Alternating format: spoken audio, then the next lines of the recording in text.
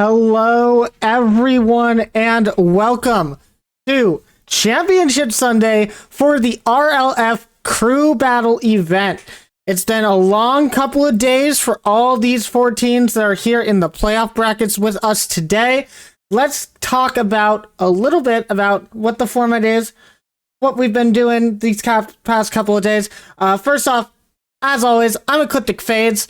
We do not have Rex here with us right now. He will be here a bit later, but for now, I'm doing it solo, doing it all by myself. So let's talk about the format and what we've been doing these last couple of days.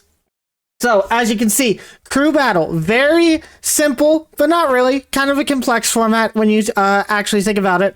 So what we got on right here, we start out game one with a 3v3. Everyone knows and loves 3v3. They do it all the time. Second off, the losers of the 3v3 get to choose 1v1 or 2v2 for their game 2. They also choose the player that they are going to field out for that. Then the other team figures out what the game mode is and they field their players. Game 3 will go to 3v3. Game 4 will be the opposite of what the losers chose for game 2. So if they chose the 1v1, they'll play the 2v2. Trick of it is, you can only have the 3 members on your roster. They have to be split between the game modes. So if the one person plays the 1v1, they can't play the 2v2. And if they play it in 2v2, they have to send the one person that didn't play out for the 1v1. So you have to think about that. Game 5 is a 3v3, and I usually tell you guys to ignore Game 6 and Game 7, but not today. We are playing all best of 7s today. So, Game 6, the losing team in the series, so whichever team is down at Game 6, usually it should be a 3-2 scoreline. The team with 2 wins will get to choose the 1v1 or 2v2 and try to force a Game 7 3v3 to end it all. Now, for the format of the tournament, we have been going through Friday and Saturday. We did a round-robin Swiss group. Not Swiss, round-robin, that's all it was. Round-robin group between all 5 teams that were with us during the event. The top 4 teams move on to today, Championship Sunday, which is a double elimination playoff bracket. As you can see, the entire format is right there. Let us talk about what happened yesterday during the group stage. Group stage was pretty interesting. We have Hay Munchers with the 4-0 record. They're taking the top seed coming into today. Plus 10 game diff, plus 44 point differential. They scored way more than their opponents were. Ferocious FC will be in that second seed. X3 Tactics at 2-2 with the 0-0 on game diff and points diff. They'll take third, and fourth place was Ponyville Retirement Home, number 42, with that 1-3 scoreline. iBuy Fursuits was eliminated yesterday. They played very well. Love to see them playing against these competitors. They did a good job, and they were able to take some games off of these stronger teams. Very nice to see them, and hope that they enjoyed themselves. But as for today, we have our playoff bracket. As you can see at the top there, Hay Munchers versus Ponyville Retirement Home, number 42, and then Ferocious FC versus X3 Tactics. You can see the losers will move down to the bottom bracket where they only have one more life. Top people, they'll keep moving on. We'll have our losers. Play after these first 2 games. Then we'll have our winners. Then the loser of the winners game will move down to play the winner of the losing team's games. And then after that, we end in a grand finals that should end in a bracket reset. We're going to see how we're doing on time today, guys, because this is going to be a long stream with everything being best of 7. So when we get to the grand final, there's going to be a vote between the teams whether or not we do a bracket reset, or if the team coming from the upper bracket will have a 1-game advantage and we'll just do a best of 7 with that as the format. We will see what we get down to depending on how late we're going, because some of these guys are in EU. It's going to be a real late night for them. All right, well, let's talk about our first match today. It's going to be the Hay Munchers versus Ponyville Retirement Home, number 42. Both of these teams, even though it's 1-4, the gap in the standings might be wide, but both of these teams have been very impressive on the field. We've seen Ponyville Retirement Home usually playing that team-based offense, a lot of passing plays, especially between Rainey and the rest of their teammates. Meanwhile, on the Hay Munchers, they're usually going for singular plays. Their skill level so high with the GC2s and 3s and everything. They have a lot more mechanical plays that you see out of them, trying to make the solo efforts. We do see some passes coming from them, but not as much as Ponyville Retirement Home. But for now, we're about to get ready for our match, and it's going to be an interesting one. Definitely going to love to see what these guys have to bring. Best of sevens mean we are going to have both the 1v1 and the 2v2. When we get into the match, it's guaranteed, and we might see an extra 1v1 or 2v2. So now I will let the guys know that they are all ready to go, and we will get into this first game, guys. We already see them loading on in. I hope y'all are ready for some excellent Rocket League today, because here we go. Game number 1, best of 7 between PRH and the Hay Munchers. And we're going to start off with Pads taking possession of that ball. A little bit of a demo. We're seeing some physical play already. Skifty not able to get that touch on the ball. Astroneer, long shot in. It's going to go into the top corner, and Astroneer shoots first for PRH. And you can see here, ball bouncing out high. Pads just not quite able to get to it. It's above their car. They went a little too far towards the net. Wasn't able to jump in time. And now already 13 seconds into the game, and we're going strong. Now, Turtles with possession. Going to try and get past Astroneer. Not going to be able to get it. Rainy all the way over to the opposing back wall. Bluey, also known as Ave, he's not going to be able to get that touch there. Turtles is going to be able to clear this out towards Ave. Not going to be able to pass him. Pads having a little bit of time on the ball. Not a lot of boost to do anything with. So Skifty going to take this. Going up into the air. Trying to get the read on that ball, but it rolled awkwardly. So Pads just going to have to play this backline defense. Gets an excellent touch off of the ceiling. Will be able to put it forward, but not any further as Astroneer passes up to Rainy. Rainy not going to be able to find anybody, but Astroneer gets the rebound. Now Turtles over to Pads. Back to Turtles. It's going to be a passing play. Ave stopping it at the last second. Good rotation from him. Now Skifty going off that back wall. No one there for Blue. The shot comes in. Pads can't get it. Rainy goes. Turtles is up, and Turtles will tie the game. 3:48 remaining, and we're all tied up here. And you can see here, Pads, a good shot. Rainy right in front of that ball. Nowhere they can put it except up, and Turtles will be able to put that into a good location for him.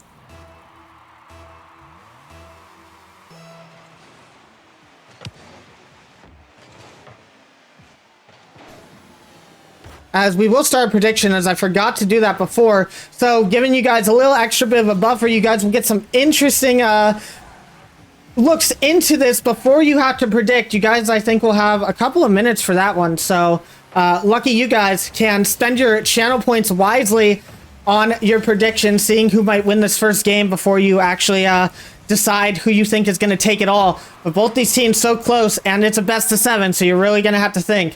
Now, Rainy gets to pass Turtles, but Pads going to get to that ball first. Rainy didn't have any more boost to use. Skifty trying to look for a teammate. It's going to go over to Turtles, but Abe's going to stop it. Pads puts it into their own corner. Rainy looking for the shot, blocked by Pads once again. Now Bluey. I say Bluey. His name's Abe. He switched it to Bluey today, so I might just call him Bluey. We'll see exactly what happens. But Abe not able to get a good touch. It went to the middle of the field, but they were able to get the block. All right, Rainy with control. Gets bumped out on the play quick by Turtles, and Pads just going to go for that ball. Very slow play out of the Hay Munchers territory. Meanwhile, Astroneer shoots it long. Rainy already up for that touch. And Skifty looking for the pass down. It goes to Turtles, but it's wide and high. Pads can't get the shot either. Turtles tries to put it back to their teammate. Pads takes possession, but with no boost. Abe will be able to bully them off of that ball. Now Skifty trying to cause some disruption here. Has to rotate out. You can see Hay Munchers boost totals definitely lacking right now. Pads is going to get 100 there.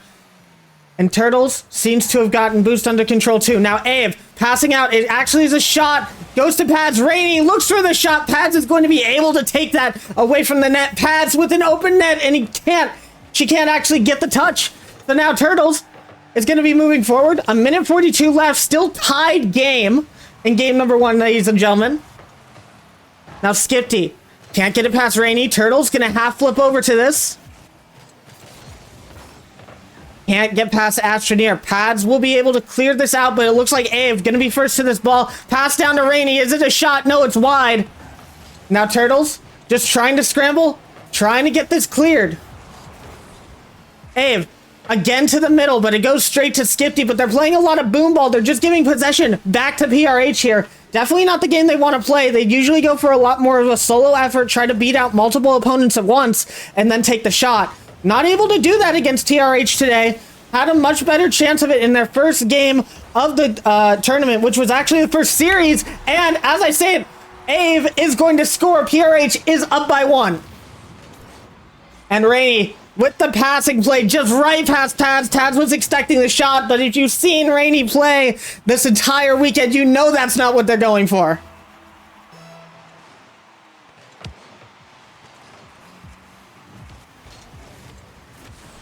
Now, Pads in the air. Turtles looking for the shot. It's not going to be able to find it. And Ave will clear this out. Skifty can't quite get a touch. 37 seconds left. Hey Munchers are going to have to attack now if they want to get this overtime in place.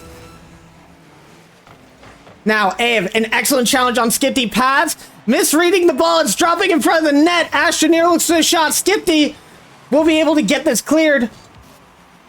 In a 1v1 situation, it's up towards the net. It's going to be saved by Ave. Moved over to the side. Last 10 seconds. Counting down. Pads looking for an opportunity. Gets it over 1. Gets it past 2, but gets bumped on the play. They're not going to make it there. Ave going to put it to the corner. Pads trying to wait back, but Ave clears it over all of them. And PRH will take game number 1.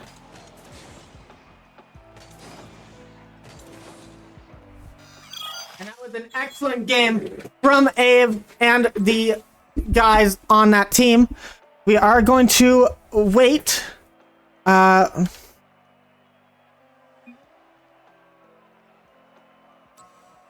see what they pick for 1v1 and 2v2. Now, we do know that Ave did play a 1v1 yesterday. He is the one main.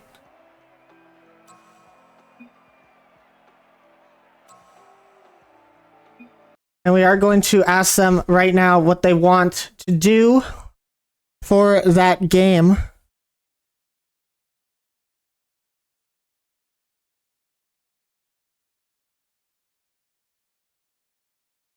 And it looks like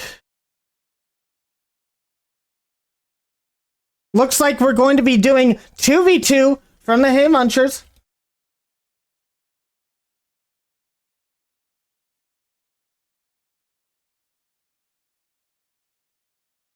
And while we wait for these guys to be ready, so 2v2s, interesting choice from Hey Munchers, kind of thinking they want to avoid the 1s, try to tie this up with the 2s, because going down by 2 in this series, definitely not going to be great for them.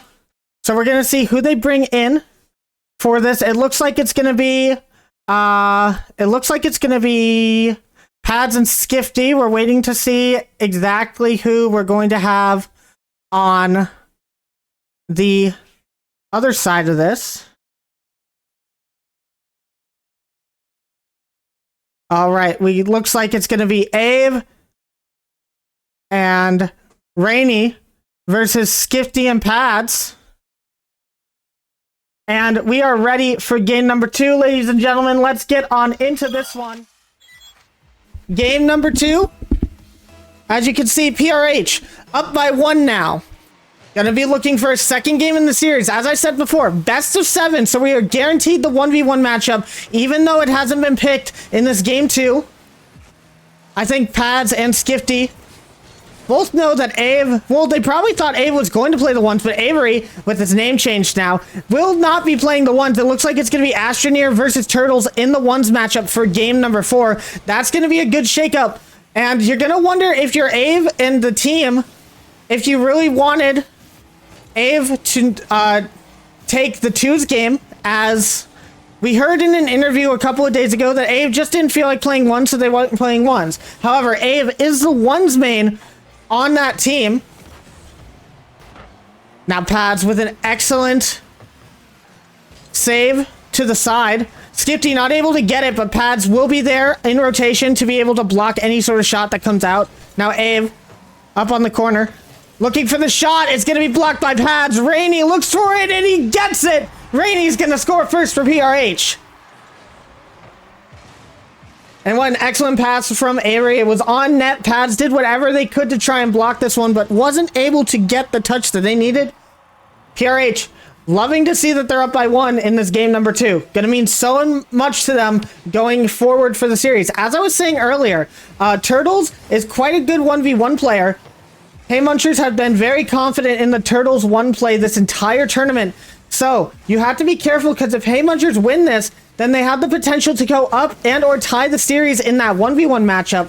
Plus, with this being a best of 7, if we go to game 6, they can't switch out Ave into the 1 spot for the rest of the match. They have to wait until this match is completely over for that.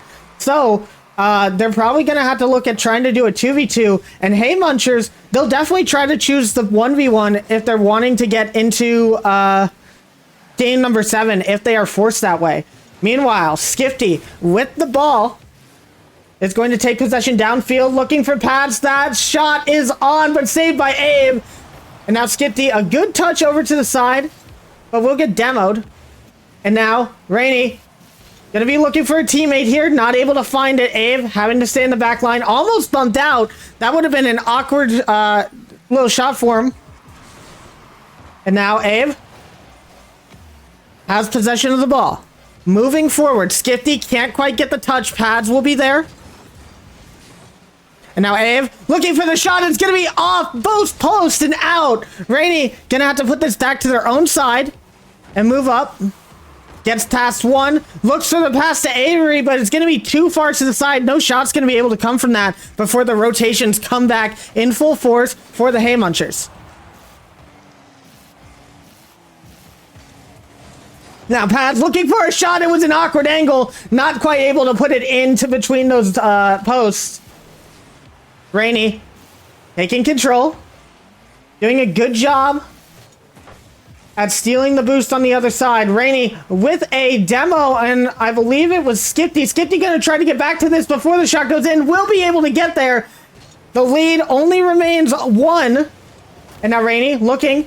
Oh no, Avery moved up too far, and it's going to be Pads tying the game with 1:50 on the clock. And that was really nice from Pads, seeing that their opponent moved up a little bit too far, finding the opening on what could have been a worrisome shot on their net, turns it into an opportunity. They're all tied up. Now Skifty with the ball, taking the air dribble, gets the flip reset, doesn't use it. Abe did play that at just the right height to make sure that stays out of the net, but Skifty with the shot, and Skifty going to put Hay Munchers in the lead, stealing away that lead in less than 30 seconds. 1:36 left on the clock for PRH to regain and try and take this into an OT.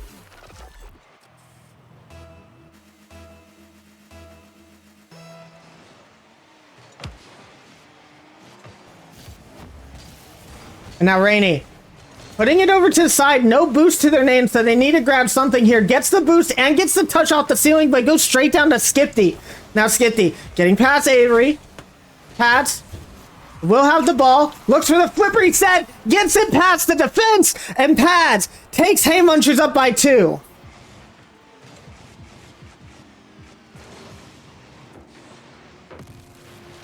And what an excellent shot there by Pads, using that flip reset to the greatest ability that they could, taking them in front. 1:18, and this is not looking good for PRH in this 2v2 setup. Now Skifty will have the ball, and we've seen this a lot from Hay Munchers. They usually go down game number 1, choose that game 2, but then they suddenly have a resurgence. We saw that a couple of times yesterday in the round robin stage, as they would lose the first game to teams that they shouldn't really be losing against, and then they would come back, have a resurgence, and then they dominate every other game that came afterwards. And we gotta wonder, are we seeing the exact same from Hay Munchers, or is Ponyville Retirement Home gonna be able to buckle down and just figure out how to take this team down? Abe looking for the shot, it's gonna go in! And 36 seconds, it's a 1-goal game so far. And Abe, what an excellent dunk past Pads on that rotation. Gets the shot on. Skifty a little bit out of net, not able to get around the ball to get that save.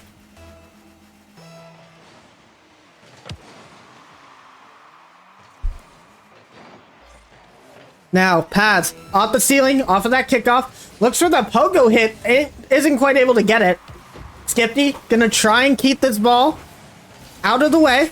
Pads looking at a straight shot, and that might be the nail in the coffin as Hay Munchers look to take game number 2. It's an excellent touch from Pads, noticing that the back line was all the way pushed forward, and they have to do that, or else they weren't going to be able to make a goal happen. So, risk reward not paying off for PRH here. 18 seconds left to go. Still enough time if they find an opportunity. Ave looking for a shot. He's going to take it slow. Goes over, but Rainey accidentally skies it high. Skifty going to get a 5th goal. It's going to go to the Hay Munchers on game number 2, ladies and gentlemen.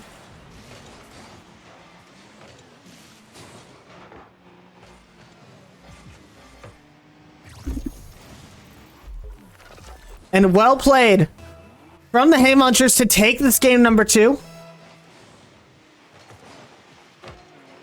Ave gonna try and find a consolation goal here. Passes over to their teammate Rainey. Can't quite get there. Hay Munchers. Game number 2. We are tied in the series. And an excellent game coming out from the Hay Munchers there. Using their pressure to the best extent they could. And now it's time for the 3v3. As we go into game 3, all tied out. This game is going to be so important for everybody playing. As we thank all of our new followers and everything, we definitely appreciate all of the support that you guys give with the subs, Twitch Prime, or not. And the follows are definitely appreciated. We don't do this all the time, guys, but we do this every month or so. An event like this. Usually we're doing our community casted games, so if you guys want to see some good more Rocket League action, check us out every week. We do community games with our members in the Discord server. Discord not available to join right now, but will be during those community casted games. As we get ready for game number 3, our teams sitting in the lobby, waiting for the go-ahead, as the go-ahead has been given.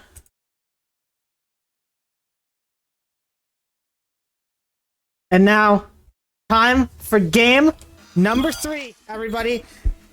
Who is going to be able to take this game and go up by 1 in the series? This is going to mean so much for either of these teams. PRH going in fast. Ave is going to score this first one off of the kickoff, 7 seconds in. And you can see here, Astroneer not able to get a touch on that, but it's actually Turtles who puts it off of the ceiling. Not expecting Abe to be there so quickly, and PRH are going to take the lead early on. Definitely what they need going in between game number 4. Astroneer versus Turtles is what we're going to have to look forward to on that matchup. Speaking of Turtles, he's rotating behind the ball. Pads has it. The Astroneer will be able to put that over to the side. Now Turtles up, looking for the double tap, will be bumped off the play. However, Pads will be there to tie the game up.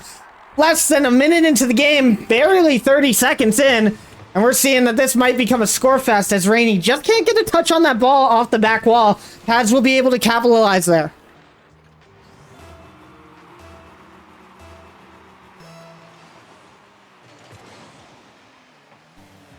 And now, Astroneer, interesting car choice here. They were telling me earlier it's a bit of a rainbow car. It's got the speed that they need to take the victory.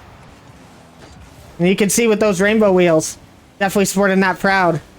Now Ave, getting the dunk on Pads, will get it past, but Skifty will be there to take possession of this ball. Astroneer over to their teammate. Back to Astroneer, shot opportunity. Not able to find the net. Now Skifty going towards that back wall. It's going to be stopped by Ave. Now Ave pass 1. It looks like Turtles is going to have to take control. He can't get hold of the ball, and Ave is going to get a free one. And you can see it's an excellent pinch off of Pad's car, and he just takes that a little faster than everybody expects. Skifty trying to allow their teammate to come in and take it over to the corner, but Turtles couldn't gain control of the ball in time for that one. PRH will now be up by 2, and they're looking really good in the 3v3s, which at the end of the day, if you cannot win a 3v3 in this series, you are going to lose in a game 7. So you're going to have to be really careful. Hey Muncher's going to have to figure out what's going on, what's different with this PRH squad than before, and try to figure out exactly how to get past these guys. They've done it a couple of times now, but they're going to have to work a little bit harder on this. Pads with the demo onto Abe. Skifty looking for the pass down to Turtles. Not going to be able to find Turtles with the pre-jump. And now Pads up off the back wall. We got another demo coming in, but it's a long clear. Is that in? No, it's going to be to the side. And now Pads with possession. Not a lot of boost. Does play an excellent 50 in front of the net. None of their teammates expecting that.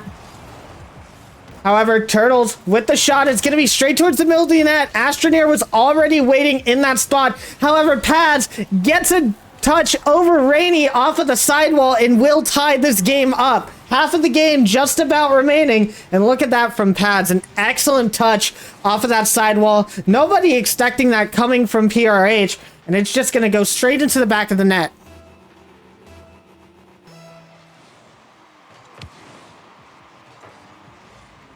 Now, once again, Pads up in the air here. Going to be stopped by Avery. Won the challenge. And Skifty going to play off of the corner. Going to look for shot opportunities. Blocked by Astroneer. Back to Rainey, who clears it out forward. But it's a boom over to Pads. And Abe taking possession here. Rainey looking for the pass down to their teammate. It goes over to Pads again, who clears it long. And Astroneer wouldn't have been able to get back to that before it hit the net. Lucky for them, it was a little bit wide. And you're definitely going to have to watch yourself if you are PRH, watching for those clears, as it's happened a couple of times now. Astroneer now in the correct spot to get that save. Skifty going to look for something off the top of the rope. It's going to find it. Turtles is going to take the lead with 2 minutes remaining. And look at this bounce. Just gets the most fortunate bounce off of that ceiling corner. Brought down perfect for Turtles. Rainey wasn't a good spot to get it, but Turtles puts it over to the side just a little bit. Just enough to get it into that net. And now PRH on the back foot. They're going to have to figure out what to do here. And I guess they decide Rainey is going to go off of the ceiling for a nice dunk, but Pads will have control of this ball. A flick out. Astroneer will have it over to the side. Now Rainey looking for a teammate. Abe will grab this 100 boost. We'll have some to work with now.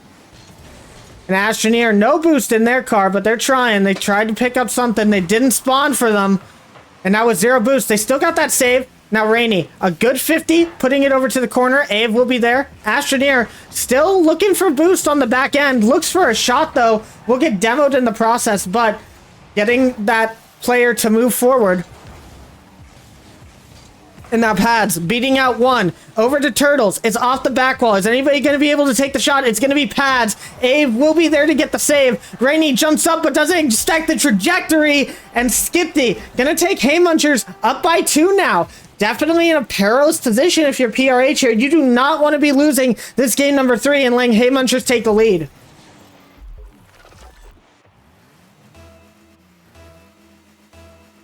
As the chat rooting for Skifty. Skifty number 1, they say, as they shoot another one. Now Turtles gonna be looking for this. A minute remaining for Abe and his squad, PRH, to get 2 goals to go to overtime. But they're not gonna want overtime. They're gonna finish this in regulation. But Turtles fakes the ball. Astroneer with the demo. It's gonna be a high ball. Skifty will be able to get there, though. And Skifty doing everything for their team this game. Now Rainey trying to pass, but it's been found out by the Hey Munching squad.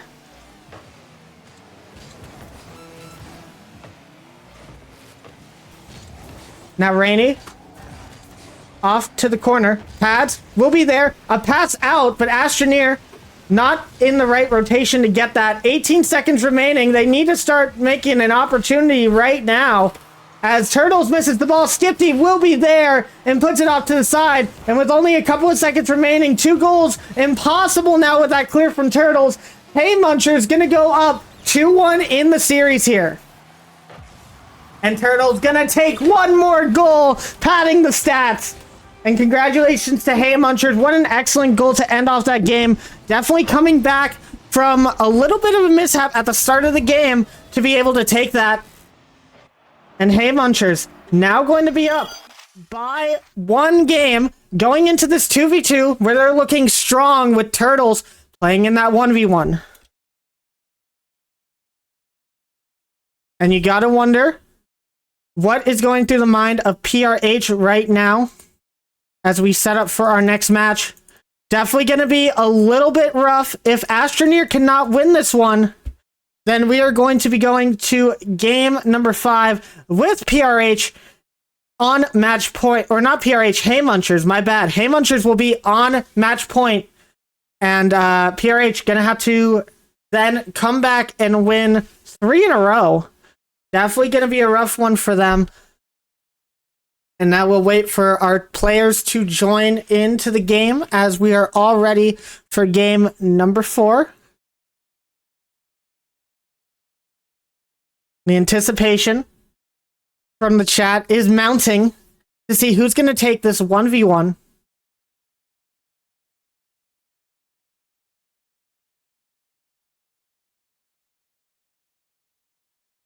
And we see our players joining in. We are ready to go. Let's get game number 4 kicked off here on Forbidden Temple. Turtles looking for an easy first goal, and he's going to be able to find it. Now, Turtles definitely playing a lot of 1v1 this weekend, and his kickoffs have been very hard for a lot of players to deal with.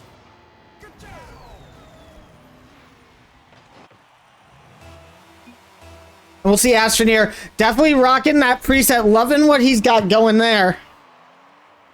And Turtles, once again, a kickoff win is going to end up being another goal. And Astroneer already 9 seconds into the game.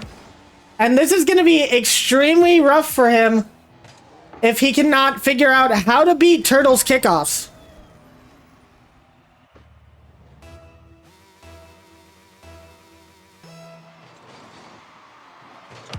Now, Astroneer does get a kickoff win on Turtles here. Is he going to be able to capitalize? No, Turtles will have it over to the side. And Astroneer might pay the price for that move forward, that aggressive movement as the flick comes out. Astroneer not going to be able to get control. It's going to be 3-0 to Hey Munchers. Less than 30 seconds into the game. And Turtles just using his space excellently there, knowing exactly how powerful he needed to flick that for Astroneer to not be able to gain control. And Astroneer definitely on the back foot at the start of this game. We're going to have to see if he can figure out a way to come back. As Turtles now wins another kickoff. Looks for the shot, not able to find it. And Astroneer going to get a chance here. And with Turtles having no boost off of that, it is going to go to Astroneer, who will get the first goal for PRH. It's a whiff from Turtles that's going to cause that. Looking for the shot, a little bit too greedy on that one. Wanting that 4th goal so quickly. And now we wait to see if we have a game here. Turtles gonna lose this kickoff, but will get ball possession. Now Astroneer up in the air. Turtles will be there, but he'll be there faster.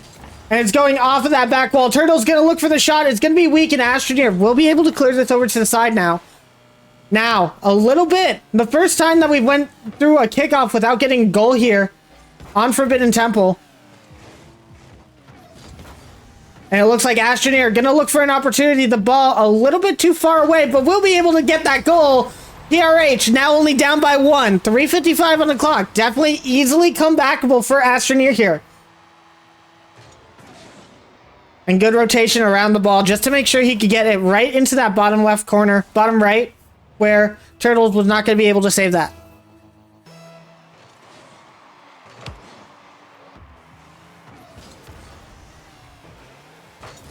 Now, Turtles with possession here. Astroneer will get some boost off this play. And a big flick comes out, but Astroneer will put it over to the side. Having to be really careful about that boost consumption here, as Turtles has all the boost in the world to work with. Meanwhile, Astroneer only 15 in the tank right now. And Turtles just playing Correct ones taking all the boost over on that side, so Astroneer can't get much, and the flick comes out, the demo is there, and Hay Munchers and Turtles will go up 4-2, 3:23 on the clock.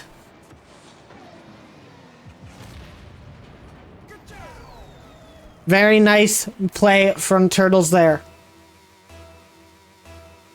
And as you guys can see, 1v1, a much higher scoring game mode, a lot different of a mentality that goes into it.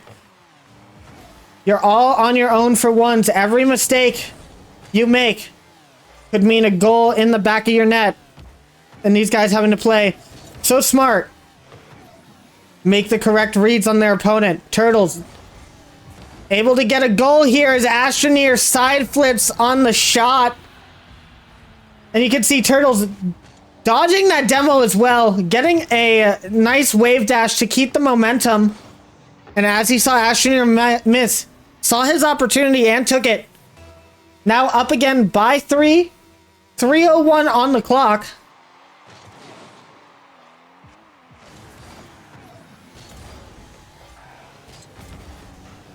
Now Astroneer gets it past Turtles, but only 36 boost. Gonna have to wait back. And Turtles gains possession once again, but Astroneer with the ego challenge is gonna pop straight down. Can't get the shot though, it's off the post. And Turtles is looking for a 6, and will find it. As you can see, 1v1s, if you can't make your shot, you're gonna get scored on as it's an open net. Astroneer so close to that one, but the ball just not falling the way he'd like it to into the back of the net. And Astroneer definitely going to have a rough hill to climb here. 4 goals down, 2:40 remaining. Oh, it might be 5. No, Turtles gets bumped, but still gets possession of this ball. Astroneer will take this over to the side, has boost possession, will be able to make a play on Turtles here. Now what do? They go for the dunk. It works. Astroneer gets a 3rd goal. And it was a well-played move from him. I thought he might go for the air dribble bump here, but just decides to take the ball low. Turtles able to get on that ball, but not in the right position to be able to avoid the dunk. Now Astroneer faking the kickoff, an interesting technique, but Turtles saw through it so easily. A flick over Astroneer. Turtles is going to be up by 4 once again. And you can see he went for that kickoff, saw that Astroneer wasn't going, and instead of just slamming the ball to his opponent, just slowed down, took it for the dribble. That's why you gotta be really, really careful about those fakes at once. If you get red, it's basically in your goal if their flicks are good enough, if your opponent flicks are good enough. And another one off of the kickoff. Hay Munchers now leading by 5, and Turtles definitely the right choice for the 1v1. PRH definitely going to be shaking their heads a little bit, wondering if maybe putting Astroneer in the 2v2 was going to be the better play going against Turtles, knowing that he was going to play that 1v1 as he has done all weekend. But remember, everybody, it's not done for PRH here if they lose this series. This is a double elimination bracket. They will have 1 more life. They will go to the lower bracket and play the loser of the next match in a best of 7, and that'll be when the eliminations start. But so far, they're trying to get their bearings on this day. Astroneer looking for something. He's going to get the air dribble, but Turtles, excellent shadow on the play, will be able to keep that clear of the net. 1:50 remaining. And now Astroneer. Long clear, but it's only going to fall to Turtles once again. Astroneer looks for a shot, and it's going to be wide. And it's going to be another goal as Astroneer... Oh, no, he gets the save. I wasn't even expecting that one as Turtles puts the ball over, but it might be in the net either way. Turtles with an excellent read on the double tap into the top corner. Taking all of that boost possession. You can see on the top of your screen, Astroneer only had 12 boost. So, that's a rough one.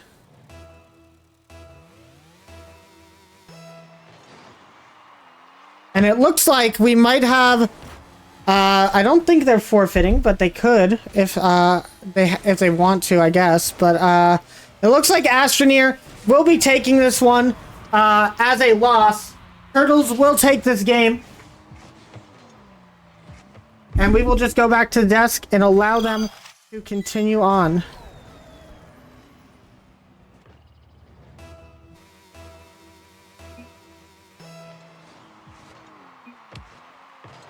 And I will let them know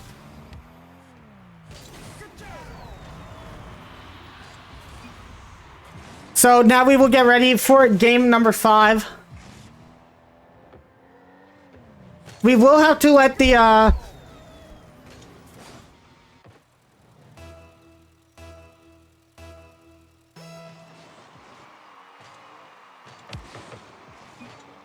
we will let the clock tick down as these players will get ready for the 3v3.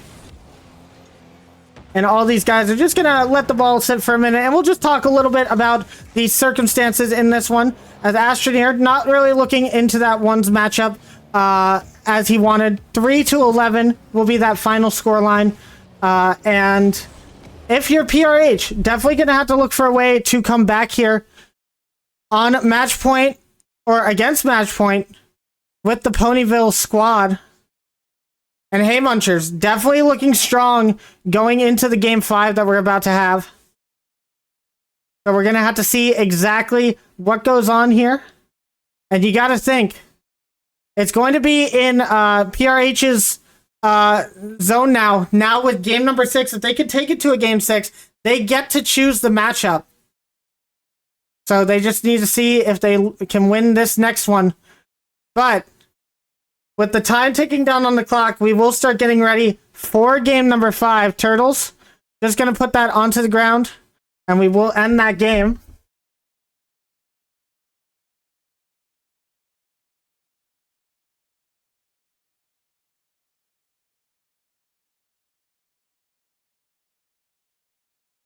As I am not a officiator, so I do not have the allowance to change maps the way that they do, or to go to what am I trying to say? I can't go straight into 0 seconds. I can't change the time or score or anything. Can't pause the game. So you do have to forgive us for any sort of delays that a forfeit like that might cause. Not a lot of action to be seen there at the end, though. Astroneer not able to do too much against Turtles, who's definitely that one's main. And you're going to have to remember this for all the other teams that are going to be facing this Hey Muncher squad later on. As they all know Turtles is going to be playing that ones. How to counter him, that's going to be the main question. And now we wait for all of our teams to be back in the lobby and ready to go for another 3s.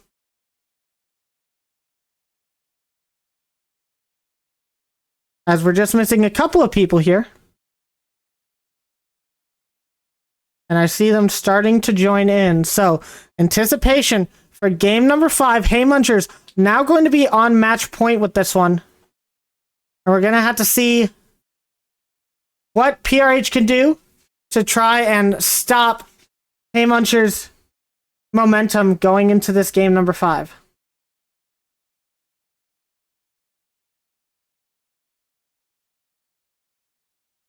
As we have our players joining into the lobby now. Who's ready for another 3v3? Ladies and gentlemen, we have game number 5. Hey Munchers on match point. They win this one and they go to the upper bracket finals. You only have to win 3 series today from the upper bracket if you want to take this title. Going down to that lower bracket, gonna make your day so much more difficult.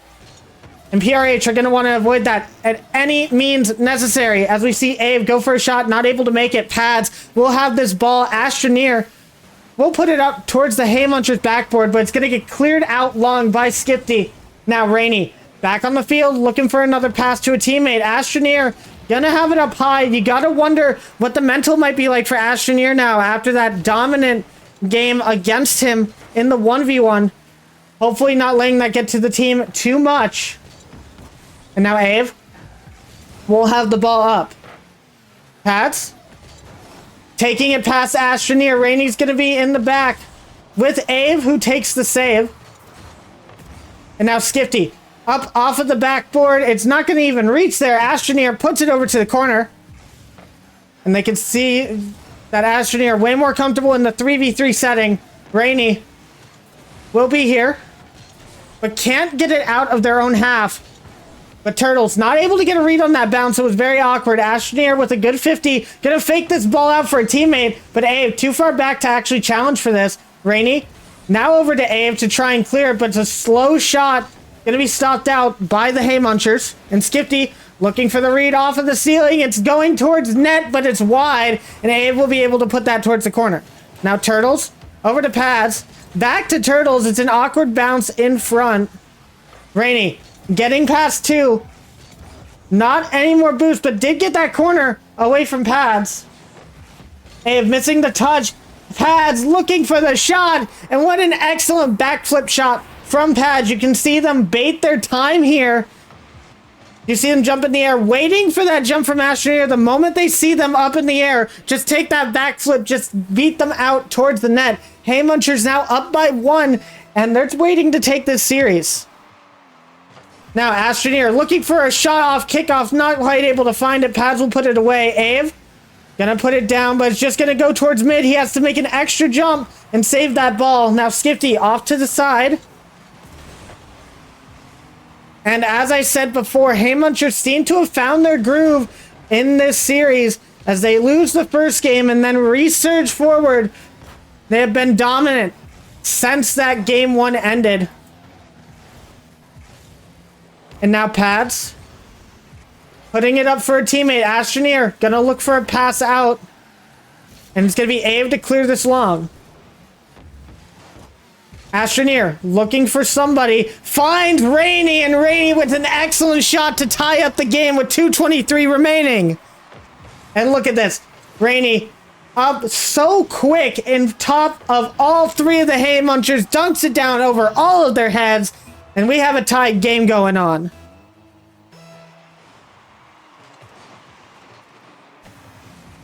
Now Skifty gonna try and find something off the kickoff. They can't get the read on the ball.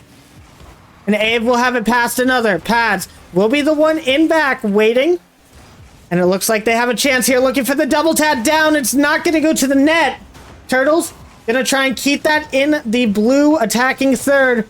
Skifty not able to get that second touch, but it goes over to Pads who takes the shot. It will be saved. And now Abe to Astroneer. Astroneer's shot might have been blocked or he might have put it to the side. I'm not sure which exactly happened. I was too far back on the distance there. And Ave taking this slow out of his corner. Won't be able to get that corner boost. It gets demoed in the process, but Rainy gets the 100 boost. Gets it past 1, but Astroneer going to be too far back to actually take a shot here. Gonna have to rotate back. Looks for a pass up. Rainy will be able to get the touch, and Pads awkward on this save, but is able to put it up high. Now Astroneer can't beat out Turtles, and Turtles going to be going back. It's a 2v1. Turtles can't get the touch. Pads off of the corner. Astroneer not able to get a touch there. It's off the post. It looks like it's going to go in, but no. Abe will be able to save it and keep this game tied.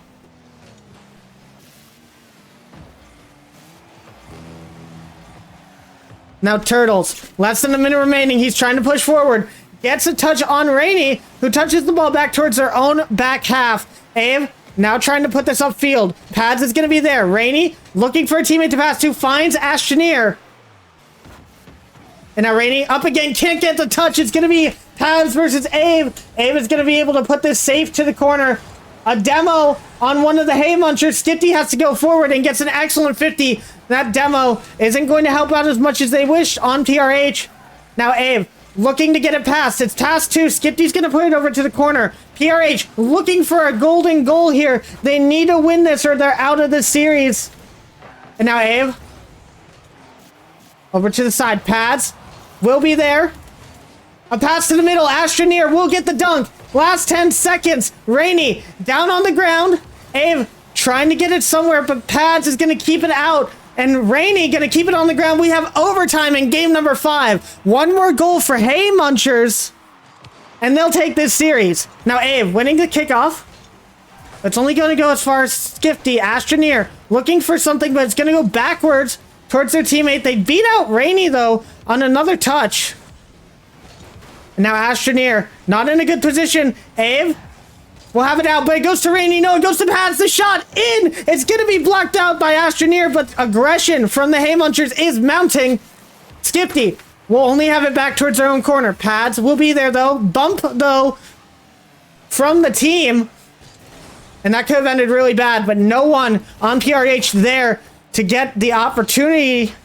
And Astroneer going to cut over for this. Now, Ave, gonna have to clear this long. Does so. Turtles is gonna be lying in wait there, though, so he should have control of this ball. Gets it over, I believe, Rainy. Gets it past Astroneer. It's just gonna be Ave in the back, but he is able to shadow that play and dunk Turtles out of the play. Skifty now up towards the teammates. They're going to go to Astroneer.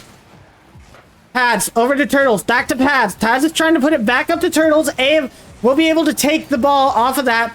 Gets a bump on Turtles. Rainy trying to take control. Not able to get the touch they want. But Turtles and Pads, a double commit. Ave is going to move forward with this one. Skifty gets it past Ave here. Skifty been doing so much for their team in the 3v3. Haven't seen them come alive too much in this game. And as I say so, Pads going to be able to get a touch over towards the net. Skifty, not a great touch towards the back. Ave past one. Skifty gonna put it up high, but Turtles, or not Turtles, Pads had double committed on that one. Now Ave gonna have to get this ball to the side. Does so. A couple of boosts left. What can he do? Nothing. Skifty's gonna take the ball. Looking for that final goal to secure them the series. Rainy gonna try and stop them with any means necessary. Pads with the flip reset. Takes it down. They're in an awkward position for PRH. Skifty can't get the touch. Who's going to be there first? It's going to be Pads. Ave now going to be able to clear this long. It goes to Astroneer. He misses the shot. And now Ave down. And it's right over Turtle's head. Skifty has to clear this out. Rainy not going to be able to find anything here. And Pads is going to take it over the head of them. Now a good dunk. Rainy gonna have to turn and get a 50 here. Gets it high. We'll be able to get the second touch. Skifty gonna have to find something. They do. That's a crucial touch coming out from Skifty there. Now Rainy over to the side once again. 2:45 at this overtime, and a demo might have ended this for PRH here. Now Ave on the touch. Won't be able to get it, but Skifty doesn't get a touch on the ball either. Rainy looking for the net. It's going to be Turtles to save. Now Pads trying to take control. Gets it, but only gets a 50 with Astroneer. Ave going to turn on this one. 3:10 into overtime now. And Ave gets the shot. He's going to keep PRH alive in this series. They take game number 5. And an excellent shot coming out from Avery. Just leading Turtles to that ball. And a crucial win for PRH. They're going to get to choose the 2v2 or the 1v1. And if I'm a betting man, I would say that they're going straight for that 2v2.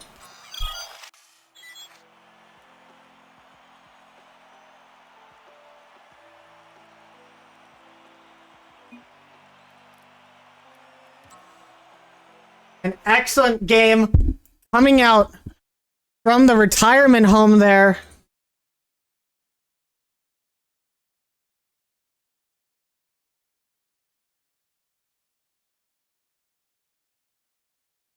And they're trying to decide what they want, and they go straight with the 2s.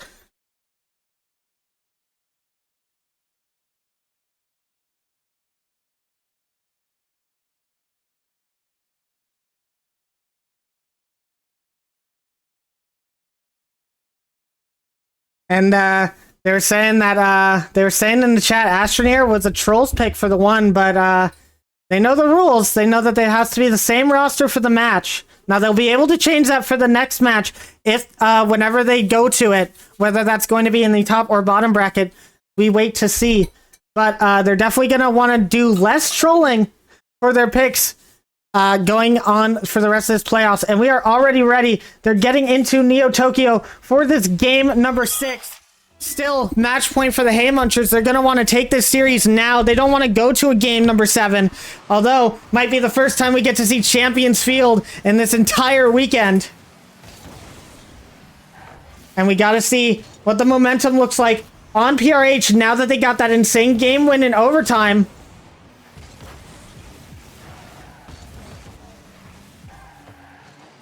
Now Skifty going to start with this ball here. Rainy will have it over. Tries to get past Pads, but Pads plays very patiently on that. Howard dunked by Ave. Rainy looking for some boost here. I mean, Skifty can push up, but Rainy gets a really good 50 off of that. Pads up off the back wall. Not going to be able to find it. Ave gets the first touch. And a touch past Skifty means that the net's going to be open for some of these players, and Rainey's going to take the shot past Tads to get the first one on the board for PRH. And good recognition, not going for a necessarily strong shot here, but gets it just on the tip of their car and gets that right past Tads into the back of the net. 4:15 remaining, plenty of time for Haymunchers to regain, but definitely not going to want to see a game 7 here. And after that game 5 went the way it did, gonna be kind of scared of this Abe and Rainey duo.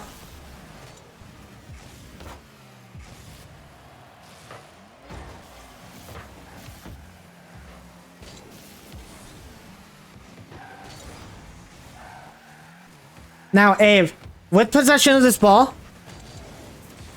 it's only going to go as far as Pads. Sticking in that blue corner, 50 will have it past 1. Rainey in a good position to save that though. Lots of boost to work with still here, but can't quite get the touch. So Abe will be able to get this out. Rainey gonna have to be up for this one. Gets the 50 on Skipty, and it goes back towards the Haymuncher side, and a well-placed bump on Pads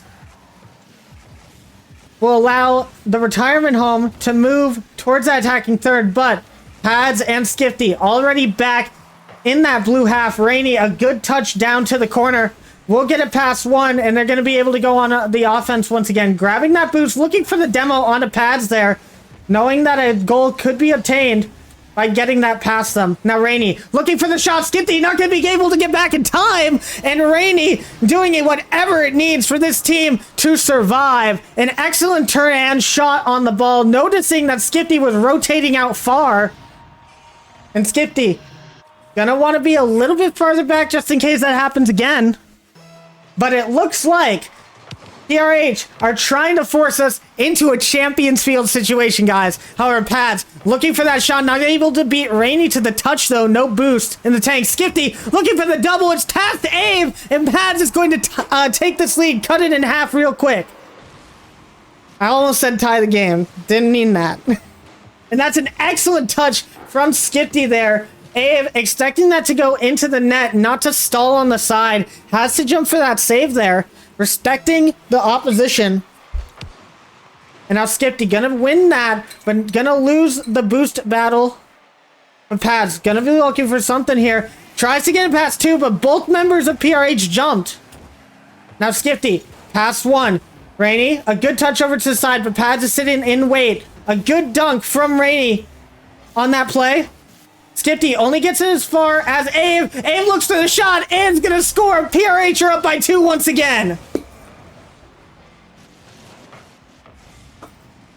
And with 2:22 on the clock, PRH are thriving in this Neo Tokyo 2v2. Finding a lot of ways to upset the defense here. Looking like a lot of their plan relying on Pads having being up a little bit farther than their teammate.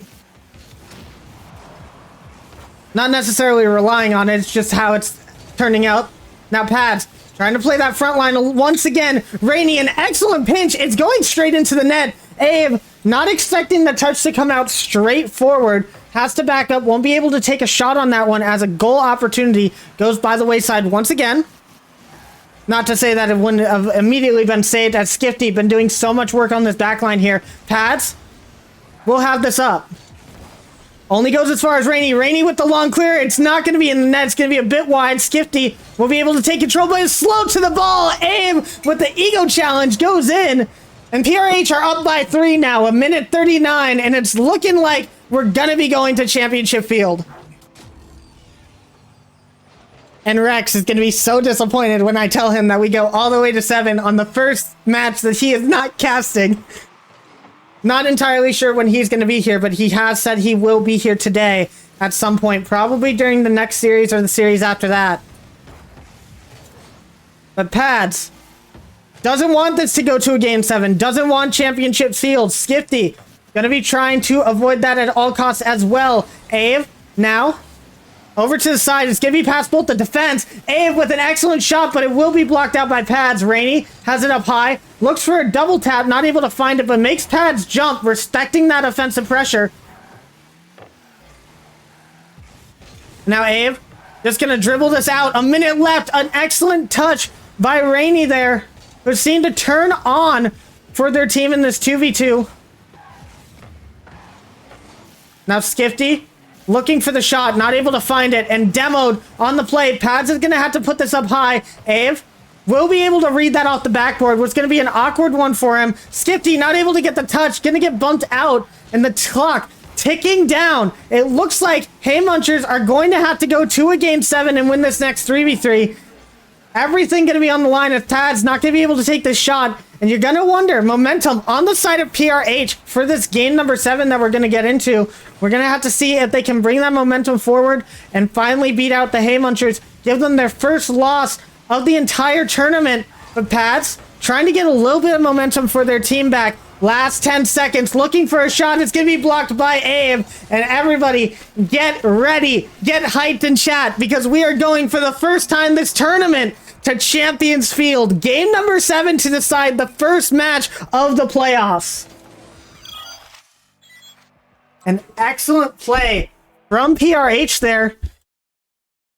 Very resilient team. One of the most resilient comebacks I have seen so far in this tournament.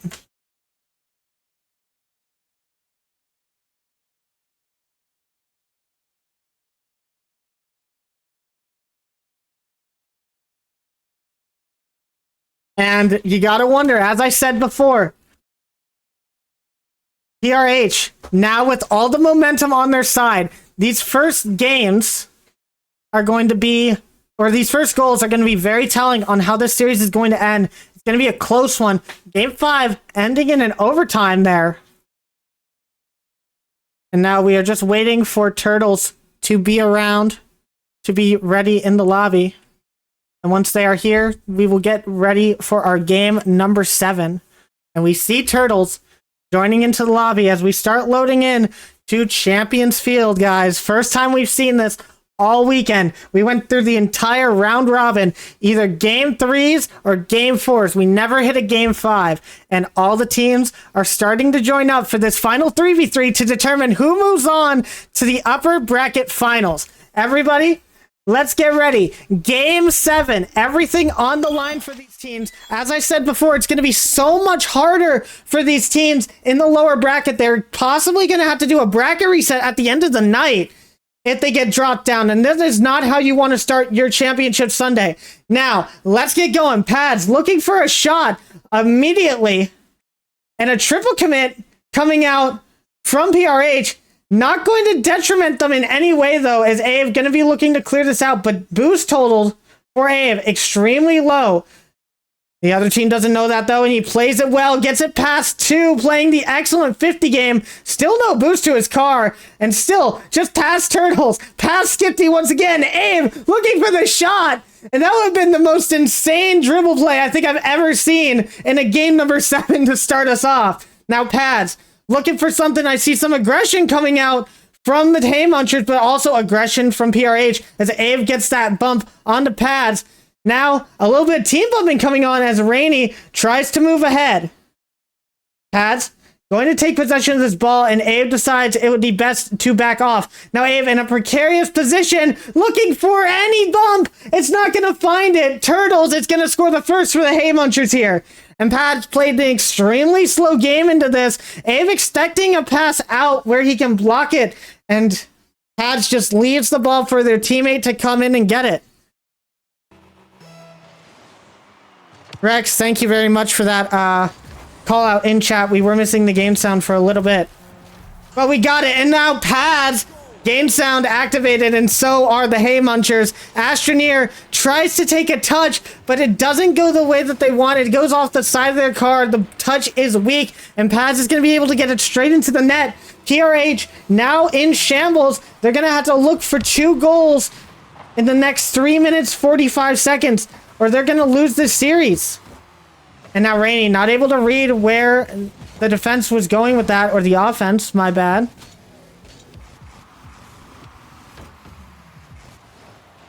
And now Abe, what happened on this? I couldn't even see it. I just saw that he scored. So Pads up in the air, gets dunked down by Abe, and look at that excellent double tap into the back of the net. That was absolutely insane from Abe, cutting the lead in half with 3:33 remaining. And we have a ball game, ladies and gentlemen. Pad's going to be up for this one, blocked out by Astroneer. Rainey looking for this touch. We'll be able to find it. It's past the defense, but Turtle's able to get back. But Rainey looking for the pass, and Avery's going to tie the game. And you know Rainey's going to look for that pass. They've been doing it all weekend long, and Avery in the perfect position to get that touch ties up the game. And it's anyone's at this point as we go into the next kickoff. 3:21 remaining. This is going to mean so much for either team. Hey Munchers, looking to keep their perfect record alive. PRH trying to upset the strongest team in this playoff so far. And now Skifty going to have a touch down to the corner. Gonna put it up high. Pads is there looking for the shot down. It's gonna be blocked. It's a triple commit. Another save off of Turtle's touch as the entire PRH force was out there. But another shot blocked by Astroneer off to the side. Pads looking for another. Abe getting it off of his own post. And Turtle's not able to connect. The offense coming alive for Haymunchers, but can't find anything on the net. Rainey can get it past Pads. Looks for a pass back to their own teammate. I had to pause there. I didn't even think about that play. That was insane, but Pads will be able to take it past one. Looks for the flip reset. Avery will be able to have that. And Pads getting a good 50. Rainey's going to have to be up. They are. Turtles off to the side. Ava's going to have to put it off over to the side wall. Pads off that same side wall looking for a pass out. Astroneer going to put this midfield. Hot by Ave, but dunked by Turtles. 2 minutes remaining.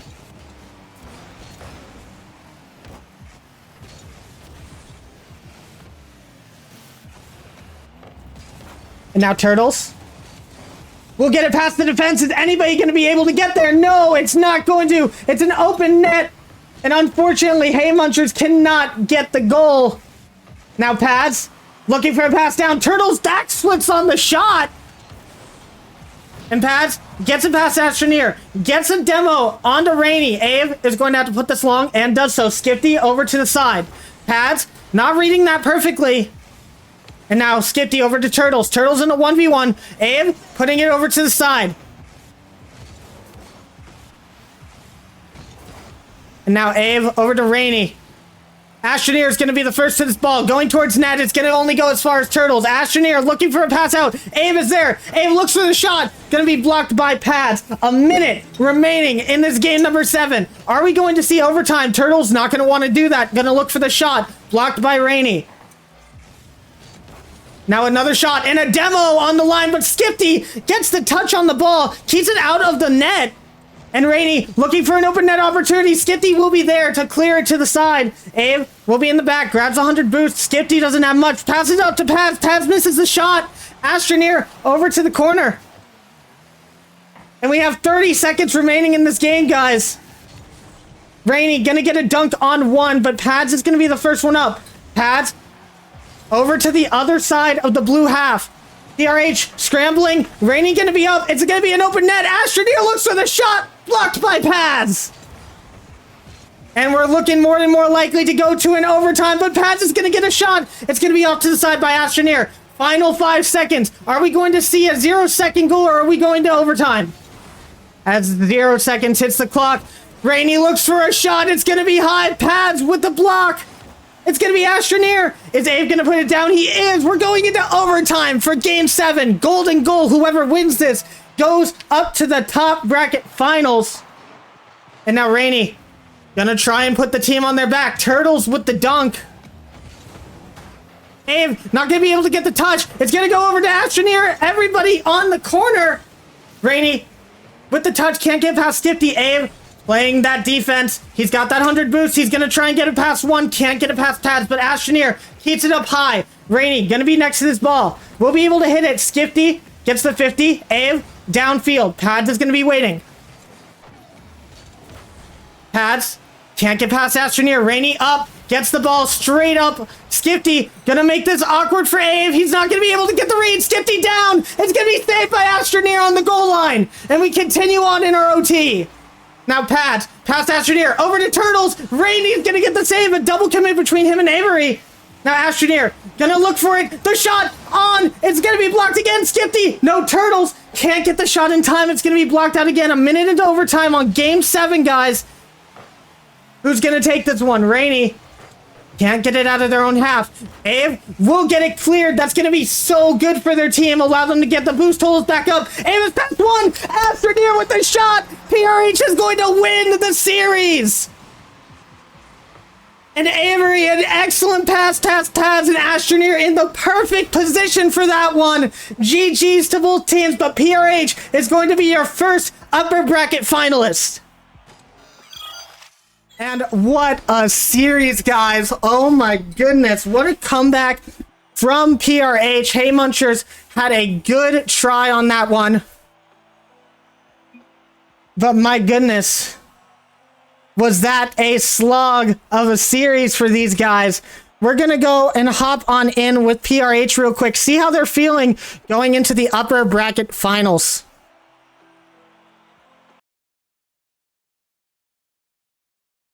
PRH, Ponyville Retirement Home. How are you guys feeling after that match?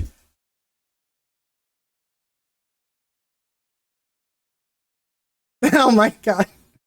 This is on stream. Now it's on stream. Oh, okay. I just want to say, I really miss my my wife.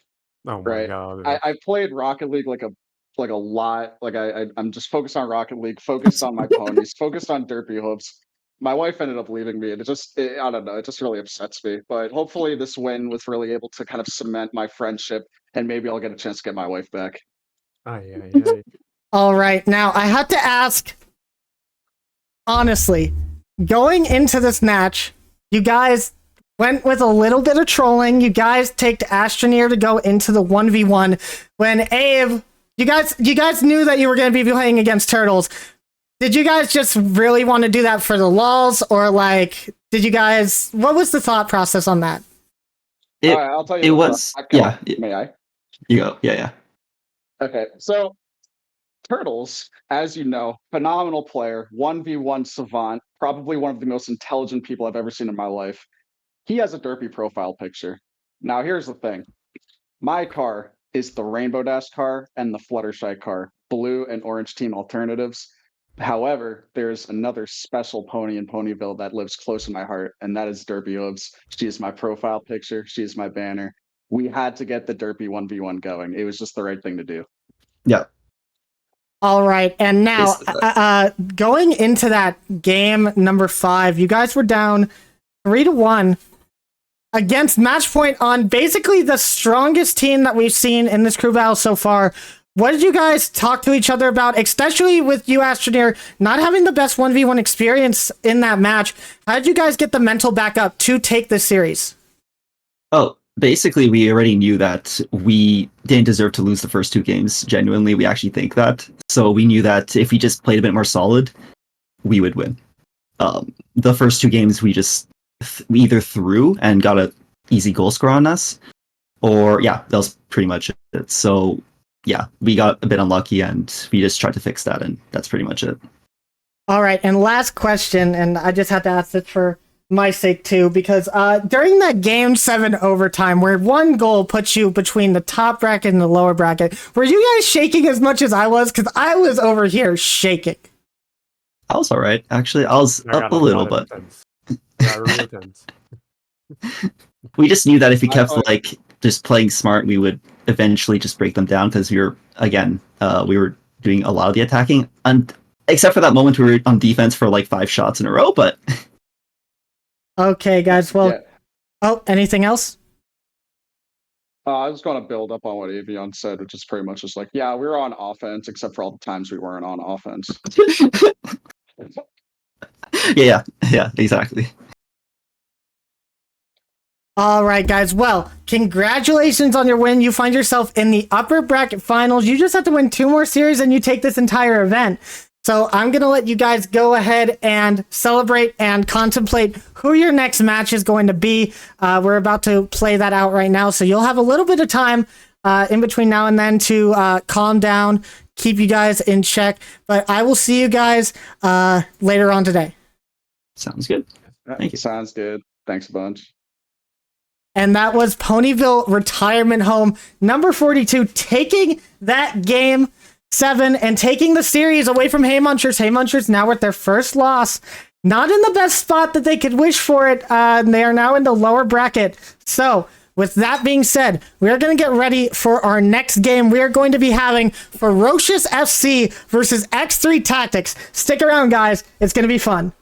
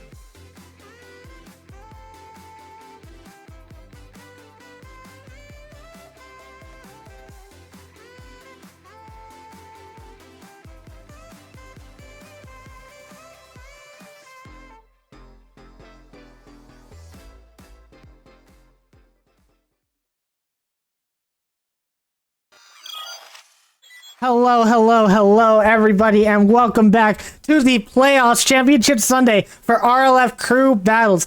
I'm Ecliptic Phase, and this time a little bit different. The man, the myth, the legend is here. Rex, welcome back onto the stream. Good evening, guys. I'm back finally for the next series. I hope it goes to Game 7 as well.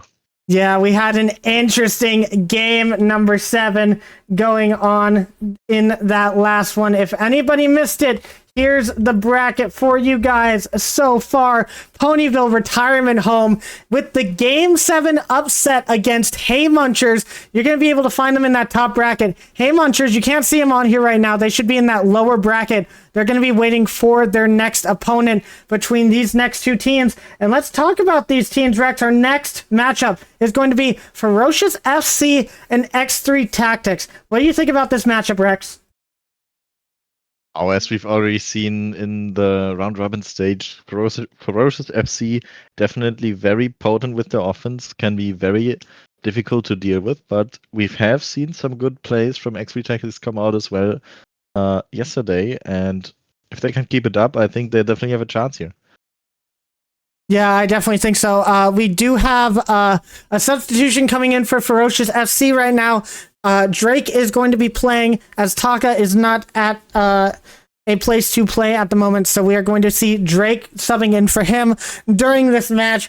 Gonna change up the tactics a little bit for this team.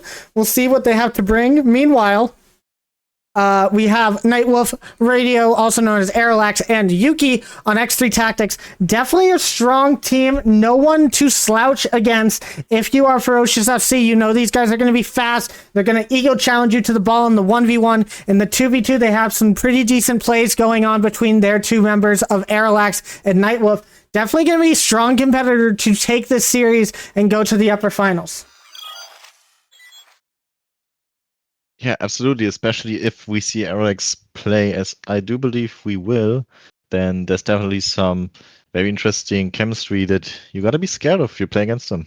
Yep, and we are just waiting for all of our team's members to be into the lobby, and then we will be getting started with this game. So please give them some patience. We are just waiting on a couple more people, and then once that is here, we will be all good. Rex, I assume just enter the game with the server info, as you are not in my party. So Yeah, that's my bad. I wasn't even in the game yet. yeah, we'll have to get our other spectator into the game for this one. So it looks like we're just waiting on one person here. We have Bloop, Drake, Sharky Boy, Nightwolf, Yuki, and we have Airlax. So now once Rex gets in here, we will be able to start this series, and it's going to be an interesting one. Can't wait for everybody to be able to see this amazing Rocket League that we have in front of us. And this is only the second series. We have up to 7 today, guys. It's going to be a long day, and if that first one went to 7, we just have to see what's in store for us for the rest of the time, guys. Get hype, as we will let these teams know that they can join in.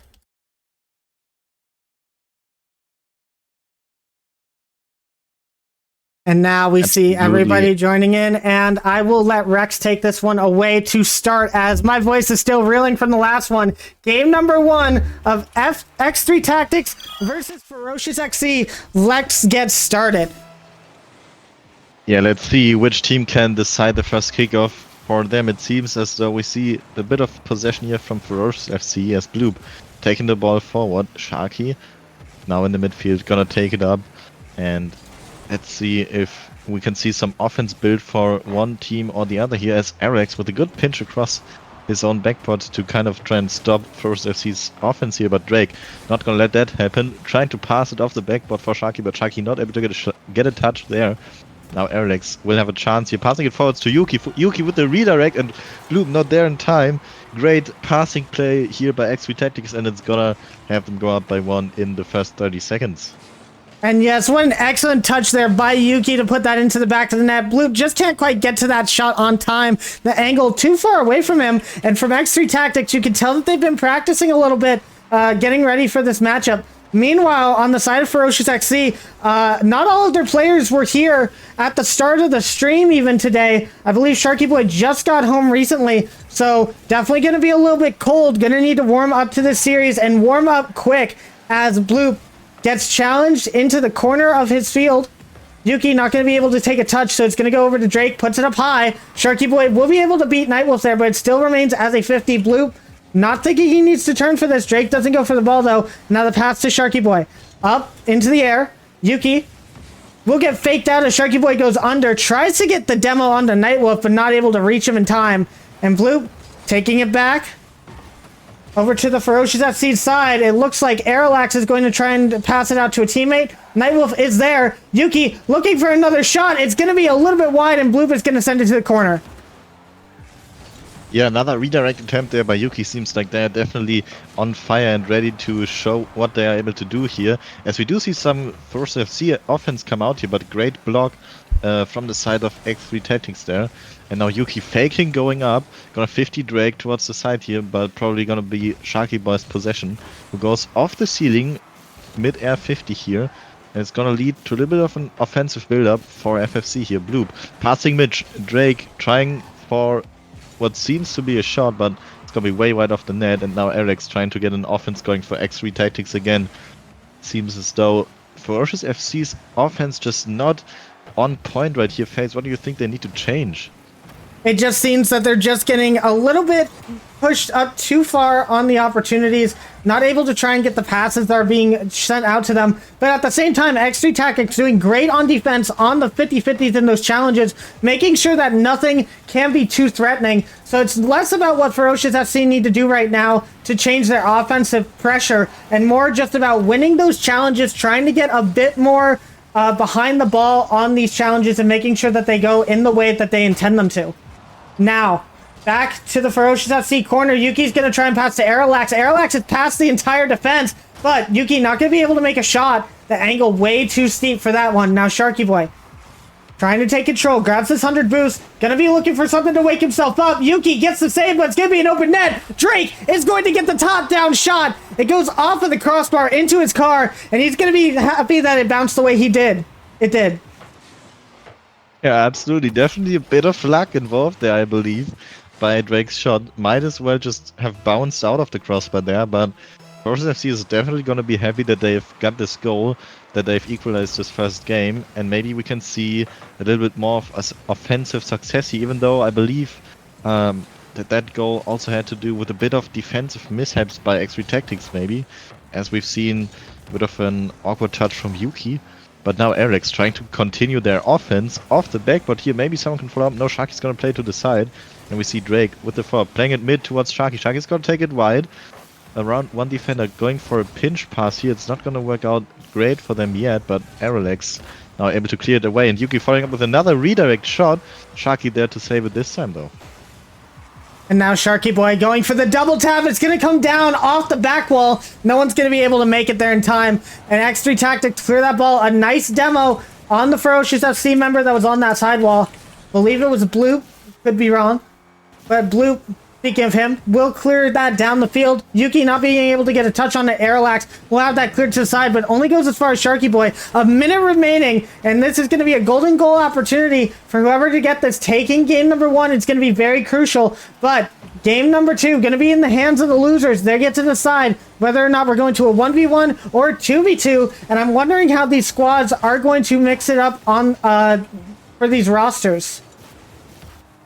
Yeah, absolutely, definitely, because we also are definitely gonna see the other game out play today in the best of 7 series. But for now, we're still in the first game, 30 seconds left on the clock, and it looks like X3 Tactics gonna go for another offense here. Eric's with a shot on net is gonna get blocked out by FFC this time, as Drake trying to go for a little bit of a counter-attack here. Gonna get a touch out to Sharky, who's playing it against the backboard, going for a read, not gonna get it. Knight with the big clear, going towards net, but saved by Drake in time. Who's now going for another touch off the backboard, probably not the touch he wished for. RLF off the backboard again, 1 second left.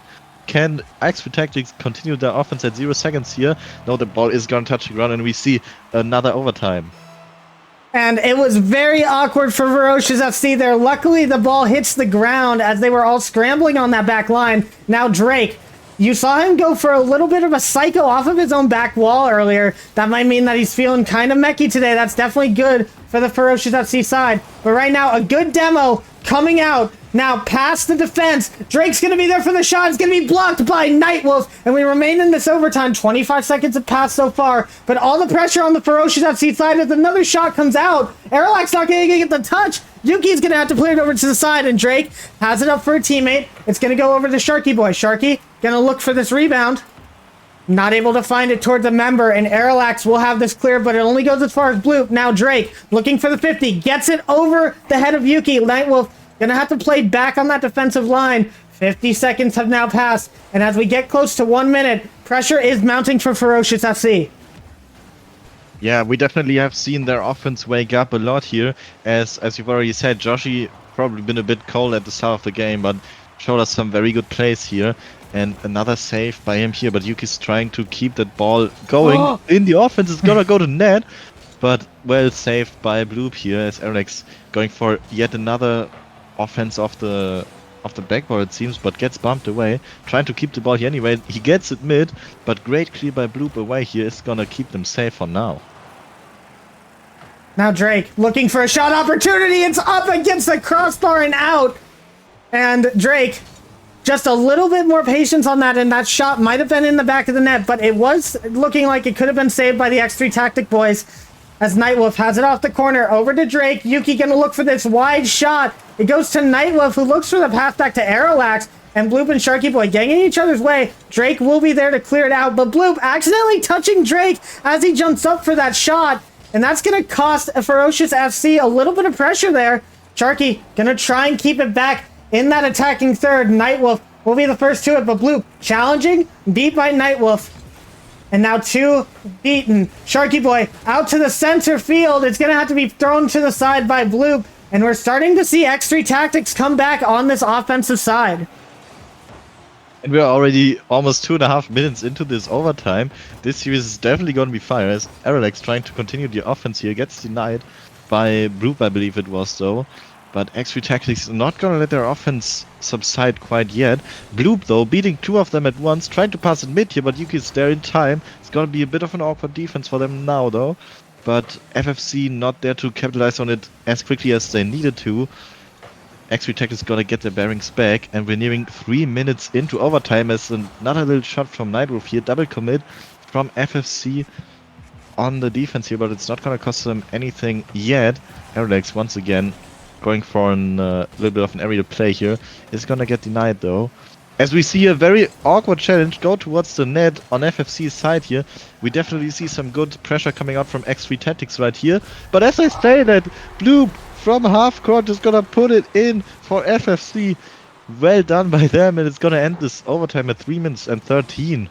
And I guess the defensive rotation just wasn't in the right spot for X3 Tactics. Ferocious FC going to be able to take that game almost 4 whole minutes into overtime. That's going to be great for the squad, as Rex is going to go over to X3 Tactics and see what they're picking for that 2v2 or 1v1 matchup. Absolutely, and I'll be right back with you guys. And talking about these matchups in particular, we've seen Yuki dominate in the 1v1 space against some of these other teams. I believe they've won a majority of their 1v1 matches. So we're going to have to see if they decide to go for that, tying up the series. Now, they're guaranteed the ones in this best of 7. So they might not go for it just yet. They might keep it in the back pocket. But if they want to tie the series up, that's probably going to be their best bet. Rex, what have we got going? I'm not sure what exactly you've told the chat, but if it was about 1v1, then you are pretty much wrong, because we do see X3 Tactics pull out the 1v1 already. All right, so we are on the 1v1. Very interesting to see. I guess they want to tie up the series as quick as possible. You know Yuki's going to be in there, and it looks like they're going to be putting in Drake for this 1v1. An interesting choice. We usually see Taka on that 1v1 stage, but with him not being here, Drake is going to pick up that 1v1 mantle going into this game number 2. Definitely going to be an interesting one for sure as we wait for our teams to go ahead and join into the match, as the map has not switched to the map that I wanted it to, but that is fine. And we are going to get into game 2. Joining up right now. Yeah, for the game 2 1v1 here. Do you think Drake can step into the footsteps of Taka and do as great as them in this 1v1 here. It's going to be very interesting. Yuki just has a very fast play style. They say that the way that they win all of theirs is just by playing faster than their opponents. And usually in a game of 1v1, that could be the case. Hopefully Drake can try and keep a early lead going if he wants to take this game number 2. But you're going to have to watch out for Yuki's ego challenges as they take them very well. They know their 50 games so well in this 1v1 space. And we're going to see Yuki already on the back wall looking for the Doomsy dish. Won't be able to find it as it bounces out off the post. And this one is already looking a little bit interesting. Drake playing the slow game here. Maybe thinking that they could counter Yuki, but that ego challenge comes on in. Yuki's going to get the first goal for X3 Tactics.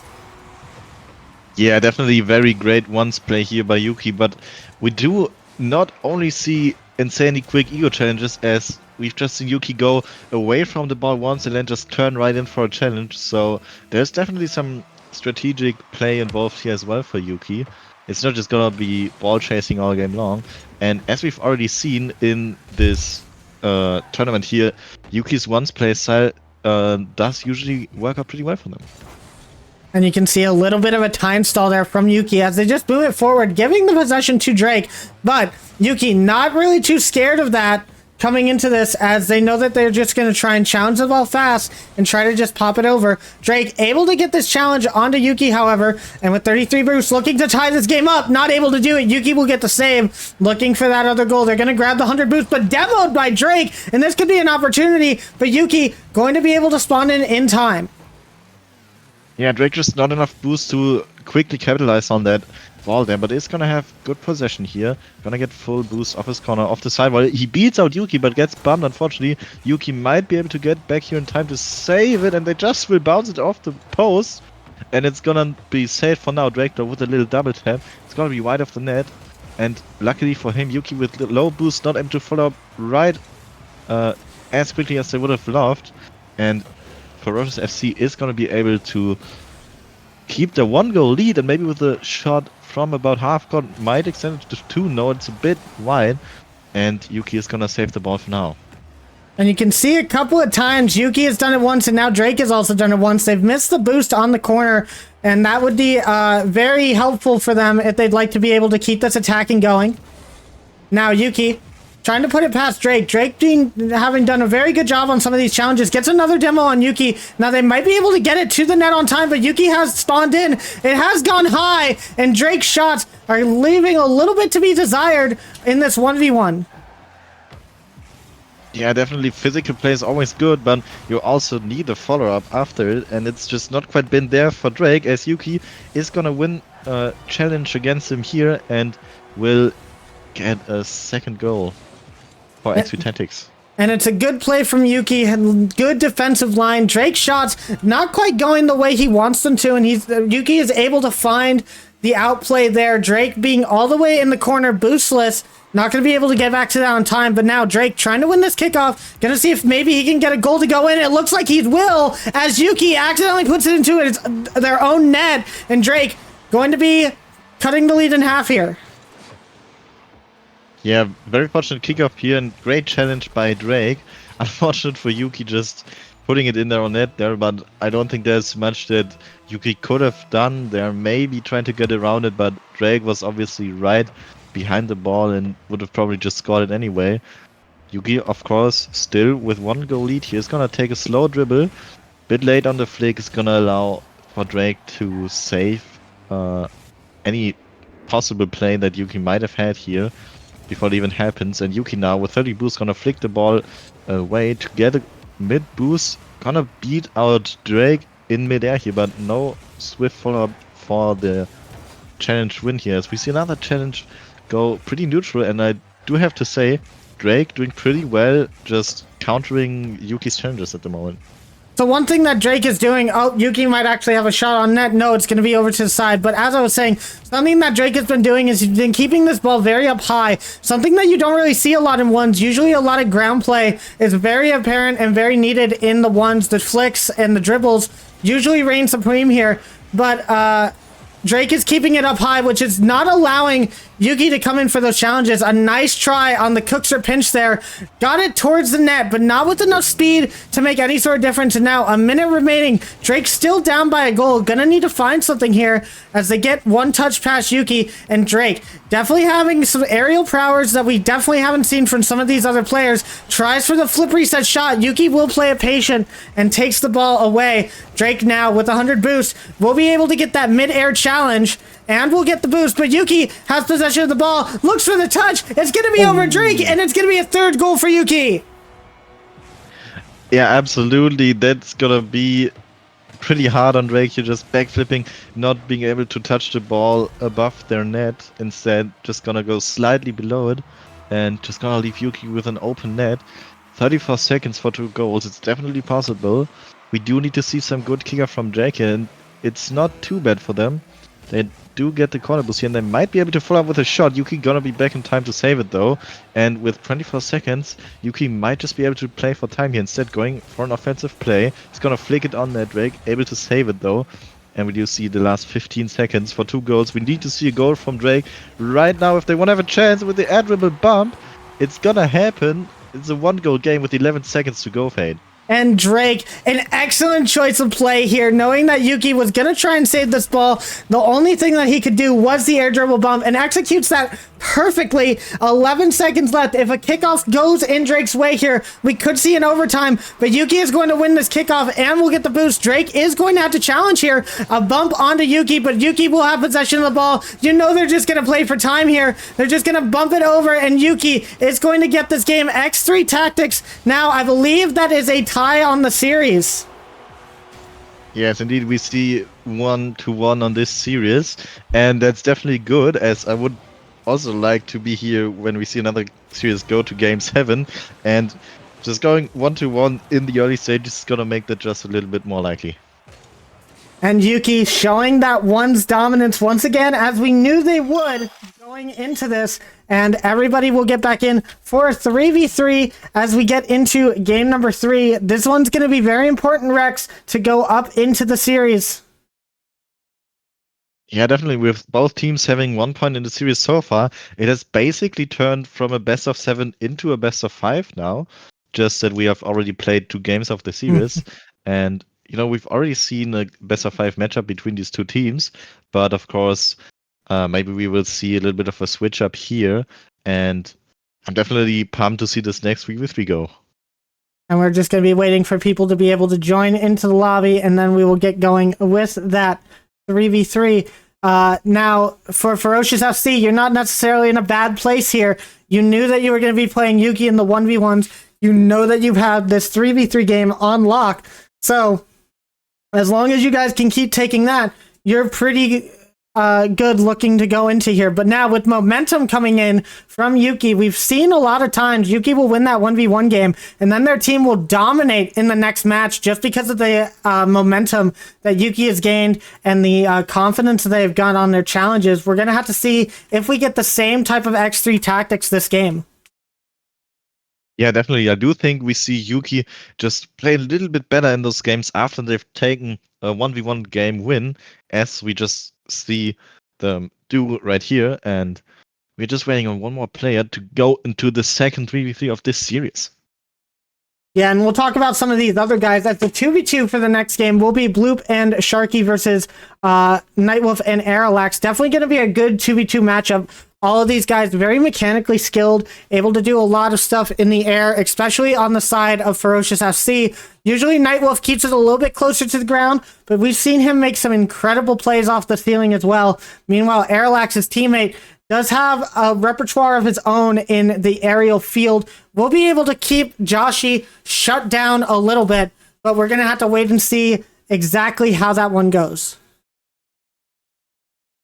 Yeah, talking about Joshi, I think he is indeed the player we are waiting on right now. Do hope they can join this match quickly. Yes, I can't wait to see another one of those 3v3 games with this matchup, Ferocious FC against X3 Tactics right here.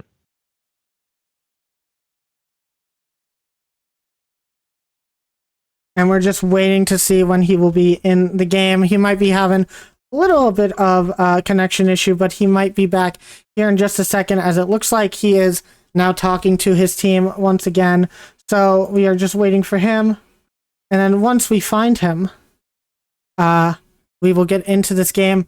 Sharky, a mainstay on this channel, been in the community cast of games since its inception, along with some of these other guys, in particular RLF on the opposite side. These guys have been there since the beginning. So I always love to see them playing against each other. For a little bit of history even, they teamed up in a crew battle 2v2, not crew battle, a 2v2 captain's draft tournament a couple of months ago. I think they got 3rd or 4th place in that one. Went pretty far in that tournament. They are a great team together. It's nice to see them playing up against each other because it always makes for an entertaining match, Rex. Yeah, definitely. And we do have seen some entertaining matches today, and I really hope this can be one of them, as Shaki has just joined the lobby, and I think we should be all able to go right now. And the stalling is complete. We are ready for game number 3. Let's get this one going. Who's going to take the lead in the series? Ferocious FC or X3 Tactics? As the kickoff goes off, it looks like it's going to go to Blue first, but RLF there for the challenge. Drake going to have to save a quick shot on the net. Nightwolf's looking for their own. It's going to be off the corner, saved by, I believe, Bloop there. And now Yuki gonna try and keep this alive. We're gonna see if they can bring any of that momentum into this next game. Now Sharky, not able to get another touch on this ball. Nightwolf will have it towards the net. And Blue will have it down. Over to Drake, who can't get a touch. He's backwards on that ball. Sharky gonna have to go up into the air for this one. Gets a nice clear out to center field, but only goes as far as Nightwolf. And we're seeing a lot of pressure from X3 Tactics. However, a mistake from RLF, not gonna result in a net. Luckily for them, Rex. Yeah, looks like they just got out a bit lucky here, as it could have definitely been the first goal for FC, but right back to putting on the pressure is X3 Tactics. Gonna see FFC not let that happen though, as they transition back into an offense of their own. Now, bit of physical play right here on the side of X3 Tactics. Let's see if they can make a little clear happen here. Pass out to Yuki, but Yuki not gonna be able to get a follow-up touch here. Great bumps on Drake though, is gonna deny a quick follow-up by them as well. And the ball is still kind of going high in the midfield. We don't see really much of a continued offense by any of the two teams here, and another miss by Yuki coming out. Let's see if one team can start and build a little bit of pressure. Sharky just gonna take a shot from about midfield and try to double tap it in, but just missing the net by a bit. Could have been a very great play by them. Another clear out by Ferocious FC though, and we're already about 2 minutes into this game. We didn't see a goal being scored quite yet. And some interesting misses by a couple of these players on the field where we're not really expecting them. Definitely keeping the defense on their toes. Nightwolf, speaking of which, going to have a miss of his own. It's going to hit over to the corner. Bloop looking for the pass out. I think he wanted that as a shot. Sharky not able to get it past the defense there. Now Yuki, not going to be getting a touch, gets bumped. And Nightwolf gonna look for this to drop down. Nobody there on the Ferocious FC side, but Sharky gonna look for another touch. The boost totals low on X3 Tactics as they struggle to deal with this pressure. Blue gonna be up in the air, gets the 50 on Yuki, and now everybody boosted up and ready to go on the defensive half. However, a misplay coming out. RLF looking for the shot, but it's weak, and Bloop is getting secured to the side. And we definitely see a bit of a slower paced game coming out this time, Rex. Yeah, maybe not slower pace, but definitely lower scoring than what we've seen before. And I think Yuki's warming up from the ones, not carrying over quite as much just yet. But Drake putting on a quick shot for FFC right here. Maybe Yuki can start something now. Gonna pass it over to RLF, who takes it high, trying to go for a shot off the backboard, but Bloop is gonna save it to the side first, gets the read as well. Now RLF trying to play it high, going over to Nightwolf, who goes off the backboard. Drake with a defensive touch to the side though. As we do see some offense come out from X3 Tactics finally now, as they do seem to be able to come out of the defense against FFC in this third match here. And a minute 35 on the clock now. Ticking down, still tied game 0-0. And Sharky looking for an opportunity, not able to find it. Yuki, another miss on that ball. The ball just getting a little bit away from every touch they're trying to make. And now Drake gonna have to be off to the side with the save. won't grab that boost, even though they don't have any, but still win the challenge. And that could have been big, but Sharky Boy not able to connect on that ball. Who's going to be next? It's going to be Aerolax, blocked off to the side. Sharky going to have this clear. It's past Nightwolf, but Yuki will be in the right position to save that away from net. Now pass back to Drake. Drake only going to be able to put it to the side. I don't think he expected the pass to be coming that far and that fast. Now, Yuki, past one. It's going to be Sharky Boy. He has the ball. But another whiff causing Sharky to whiff, expecting the 50 to come out. And once again, this is looking a bit scrappy from these players, Rex. Yeah, definitely. We've seen a good chance for Yuki there again, but now maybe Nightwolf with a double tap off the crossbar. It will indeed be the first goal for them after just about 4.5 minutes in this game. We finally see one goal go in, a little bit of a defensive miss by Sharky here, unfortunately for FFC. And X3 definitely gonna be happy about that.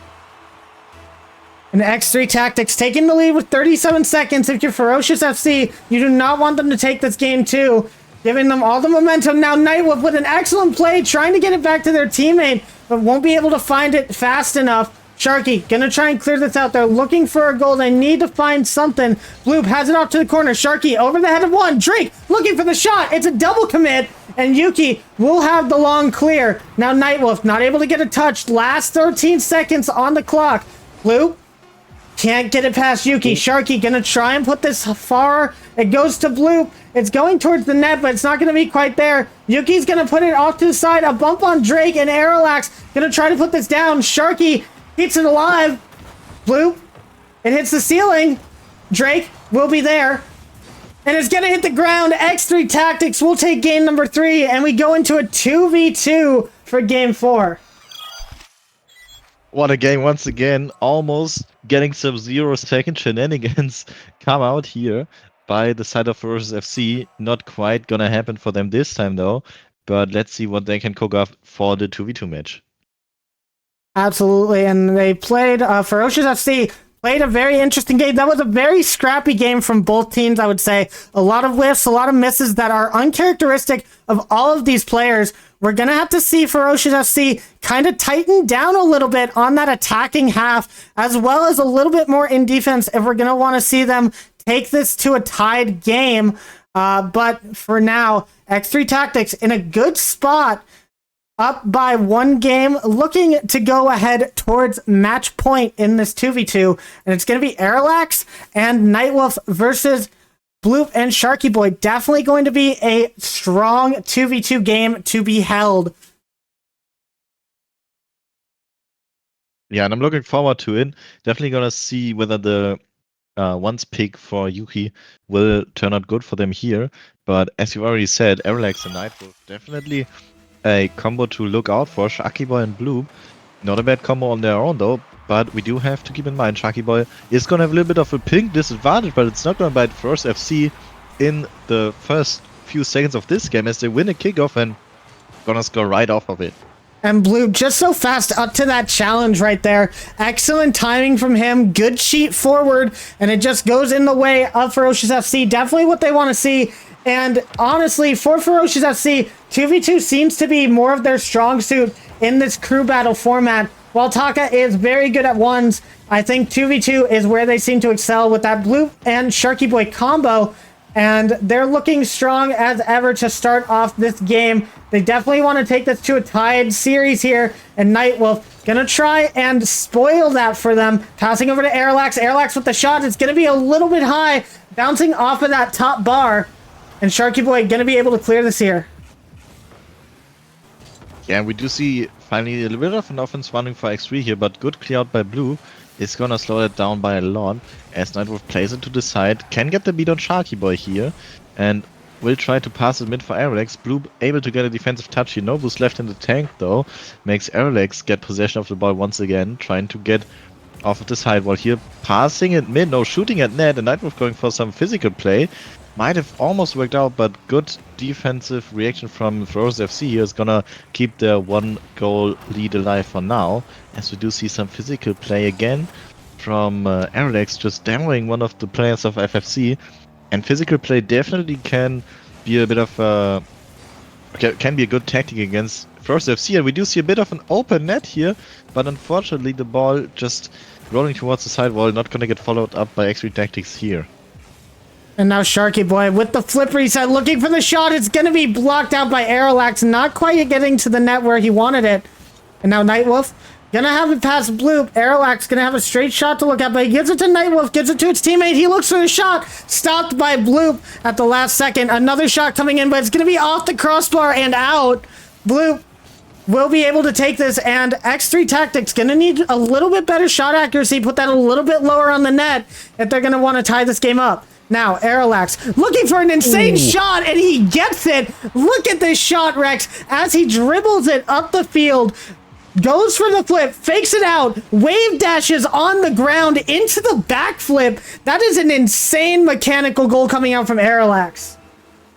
Absolutely, and you've seen him just completely outplay the defense of FFC there. He just recognized the kind of 1v1 situation and showed us what he can do on the ground.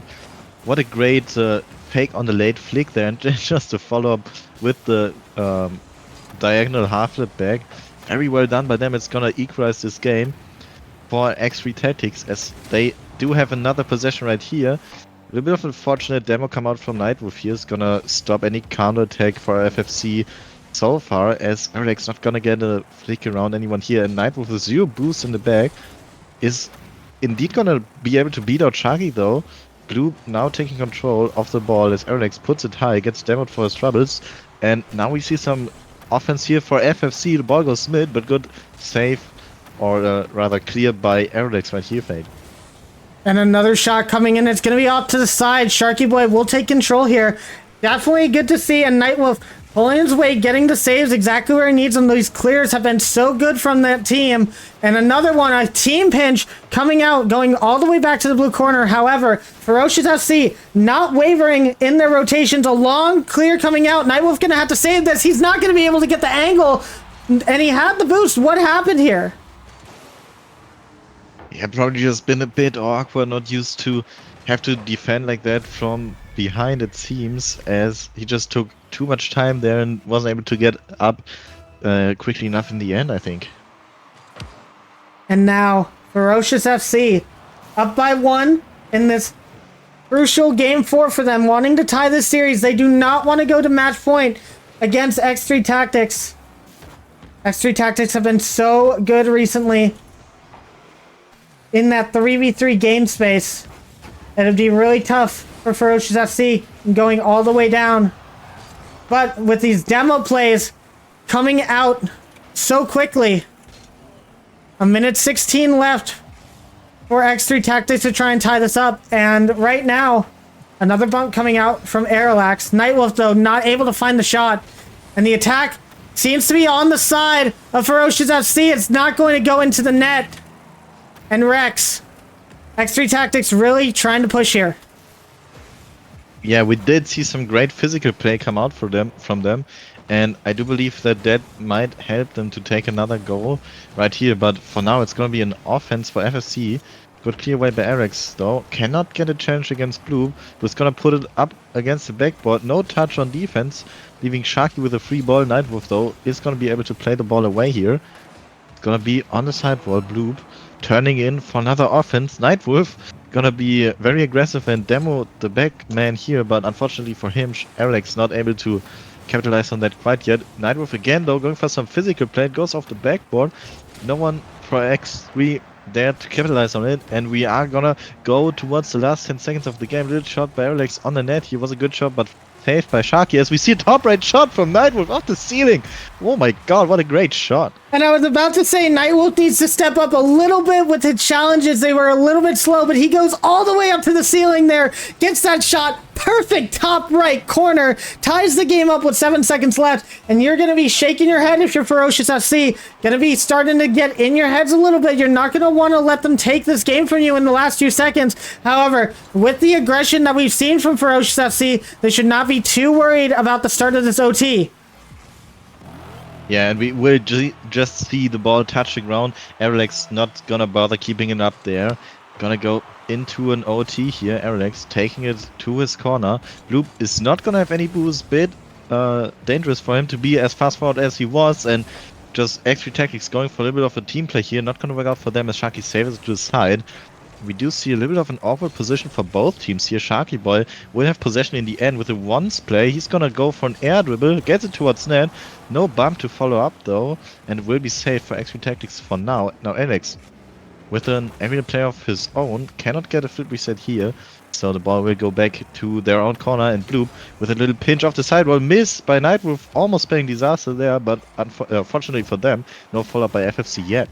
And Nightwolf going for a lot of these demo plays. You can see whenever his team starts moving up, he's the first one, but he's always on the opposite side of the ball. Definitely looking for a crucial bump or a demolition to get his team into a scoring opportunity. It's not worked out so far for them, but Airlax will now have it past Sharky Boy. Bloop will now take this ball up the sidewall. Not a lot of boost to work with, but he's going to be over Airlax's head. Airlax with an awkward touch, but does get it over to the side. Sharky versus Nightwolf. The pass comes out to Bloop, but Bloop is not around for the shot.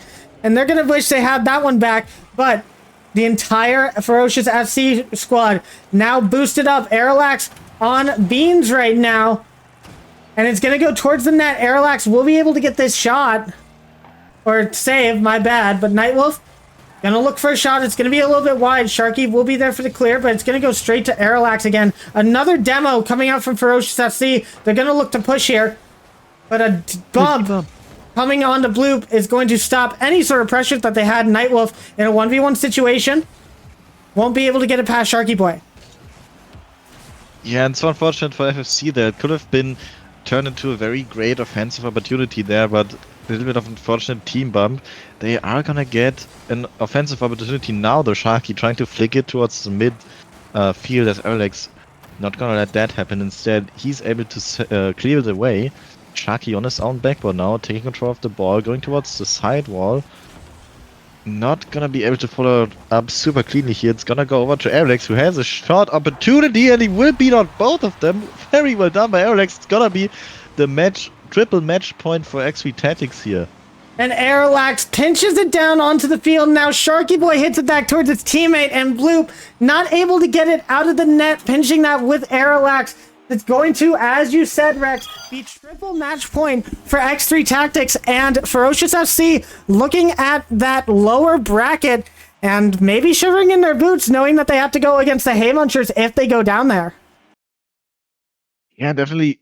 Another thing to also think about is we have seen X3 win both the 1v1 and the 2v2 at this point, so even if we see a win come out from Ferocious FC here, they are gonna have to choose whoever plays the last other mode very carefully, as it will be very deciding for the series.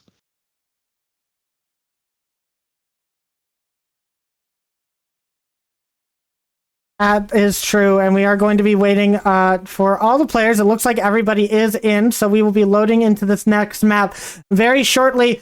Definitely going to have to see exactly who is on top of this 3v3 here. Going to be a must-win for Ferocious FC, as they must win the next 3 in a row. It's going to be interesting for them, though, because if they can win this next game, they get to choose the 1v1 or the 2v2. I wonder which mode they're going to try and run it back in to get that win. As we have all the players now loaded up in the lobby, we're going to wait for them to join, and then we will be on to this next game.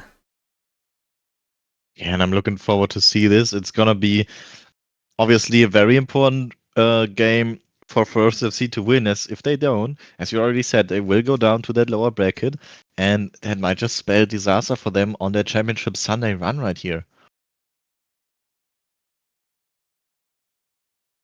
That is right, and we are letting the players know that they can go in. They're joining the game in game number 5. I hope you're ready, Rex, as this one is crucial for Ferocious FC to win. Let's get started with game number 5. And it's gonna be a little miss by Bloop off the kickoff already. It's not gonna come back to bite him quite yet, but it will lead to an offense for X3 Tactics very early on here, as Eric puts the shot on net, and we've almost seen a great bump come out from Nightwolf in the defense there, but FFC is gonna be able to save the ball for now. Yuki, though, off the sidewall, gonna put it towards Ferocious FC's net again, and Fade already so early into the game, we see some great offense come out from XP Tactics side. Absolutely. It seems that they are surging forward with all the momentum right now. Blue, gonna try and cut that momentum down a little bit, but it's gonna be saved over to the side by Airlax. Now back to Drake. Yuki will be back in. After sitting out for a few minutes, I wonder how they're going to be playing in this one. Sharky Boy almost getting the touch, but it's going to be over to Airlax, and a shot on net is going to go in. Nightwolf scoring the first one for X3 Tactics, and they want to end this one quickly. Yeah, and that's just a shot from more than half court. No one back enough for Ferocious FC to save it there. Everyone just a bit too far forward, maybe trying to copy X3 Tactics' aggressive playstyle here, but it is gonna bite them. And going down within the first minute in a must-win for you is not gonna feel so great, but they can't let that deter them. They do need to keep playing this game and get a win here if they want to keep playing the series. And now Sharky keeping this over towards his own corner. Drake is going to have possession of this ball. 100 boost. Gets past one. Can't get past Nightwolf though, but the touch is out mid. Sharky looks for the shot. It's going to be slow, but still in the middle. Drake looking to put it underneath, but it goes straight over to Nightwolf. And they're definitely going to have to place their shots a little bit more accurately if they're going to want to get this goal. Now, Sharky getting the dunk on one. It goes midfield again, but it's only going to go as far as Nightwolf. He's done a defensive rock for his team. As Yuki will have it up to the corner. Can't quite get the second touch. Sharky gonna get a 50. Now Bloop up high with this one. No one on the back line. Tries to put that down quickly, but it will be stopped by Yuki. And we start to see some pressure mounting for FC, for Ferocious FC, but nothing coming of it yet, Rex. Yeah, and as you've already said, we did see a little double commit from XP Tactics in defense, but FFC weren't able to capitalize on that. This might be just some nerves from them coming in, but great pass down by Sharky here. It's gonna go off the crossbar and Drake is gonna be able to follow it up. That's definitely what you wanna see if you're an FFC fan. And Yuki having to respect that shot, expecting it to be crossbar down. Definitely have to wonder about that with Sharky making that shot, but he puts it up off the wall a little bit, and Drake being in the perfect position to go and claim that shot for his team. All tied up, 2:40 on the clock, and Sharky Boy gonna be up for this next one. Can't get a double off of this. It's gonna go over to Nightwolf. Now Drake over to Bloop. It goes off of the corner. Sharky will be there to try and keep this pressure up for his team. But it's going to be Nightwolf to the ball first. Not going to be able to find anybody with this touch, though. But a demo coming out on the side of X3 Tactics is going to leave Ferocious FC on the back legs here. And do we have a Rule 1 here? Is that what I've just seen? Yeah, we do indeed between Drake and Nightwolf. It is going to be a temporary 2v2 if they do honor this Rule V1 towards the end, that is. But very interesting, as we've seen 2v2 favor XP Tactics in the end so far. But maybe Sharky Boy can make something happen here. Not yet. It is gonna be an offense for FFC, and it will lead to their second goal in this game. Scored by a good pass of Sharky and then a follow-up double tap by Blue. Very well done by them here in this little 2v2. And I have to give applause for the competitive integrity of these two players. Locked in a Rule 1, just giving full trust to their teammates, knowing that they would be able to make a shot and or save it if need be. But it turns out that in the end, Ferocious FC will take advantage of that situation, as now we go over to their side looking for a shot. Was the offense of X3 Tactics. It was saved over to the side, and now Sharky Boy gonna be looking for something, but gonna get dunked completely by Yuki here. Drake getting a good read on that touch. The shot coming in, stopped by Bloop and Sharky Boy, both pushing it out. Nightwolf will be there, looks to pass it to a teammate, but it's gonna be over to Drake first.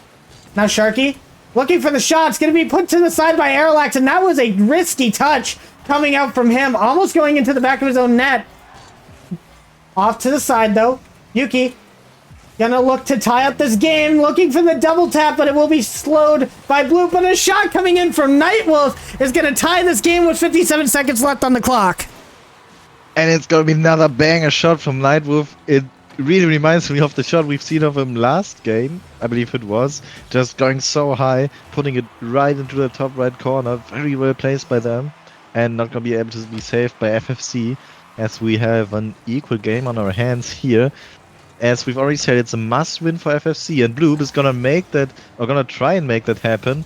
Unfortunately for him, RLF wasn't back in time to save it, and let's see if some of those teams can get some good offense in the last 40 seconds, or if we're gonna see yet another overtime, but that's a very weird touch from Nightwolf towards the own net. Luckily for him, XP is gonna be able to defend it for now. Bloop though with another shot, and Sharky redirect off the backboard. What a great play. And you can see Sharky, you see him turn upfield. He actually pre-jumps that pass, knowing that his teammate was going to have it down perfectly to him. The comms immaculate on the Ferocious FC side as they take the game lead with 30 seconds remaining. And you got to applaud them. That was such a great play. Absolutely, Sharky definitely showing us what he's able to do, as we already knew, but in such important games, it's even more impressive if you can pull something like that off, and it is gonna leave them with the game, or the goal lead, I mean, in this must win for them, as we do see the last 7 seconds go, and it's another goal for a lucky little bit of lucky 50 here from Sharky Boy. Very well played by them, and that's gonna seal this game. We are gonna go to game 6 here. And game number 6 going to be in the hands of Ferocious FC. Now they have lost both the 1v1 and the 2v2 in the series today, so we're gonna have to wonder exactly where they're gonna go with this one. The 1v1 was still kind of close, but are you really going to want to put that in the hands of Yuki, or are you going to think that you can come back on that 2v2? We will go to a game number 6 as Ferocious FC try to come back in this series. Yeah, and Fates, I do want to clarify something about the format right here. If this team is picking, for example, the 1v1, do they have to use the same player that played the last one? They have to use the exact same players. So we will definitely see a rerun of one of the earlier matchups we've already seen. And let's see if Ferocious FC can take it their way this time. And I'm letting them know that it is FC's pick. And they will get to choose exactly what they're doing. And it's going to be very interesting to see exactly what they decide to go with here. And it looks like Taka wanting to sub in here, but I believe that is not possible by the rules that we are playing with right now. Nope, can't sub until after series. But it looks like we are going to be playing the 2v2 for game number 6. So Sharky Boy and Bloop are going to try and come back from that last match that they had in game number 4 and see if they can bring it all the way to a game 7. Yeah, and with those coordination plays we've seen last game, especially the one where Sharky just so ready to get that pass and redirected right towards the other side of the net, I do think they definitely have a good chance to take this 2v2 and take us and me for the first time of today to another game 7. Absolutely, and as we go into this game number 6, unfortunately not on Neo Tokyo today. Excuse me for my poor management of skills of typing and changing maps at the same time. There's a lot to be done on the back end here. Couldn't quite get to the map switch in time while waiting for their choice. Meanwhile, Bloop is going to take this ball, gonna look for a quick first goal, almost finds it. Sharky Boy will be there for the challenge, and now X3 Tactics a bit tangled up in the back line. Bloop gonna try to continue this aggression. Sharky gonna be able to take this ball, only 25 boosts though, gonna get dunked by Aerolax, and Bloop gonna have to be careful, gets the touch over one. Nightwolf, not the best touch, it's gonna go straight back to Bloop, who's gonna look for a beat on the defense. Aerolax will have it up. Sharky looking for the shot. It's going to be low to the ground, and they're not going to have to work too hard on the side of X3 Tactics for that one. Yeah, we definitely see some good offense from both teams, but also great defense to not let any shots come in at this point. Sharky now trying to get it off the backboard, and that's weird touches from X3 Tactics, but no one of FFC able to capitalize on those touches quite yet. As we do see X3 Tactics move towards the offense, can Sharky get a good touch here? Yeah, he puts it away a little bit. Bloop is going to follow up, and it is going to go around the X3 member RLF there, as Bloop is going to be able to flick it around the last man, but Sharky not in position to follow up quite yet, and RLF with the last second save there. I believe it might have been out anyway, but definitely good save by them, as we do see the ball in Nightwolf's possession now. Full boost of his own backboard. It's gonna take it a bit slow. Sharky might be able to play it mid, indeed he will. But Eric's with a good clear, it goes towards net. Luckily for FFC, Bloop is there and ready to defend it. Gonna go get a ceiling bounce here from Nightwolf's shot. Eric's tries to take control but gets bumped away for troubles. And Fade, we are 2 minutes in the game, no score yet. Who do you think will get the first goal in this game? It's very interesting seeing these two teams pushing up. You can see Ferocious FC playing a little bit slower than they were in the 3v3. It seems to be working out for them, though, as Airlax, though, gonna look for the shot. He is gonna nail it. X3 Tactics will take the lead with 2:47 remaining. And you absolutely cast across the way there, right as he said it. Airlax just getting that great flick around Sharky, who was playing a bit slower here by shadowing and not just rushing the challenge, as we've also seen in some situations today. But yeah, well played by Airlax as well here. But we can see Ferocious FC not one to back down easily. A shot going on to net from Sharky Boy, gonna tie up the series. And it was definitely a nice shot coming up from him in this game. You can see already on the side of the ball, has to hit that at such a weird angle to be able to make that to go into the net, and it goes top corner as well, right out of the reach of X3 Tactics. As we go into this next kickoff, half the game remaining, and that's exactly what Ferocious FC wanted to see, was a quick comeback there. Yeah, absolutely critical positioning on the shot there by Sharky, just around the car from the X3 defender and just below the crossbar. Exactly the way you want to see it, and Bloop is going to take the ball forwards once again. Nightwolf going to be able to play it out towards mid, but Sharky Boy is just going to get possession of that. It's just going to almost hand it over to Airlex here though, but Bloop with the good challenge is going to put another one on net, and no one's back to save it here. And that was excellent coming out from Bloop. The dunk, noticing no one's going to be back, and gets the backflip touch right to redirect that into the back of the net. Nightwolf would have been able to get to that touch if it wasn't for that touch from Bloop. So, Bloop putting the team on his back a little bit, and it's all coming up the way of Ferocious FC. We might be looking at a game number 7, Rex. Yeah, and I mean, I'm definitely not sad if... Oh my god, what a great attempt there by Alex, but it gets saved out on the goal line by Blue. Very well done by them. But what I was wanting to say was, I'm not gonna be sad if we had to see no real game 5s yesterday, if it's gonna lead us to game 7s today like this, but not so fast as Nightwolf, as he will equalize this game and is gonna give X3 Tactics another good look at ending the series right here. Absolutely, and now it looks like it's anyone's game going into this second half of Game 6. 1:40 on the clock. Sharky gonna have to look to bump out Nightwolf here. Gets the boost as well. That's definitely gonna be good for his team. Nightwolf gonna have a hard time getting back in time for any shot that comes out. Sharky with the pinch, not gonna be able to find the double tap, and Bloop having it up high. Airlax will be there to save the ball, but Sharky now pushing forward a little bit more. Dunked on the play. And Nightwolf taking it over to the side. Bloop not able to get the touch. This is Nightwolf's opportunity, and he misses it.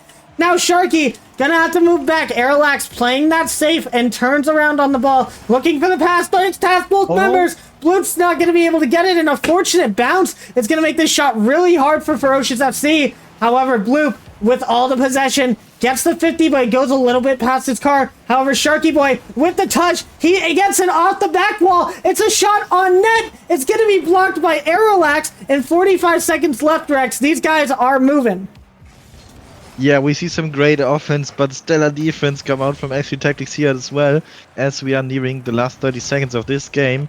And it almost looks like we're going for yet another OT. But Sharky Boy not gonna try and let that happen. Is gonna get a demo. Now it's gonna be a free possession for Bloop. He's gonna boom it towards Sharky Boy, who is gonna play it mid, but Bloop not really in a point to follow up, especially with solo boosts in the tank. He's gonna take another possession, gets it past Nightwolf here, going towards the goal. Aerolex able to block it out towards the side for now. And the last 10 seconds are gonna strike here. Aerolex trying to go for a little aerial fake here, looking to flip it above Sharky Boy. It's not gonna happen yet. Nightwolf is gonna get a beat on Sharky Boy though. Bloop trying to pinch it forward. Sharky keeping the ball up. 0 seconds here. Bloop hit the corner. The ball towards the curb. Now Alex with some aerial situation here, but it is gonna hit the ground. Unfortunately, no redirect for Nightwolf here, and Fade's that could have been a disaster for FFC right there. And we saw this last time. We saw X3 Tactics win in overtime in the 2v2. You're definitely not going to want to let that happen again. The next goal could decide the whole series. It's going to drop straight down. Bloop will have it over to the side. Nightwolf not able to challenge and gets demoed by Sharky Boy on that play. Now Aralax going to have to take it up off the corner. Going to look for a bump of his own. Does get it on Bloop, but doesn't get the boost. It's going to be an open net. Bloop is going to score it and take us to a game number 7. And that's exactly what we want to see. What great plays by FFC come out here. Unfortunate for Night with just one little bit of a sec too slow to get a challenge on Bloop there. Bloop speed, obviously great, and gets it around the last man. It's gonna lead to the golden goal for them. It's gonna take us to a game 7, and maybe, just leaving Ferocious FC still with a chance in the series here, Fate.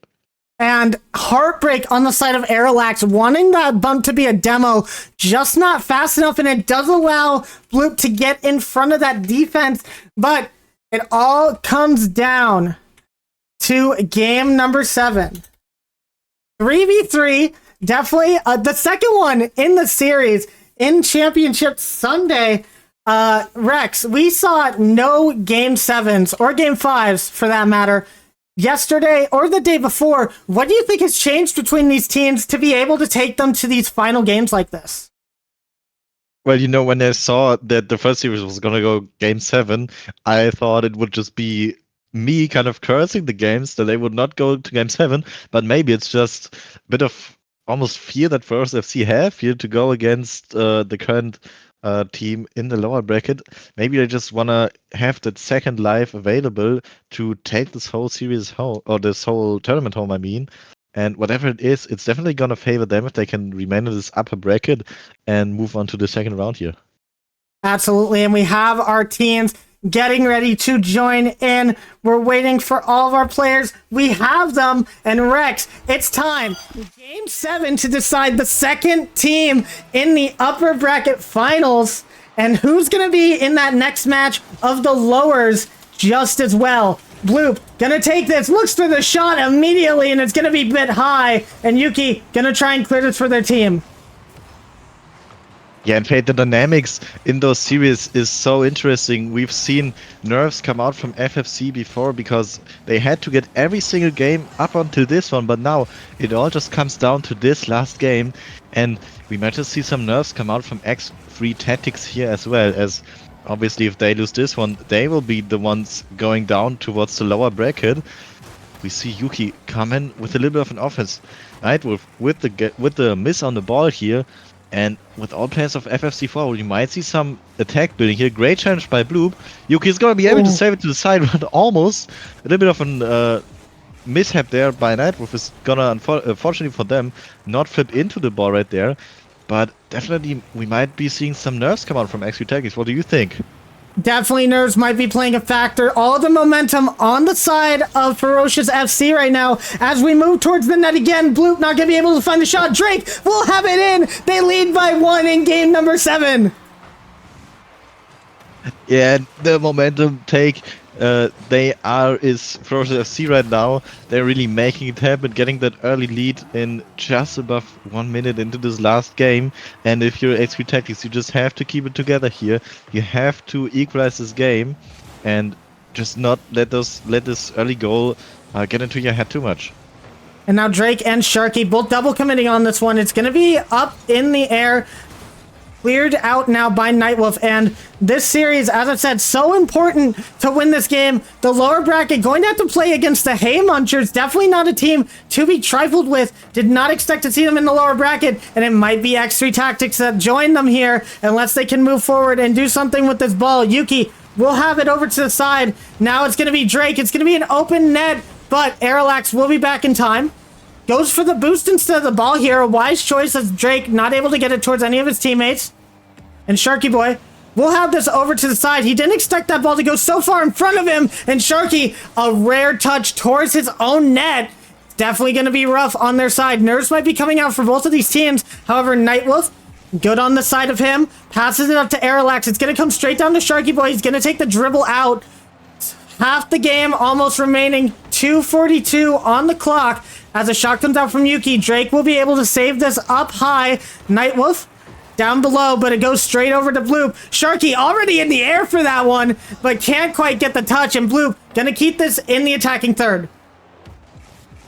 Yeah, but good defensive play by RLF. A little bit of a ground pinch towards the side.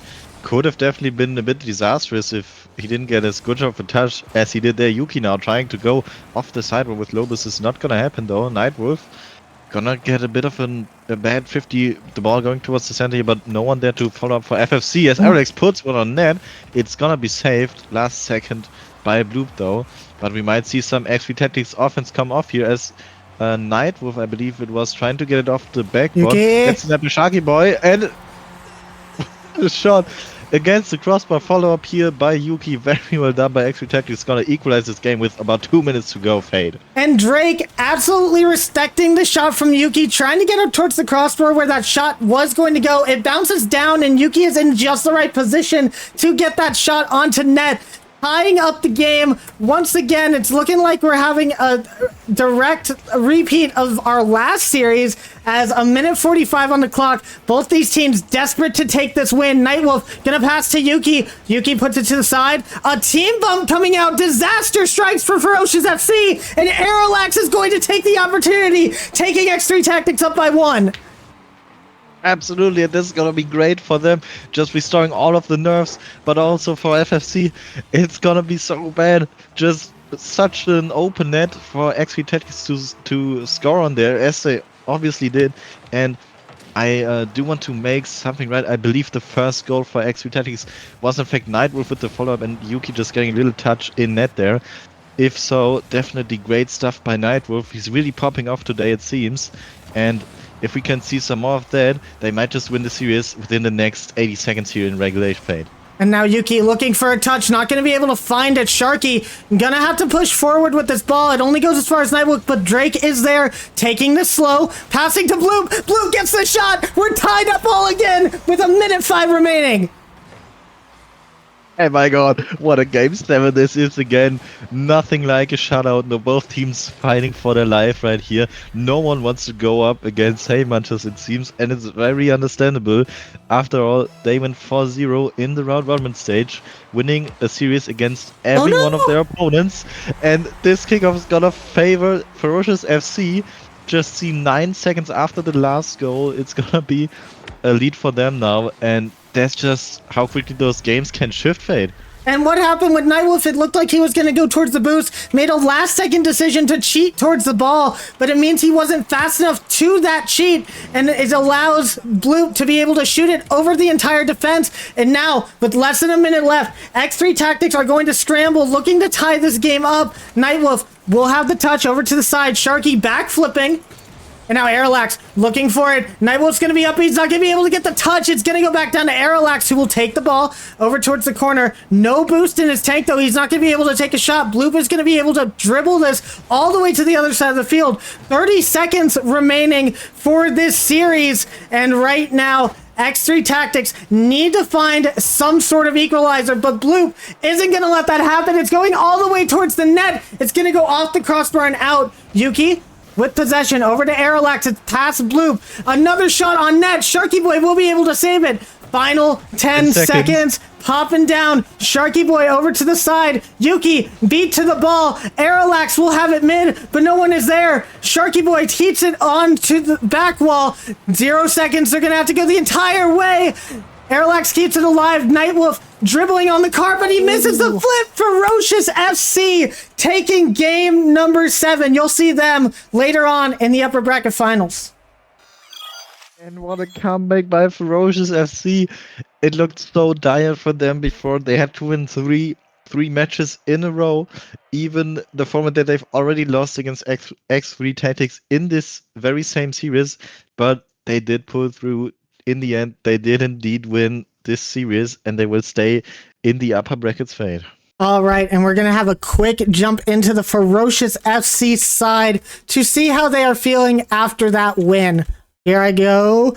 Hello, guys. Hello. I see Bloop and Joshy here. It looks like Drake is not here. Guys, got to ask you, how you feeling after that Game 7 win? Pretty good. Pretty good. Felt good. Matches, we warmed up in the end, and we played as a team in the end as well. So we feel really good. Proud of our team. Drake went to eat, so that's why he's not here currently, but GG is all around so far. Need to go to GG's. McDonald's.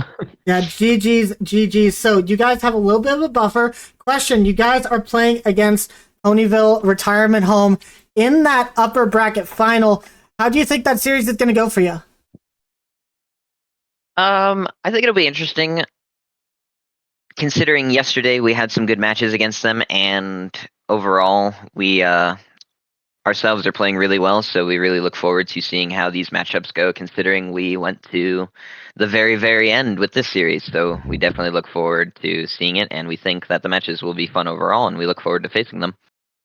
All right, now to you guys in particular, because you guys are here and Drake is not, for the 2v2 matchup, you guys did decide to go back to that in game number 6. Was it just a salty run back, or did you guys just not want to have Yuki in control of that 1v1? It was definitely a tactical decision. We definitely didn't want Yuki having that 1v1. We knew Drake could, take Yuki, and it was a really close game, the first 1v1 match, but we felt that our team chemistry was just a bit stronger, and we felt like those were our more comfortable modes overall. So, we definitely have, our sights set on the team modes with our current lineup. All right, guys. Well, I will let you guys celebrate your win. You will be in the upper bracket finals, not this next game, but the game afterwards versus the Ponyville Retirement Club. And hey, you guys win 2 more series and you win the event. So I'll see you guys later on. Sounds good. Thank you for having us. All right, Rex. So as I said, interesting match coming up next. We're going to be having the losing team of this match, X3 Tactics, immediately going up against the Hay Munchers. It's going to be an interesting match. Rex, what are your thoughts on the last match that we just had at the end? I mean, it's definitely a great match.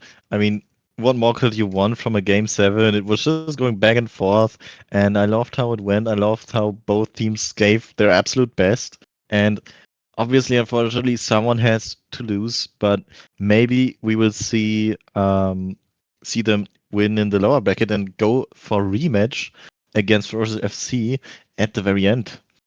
All right, guys. Well, as I would like to say, my final thoughts on that game, I think it could have went any way at that game 7. I think if we play that match a couple more times, we could have had a different result. But it does go the way of Ferocious FC. So again, congratulations to them. We are going to take a quick break, and when we come back, we're going to have our lower bracket round 1, an elimination match between X3 Tactics and the Hay Munchers. Stick around, and we'll be back with that.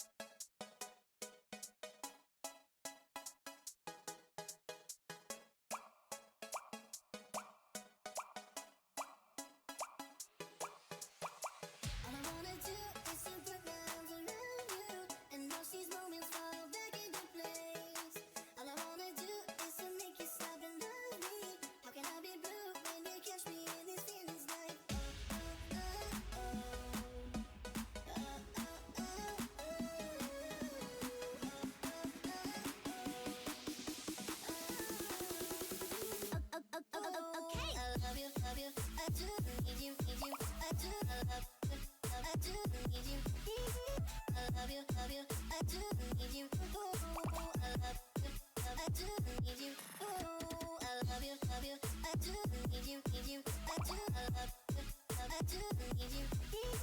I love you, I do need you. Ooh, I love you, I do need you.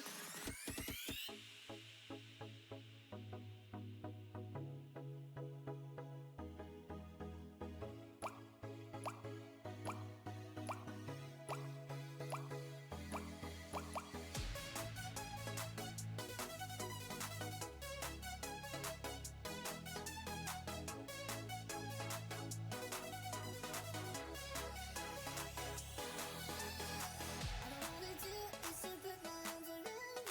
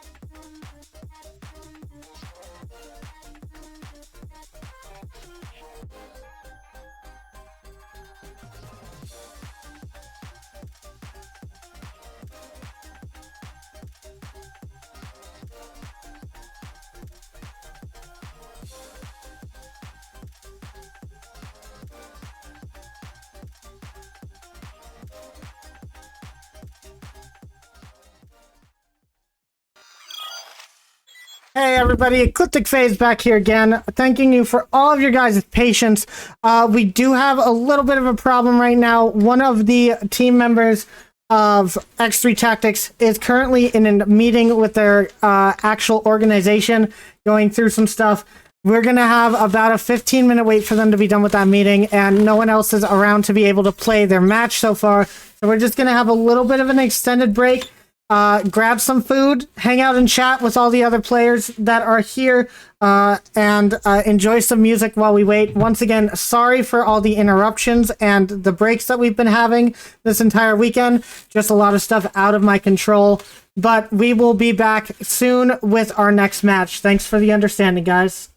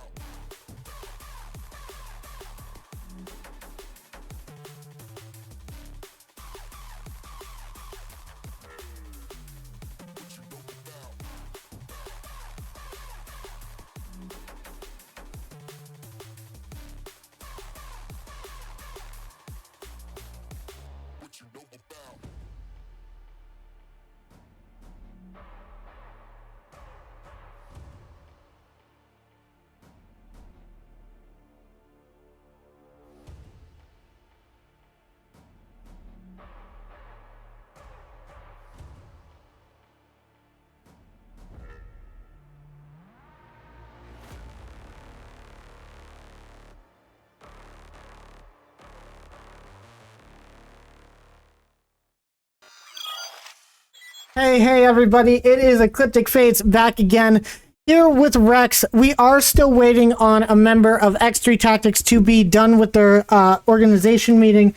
While we do that, though, Rex has some stats with us. We're going to play a little bit of a guessing game. He has all the stats on his computer, and he's going to be asking me questions about specific players and the stats that are incorporated with them. I'm going to see if I can guess the answer based off of what we've seen this weekend, and he will give us the direct facts. So, Rex, what's your first question for today? Yeah, Paige, the first question I have for you is who do you think will currently lead the leaderboard when it comes to how many points they scored per game? But you do have to keep in mind, points per game is going to be calculated by their total points they've scored divided by the games they played. So if we do have some people that only played a few matches and they scored extremely high, they might be a bit higher than what you think. So, most goals scored, is that what I'm going for? No, points per game is the Points it's per gonna be the first game, question. so full points. Okay.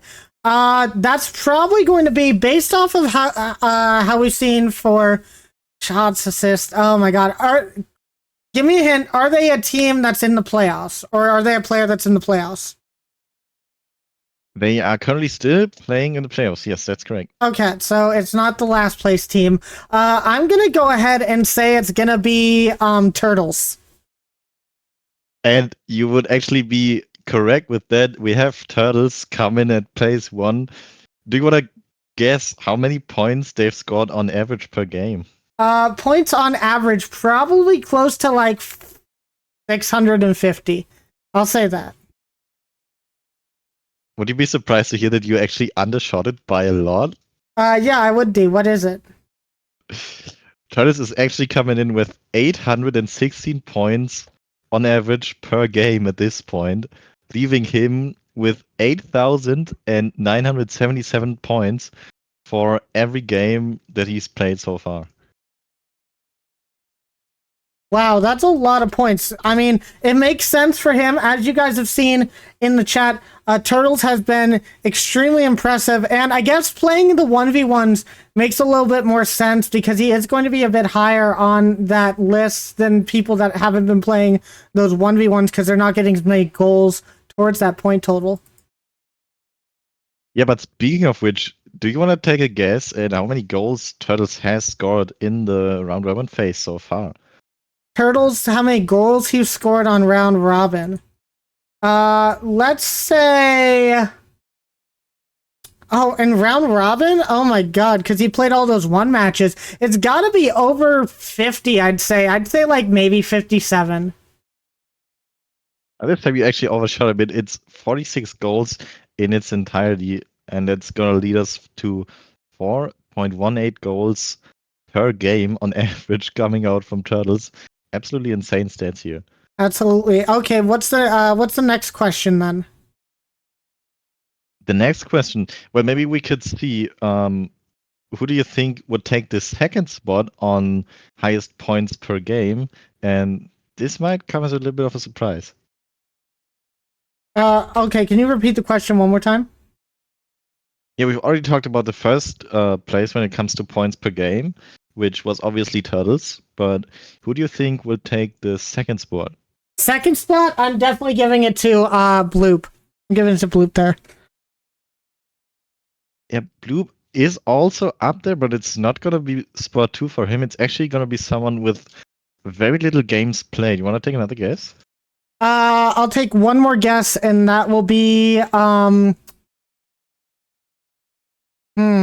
If Bloop's up there but not quite there, I'm going to go for, let's say Skifty. I want to say Skifty.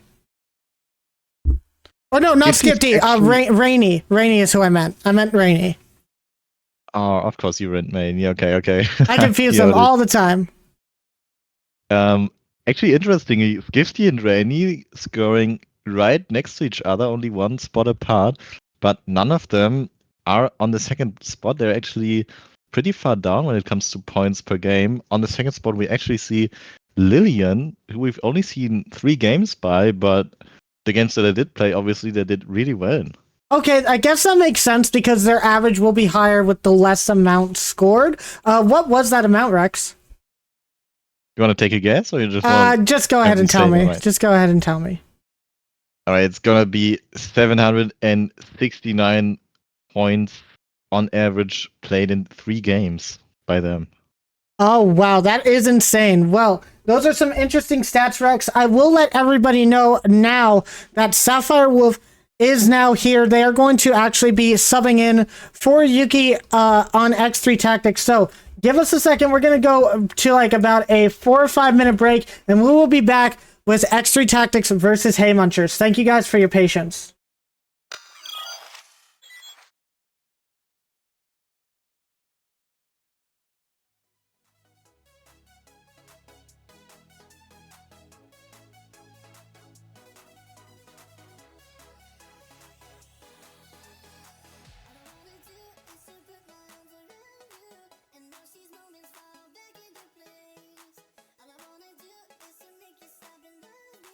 How can I be blue when you catch me in these feelings?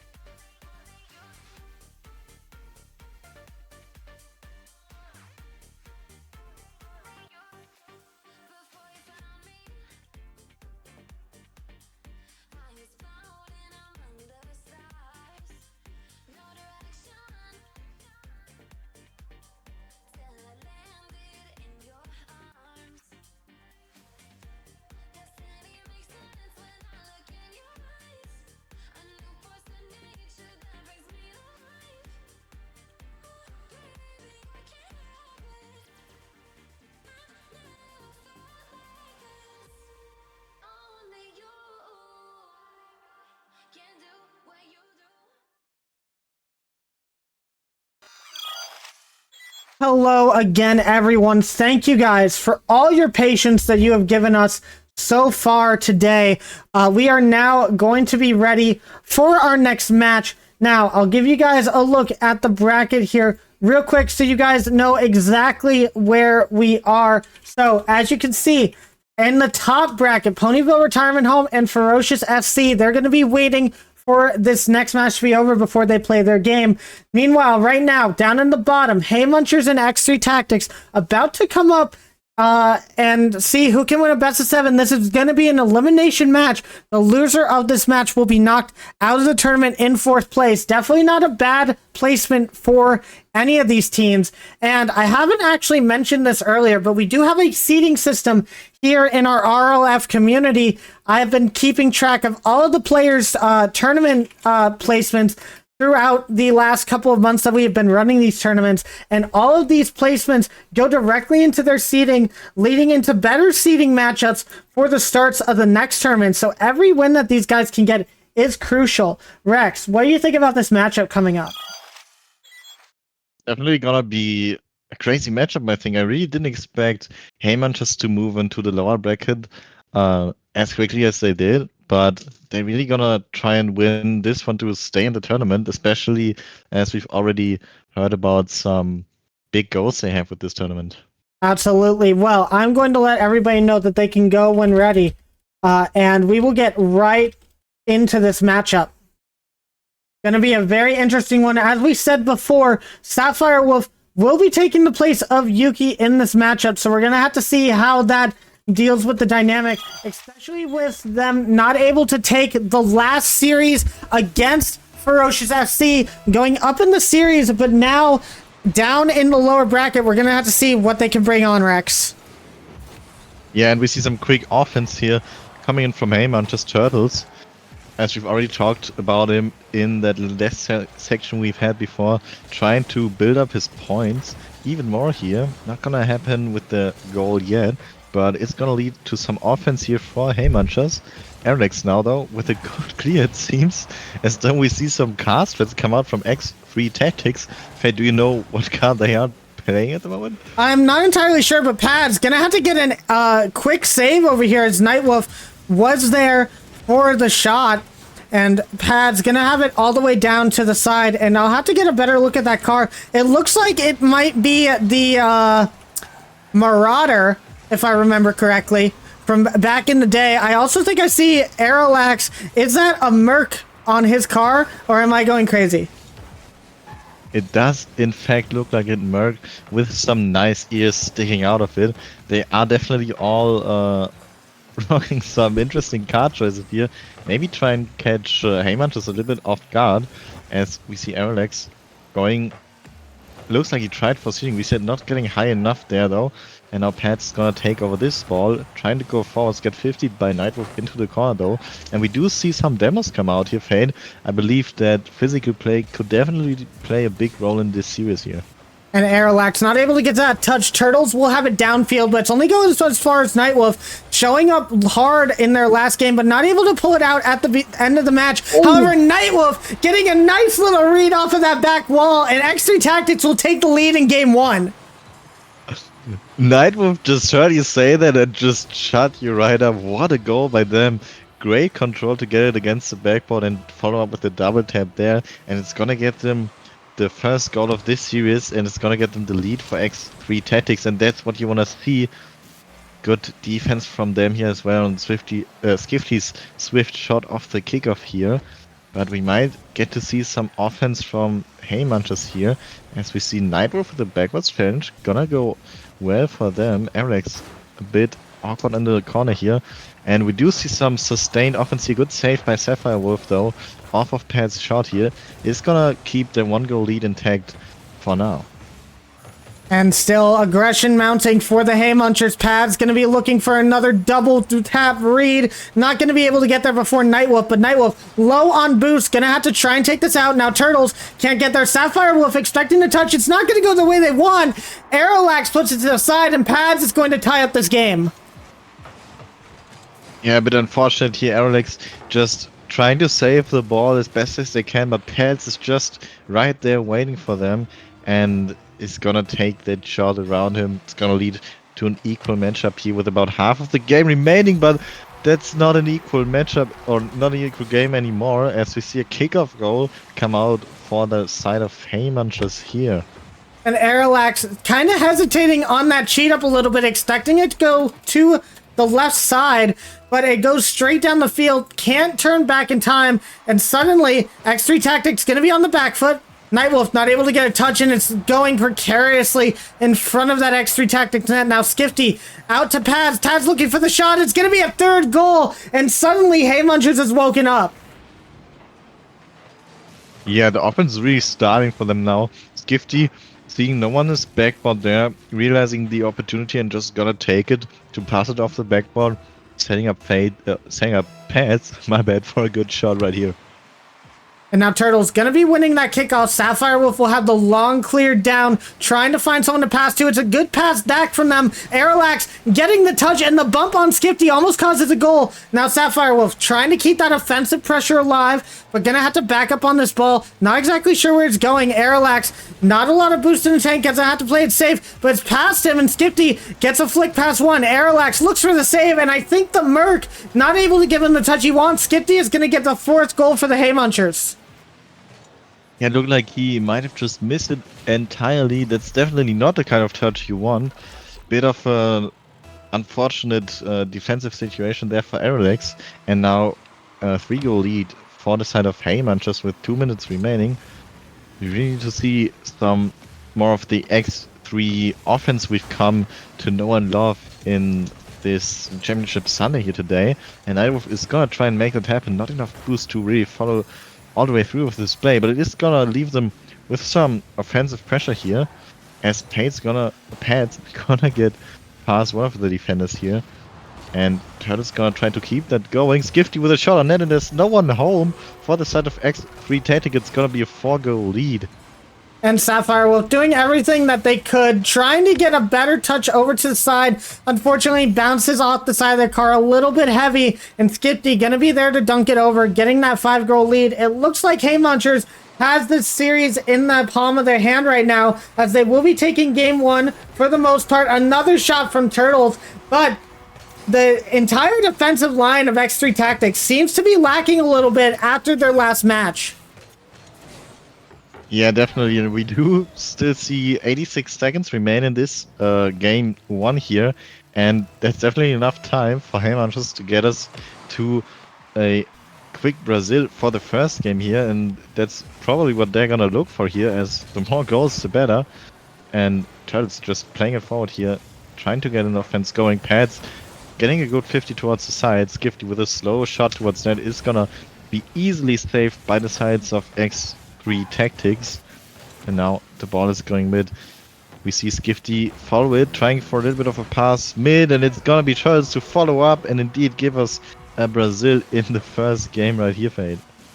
And it is very interesting to see. You would have thought X3 Tactics might come out with a little bit less of a defensive lacking game and try to kind of shore up in that goal, look for some opportunities off of the counterattack, but it seems not to have worked out for them as Nightwolf tries to take this up front.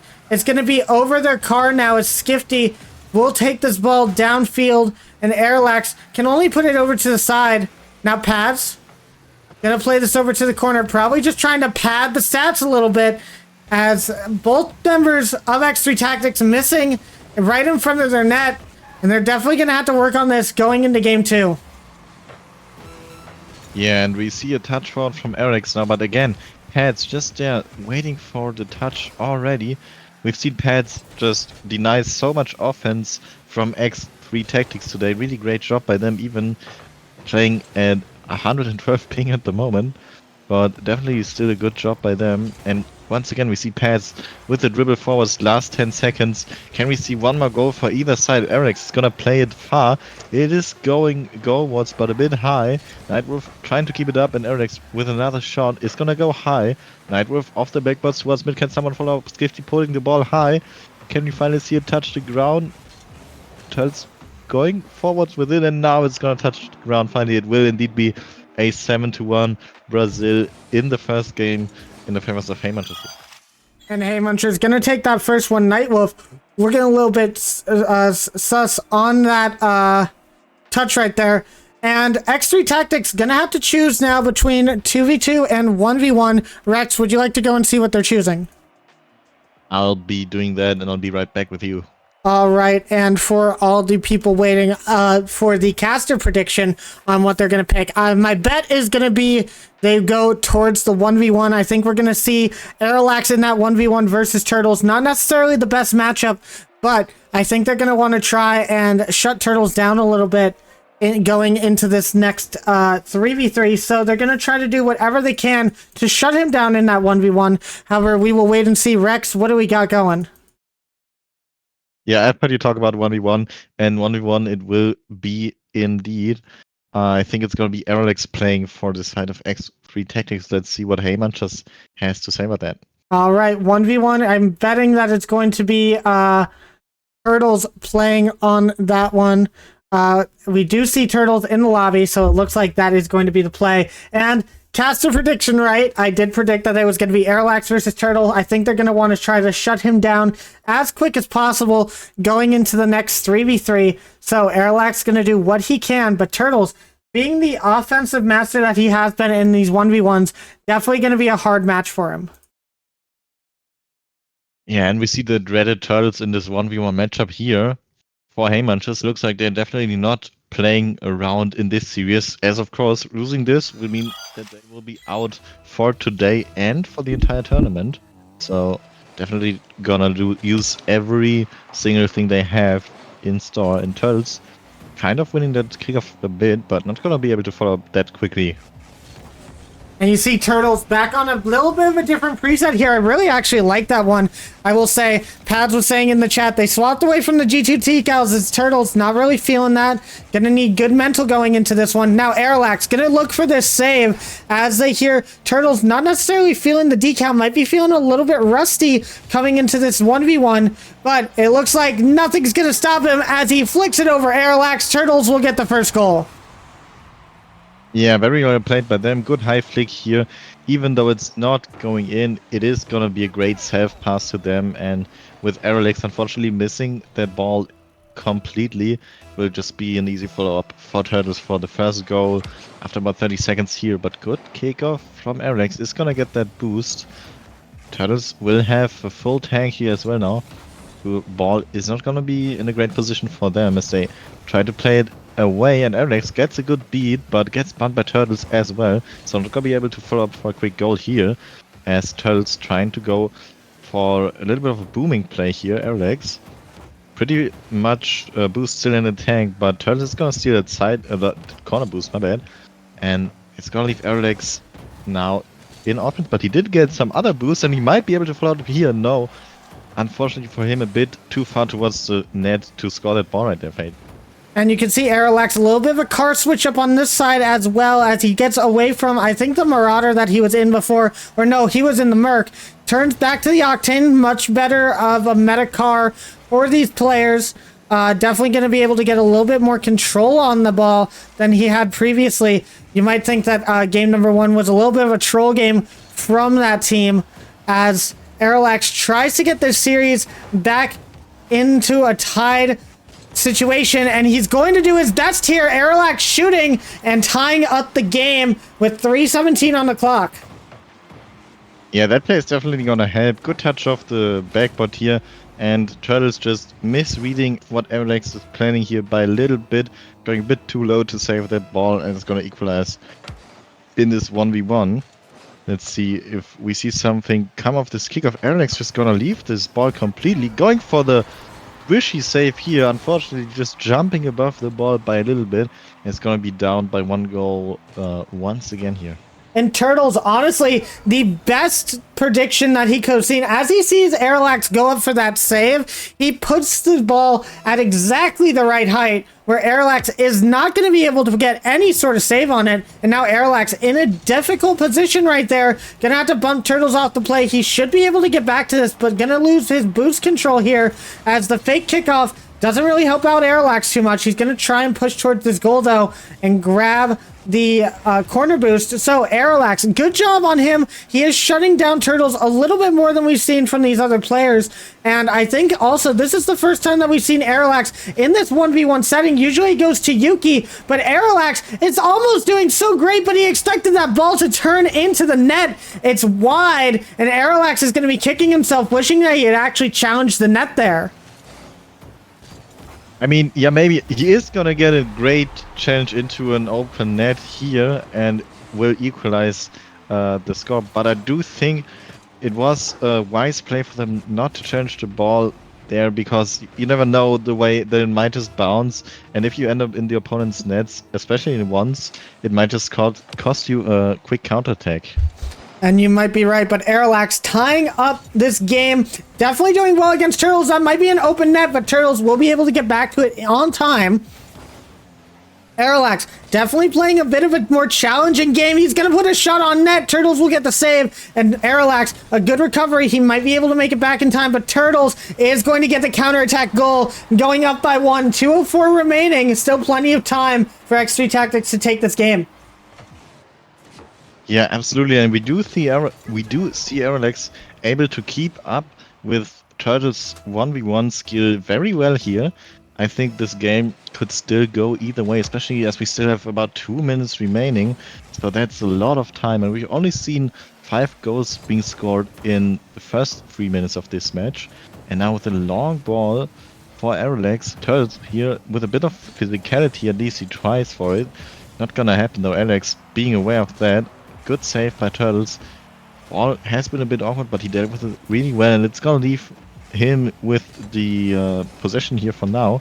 Now low boost for him though. Airlax has the ball. He's gonna go for a quick shot, and he does get around Turtles indeed for an equalizing goal he failed. And I think you can see a little bit of a ghost hit almost off of Turtles. No, actually, it does hit Turtles, but he's just a little bit behind the ball, and you gotta give Airlax props on that shot. Perfect distance away from Turtles just to make sure that he can't save it, puts it into his own net instead, and we're all tied up. 1 minute 30 seconds just passed on the clock here. Turtle's gonna look for something, stopped by Airlax, and now Airlax gonna look for the quick counterattack. He's gonna have to look for the double. Will he be able to find it? No, Turtles gets the demo, and he's gonna have a straight shot on. Airlax can get back in time though, and this one is probably our closest 1v1 that we have seen this entire tournament. Yeah, I would agree with you on that, and just great spawn there by Airlax. He really picked his side well. Able to save that ball before it goes in, and now with about 60 seconds remaining, we have Turtles with an open net.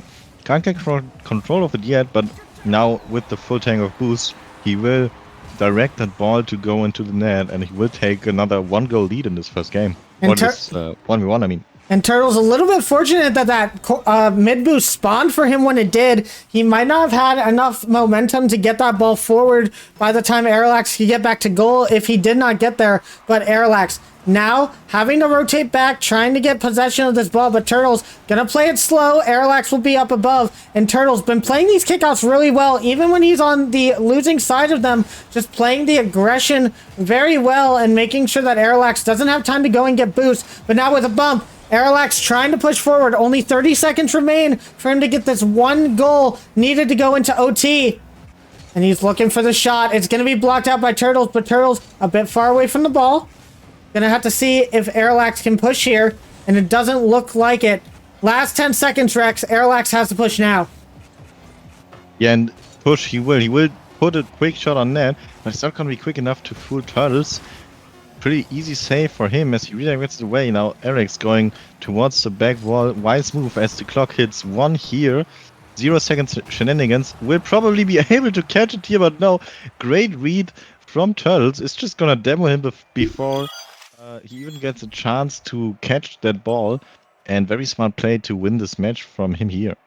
Very nice play. Some would say very dirty, expecting exactly where Airlax is going to go at the end of that air dribble, and just waits for him on the ground, getting that demolition and making sure the ball touches the ground.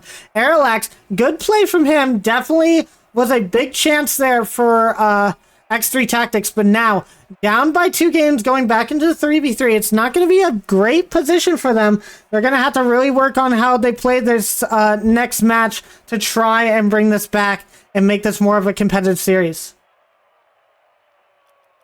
Yeah, absolutely. Let's see if we can see some greatness that we've already seen from X3 Tactics come out in this next 3v3 match we're going to see. Absolutely. As we load into our next map, we will be ready for game number 3 really soon. And all the players already getting ready. Didn't even have to tell them to go, as everybody is in and good to go. We're going to get on with game number 3. We're going to see if X3 Tactics has what it takes to take this to at least a game 5, or if Haymunchers is going to go to match point.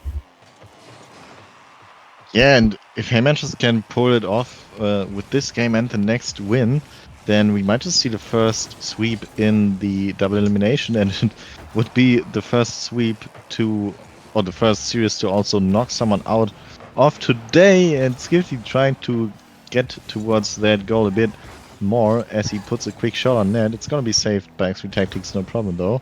And now Pads trying to just boom the ball forward a bit, but Nightwolf gonna be there for the interception. Apparently just running the Scarab here is everyone from X3, I believe. Yeah, looks like it. Seems like they're just going for some interesting cast threats in the threes. What do you think about that, Fade?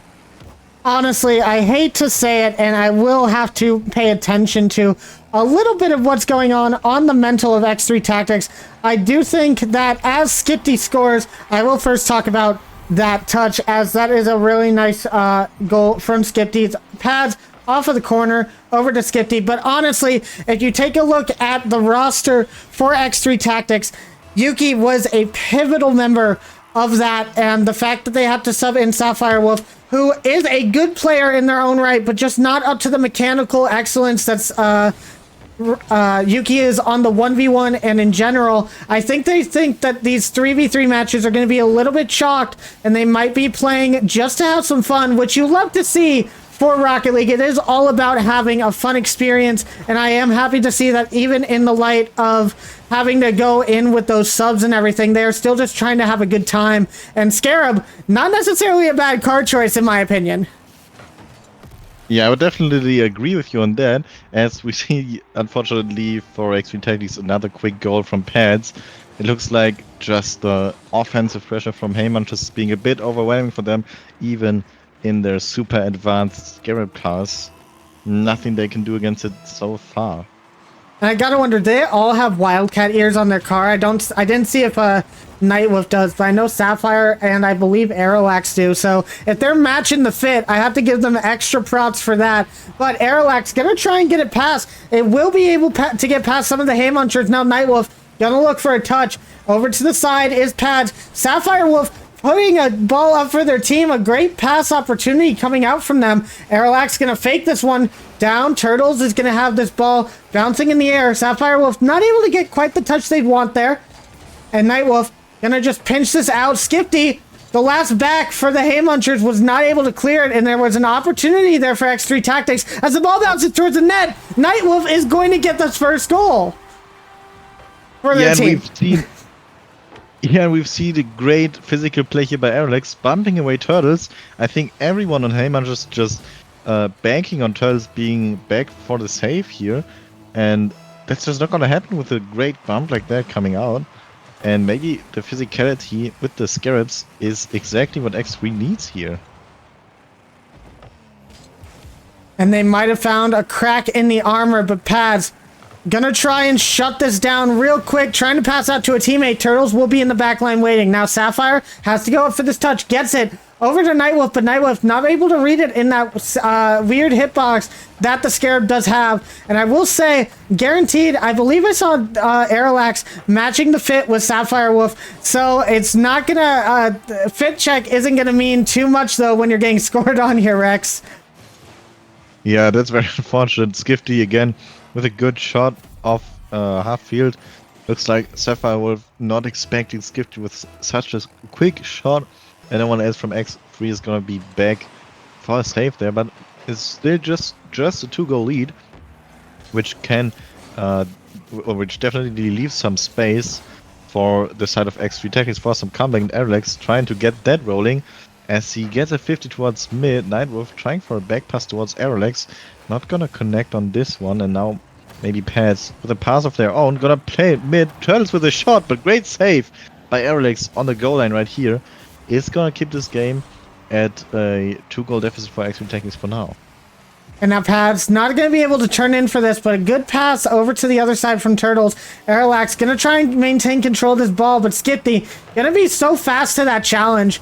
And Turtles looking for Pads. They're looking for a couple of interesting shots. Looks like they're freestyling on the field a little bit. However, the ball rolling towards the net. It's going to go off the post and out. And unfortunate for X3 Tactics, they just couldn't put that one away. Now, Pads looking for a straight shot, stopped by Nightwolf. A minute 20 left, and still a lot to play for. But Skifty gonna have an open net shot. It's gonna be 4-1 for the Hay Munchers here in Game 3. Yeah, and unfortunately, just looks like the defense from X3 Tactics getting absolutely demolished out of the game here. Just no one home from them to defend that shot right there. And now we really see the time will favor Hay Munchers a lot with the 3-goal lead here. We're about to go down to the last 60 seconds of this game number 3, and a great try again here by Airlex to mount a little bit of a comeback, but 60 seconds now. It's getting harder and harder for them, and this might just spell 3 match points coming out for Hay Munchers in this series. It's looking likely as Turtles is gonna score another one. 48 seconds left. Are they going to try to find another Brazil? I'm not sure, but Pads with a nice touch over to Turtles there. And just nothing to be done for this X3 Tactics squad. They're going to have to rely on the 2v2 with Sapphire and Nightwolf both going up into that against Pads and Skifty. And Pads and Skifty have been dominant in their 2v2 matchups as of late, besides the loss that they took to Ace Squad earlier in the day. And you got to think that Hay Munchers are definitely looking for the easy sweep here. Yeah, and I've already said they will be looking at a triple match point, which is correct, but they will in fact be looking at a quadruple match point even if they take this game. And with 20 seconds remaining, I believe the hopes for a comeback from X3 Tactics in this game are gonna be done and dusted, even though they do have a bit of an open net here. Nightwolf just not able to score it. It's gonna bounce off the post, and that would have definitely been a nice goal to have for them, especially for the mentals. But instead, they're gonna lose 5-1 in this game 3 here.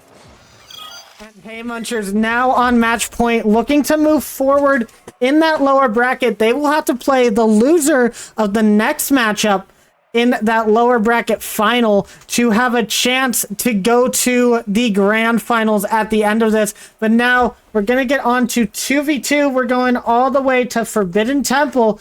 Got a little bit of a long drive for us, Rex, as we move towards that field. And you know who else has a long drive ahead of them? X3 Tactics. They now need to win 4 in a row. They need the reverse sweep if they want to knock Hay Munchers out of this tournament. It's going to be a tough road for them. Yeah, absolutely. We do need to see some very great connections between Nightwolf and Sapphire Wolf here if they want to have a chance in this 2v2, especially with their 2 opponents being Pads and Skifty from the Hay Munchers here. Definitely 2 very formidable opponents.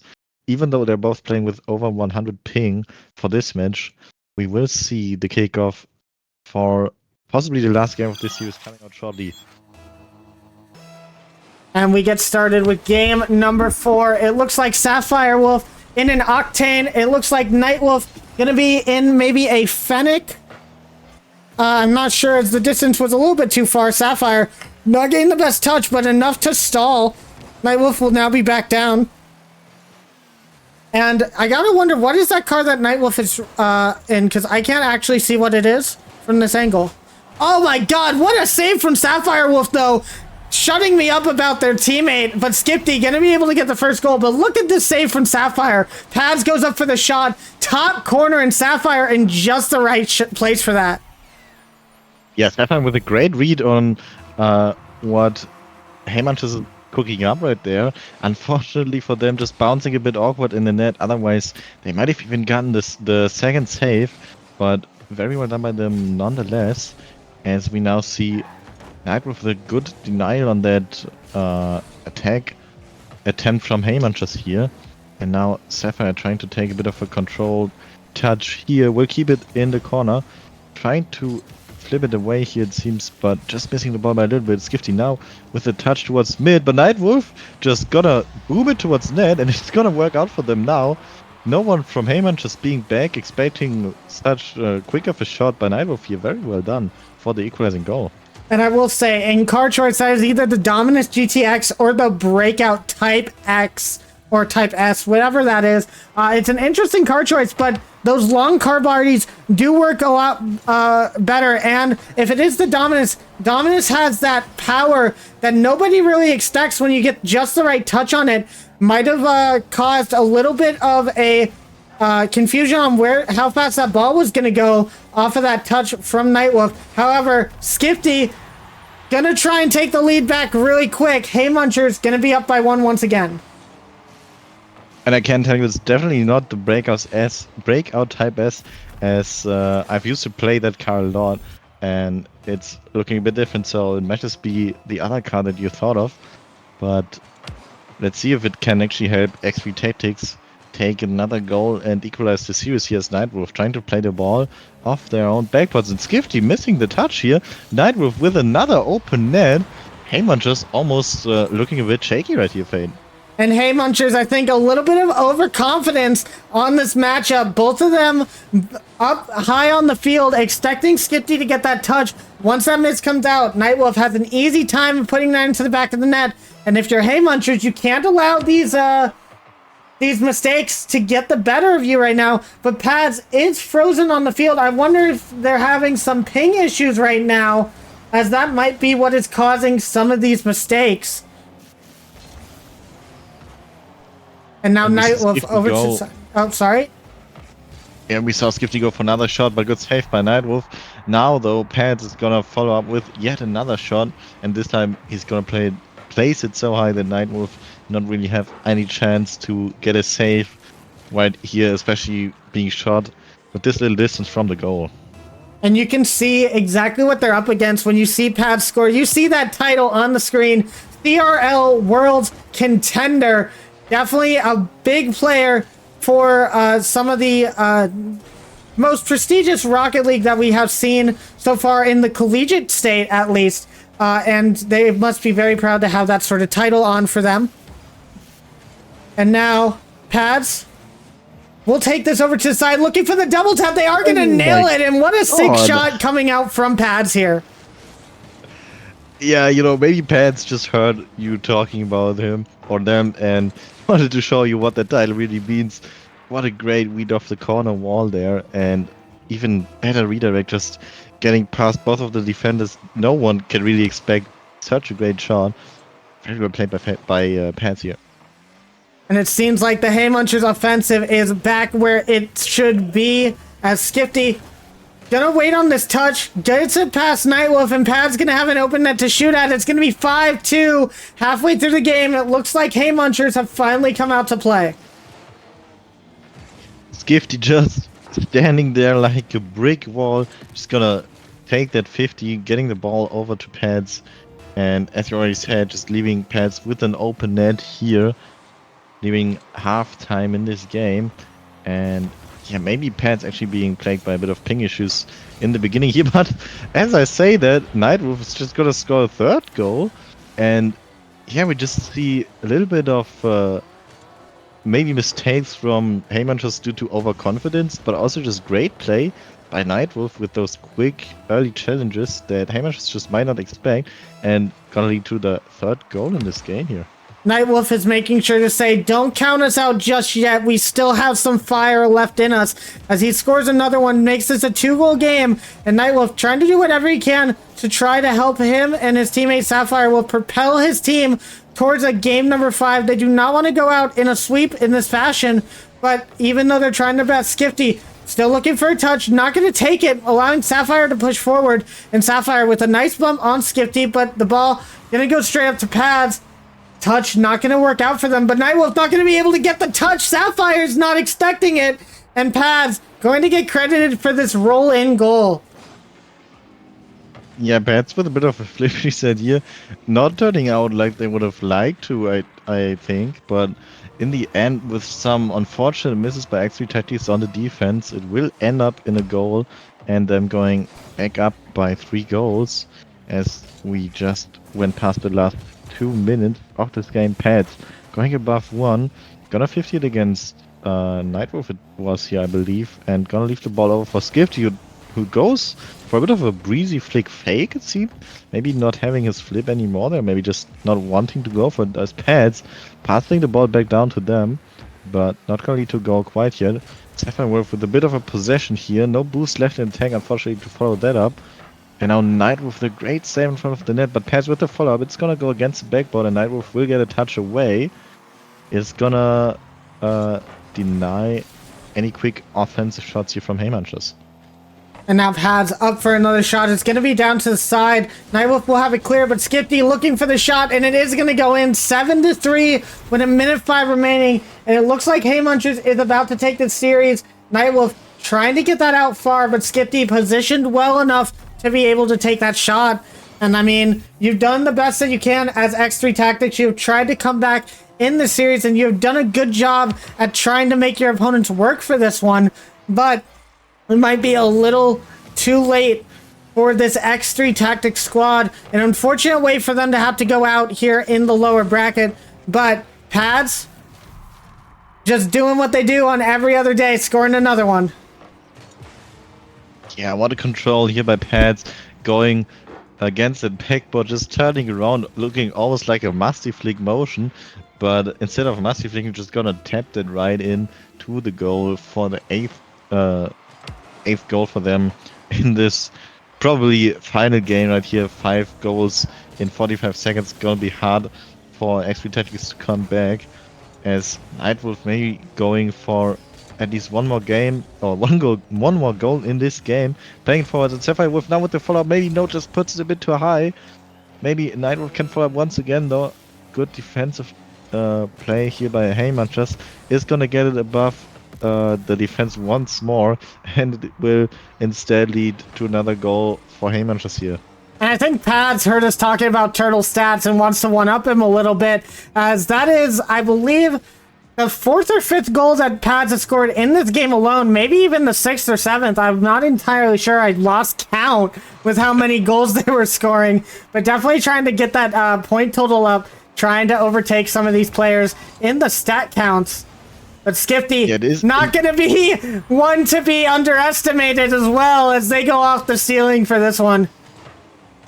It has in fact been the like double hat trick for Pads, as it was their sixth goal for this game.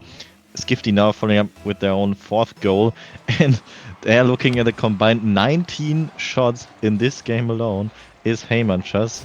But also pretty interesting is we've seen 3 shots come out from the side of X3 Tactics, and every single one of them has indeed led to a goal. So definitely great accuracy by them, as the ball is gonna touch the ground here, and we will finish this game and this series with this 10-3 for Haymunchers. And Haymunchers will be moving on in that lower bracket. Congratulations to them. We will get word from them in a couple of minutes on how they felt. I have a couple of questions for them in particular, but I want to say well played to X3 Tactics. They did a good job trying to work with what they could. It was unfortunate that they had to have the sub come in at the last second, but they played their hearts out on that field. I hope they had a fun time during this tournament. 4th place is not a bad place, and they got to play on Championship Sunday. They did such a good job in that upper brown matchup, and they brought it to Haymunchers here in the lower bracket. So congratulations to them. I hope they all enjoyed themselves. But for now, we're going to go over to Haymunchers and see how they are feeling after that win. Haymunchers. Hello. Hi. Hello. So, got a couple of questions for you guys. Coming off of that top bracket loss to Abe's team, the Ponyville Retirement Home. How are you guys feeling at the end of that game 7 there? I was feeling a bit rough, Felt like I think we wasn't all were. performing Yeah. to my usual standard, and took the time to warm up some more and get the mental up again in between games, and I think it paid off. Absolutely. You guys did really well in this one. A bit of a unfortunate circumstance with the sub having to come in might have made it a little bit of an easier time for you guys, but I assume you guys were expecting Yuki to be in that 1v1, right, Turtles? Yeah, I was expecting Yuki to play, and then when he wasn't playing, I was expecting RLF to play. Yeah, and that was actually a really quite close matchup there between Aerolax, one of the closer 1v1s that we have seen in this tournament so far. What do you think that you did well during that 1v1 to kind of take the win there? I just sort of played how I usually do, and just it worked out. I did sort of have a little strategy, but I don't want to say too much, just in case. Okay, I absolutely understand. Skifty, for you guys, you and Paz in the 2v2, you guys were going off in the back half of that game. A little bit of a rough start, allowing those goals to go in from X3 Tactics near the start of that game. But then it seemed that it all clicked for you guys and started scoring insane goals. How did it feel during that moment when you saw Paz get that insane redirect off of the corner? I mean, I think Pat's words were it's pretty scuffed, but Because I hit the ground, but well, I'm it not was here a good to shot. hit It was a good shot. I'm not here to hit clips. I'm here to win the games. Do Absolutely. whatever it takes. I do have an interesting question for you, Pads, because I've been wondering this ever since you started playing in our community casted games. Where did you get that CRL title? Back in 2022, I had a peak season in Collegiate Rocket League. Made a miracle run on the EU side. In what's it called? Uni Rocketeers is the European competition called. Yeah. Going in as 21st seed out of 40 and finished 4th. Oh, And jeez. qualified for Worlds against anyone's expectations. We weren't even sure when we signed up if we should play it, because the German league we played beforehand, we had a really rough performance, and we're like, come on, let's just do the European one, get some experience internationally, and then we're good for the next German season. And then we just kept winning. And we're sitting there like, what is going on?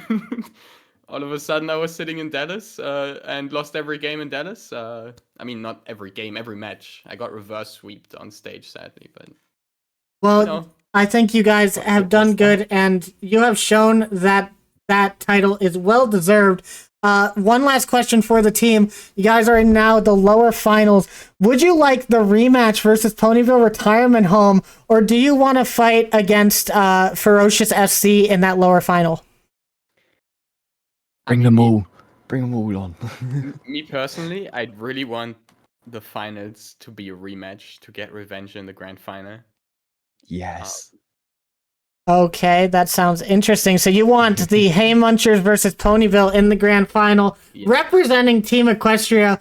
Everybody in the grand final once again, just like that happened back in the captain's draft. We'll have to see if that happens once again, but thank you guys. I will let you guys rest and get ready for your next match coming up in a little bit. Thank you. Thank you. Thanks. All right, Rex, you heard it from the guys themselves. They want a Team Equestria Grand Finals to end the day tonight. That would be interesting. Second tournament in a row if that happens, and that would clearly show the Team Equestria dominance coming in, as they weren't originally members of the server and joined in for a show match after our first inaugural RLF Open tournament. And so far, since they have joined the server, they have showed a level of excellence that some of these other teams haven't been able to bring to the field. But I think our best chance is going to lie in Ferocious FC. And when we come back, we are going to have them playing against Ponyville Retirement Home for a spot in the grand finals. Rex, any last thoughts on the matchup that we just saw? I mean, it was definitely well played by X3, as you've already said. Bit unfortunate with the forced sub out there, But I hope they come back next time when we host the tournament, and maybe they can get a bit further then. Absolutely. Well, everybody, as I said, we will be back in a few minutes with our upper bracket final. It's going to be Ponyville Retirement Home number 42. Sorry, my voice just cracked there. Versus Ferocious FC for a spot in the grand finals. Stick to your computer monitors, guys. You're not going to want to miss this one.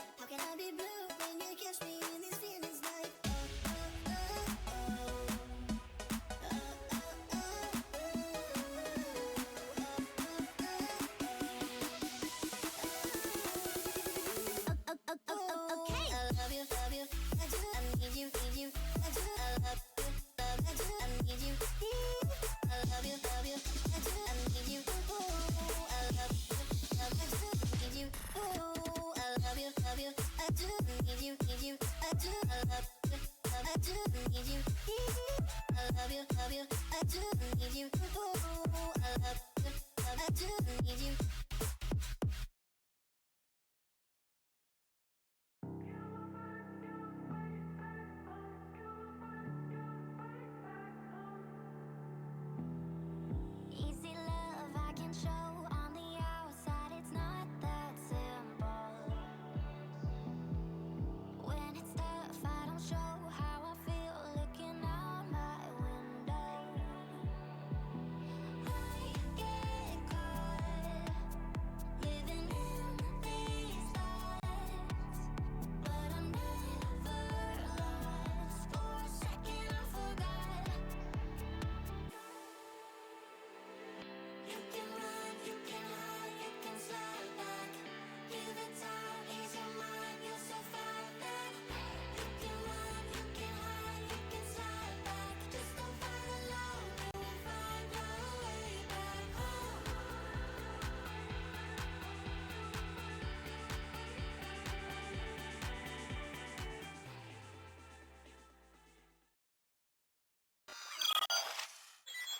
Welcome back, everybody. It is time for the upper finals of the RLF Crew Battles Playoff Championship Sunday. Once again, I am Ecliptic Fades. I am here with my co-host, Rex. Rex, we have seen a couple of really exciting matches going on today. Are you ready to continue? I'm ready, and I'm definitely hyped to see how this one turns out. Whether we can see a bit of a Team Equestria rematch, or whether they will beat Ferocious FC at this point. Well, let's go ahead and show everybody the bracket. If you guys are just tuning in, this is what our bracket looks like so far for the end of the day here, or end of the day, start of the day, middle of the day, whatever it is, part of the day, guys. This is Championship Sunday. We had in our round one, Ponyville Retirement Home taking that Game 7 against Hay Munchers and Ferocious FC, doing the same against X3 Tactics. You'll find them in the top upper bracket finals. Meanwhile, Hay Munchers just taking down X3 Tactics in a sweep. Hay Munchers will now move on and wait for the loser of this next match to go down and meet them in the lower finals. And now it is time to talk about that match. We have Ponyville Retirement Home versus Ferocious FC. We've seen some very good plays from these guys. Both teams taking their opponents to Game 7, coming back from a deficit today. So I'm going to have to see which one of these two teams takes the lead here, and if the other team has the resilience they had in their last matchup to bring it back to a Game 7. Rex, what's your thoughts on the matchup? Oh, I think it's definitely going to be very interesting. We know both teams can really go for some coordinated plays between their members. We've seen that great team play with Josh just redirecting the ball earlier. We've also seen some insane passing plays come out from Ponyville Retirement Home. So I'm definitely pumped to see how that will influence this matchup, and if they can maybe also intercept some of these passes and turn them into a counterattack. All right, well, we have the players joining in, getting ready for this first one, upper bracket final. This is going to be a very interesting match between these two teams. Let's get on into it. Game number 1 of the upper bracket finals. Ignore the lower bracket semifinals on your screen at the top, as it is the upper bracket finals. And Rex, take it away.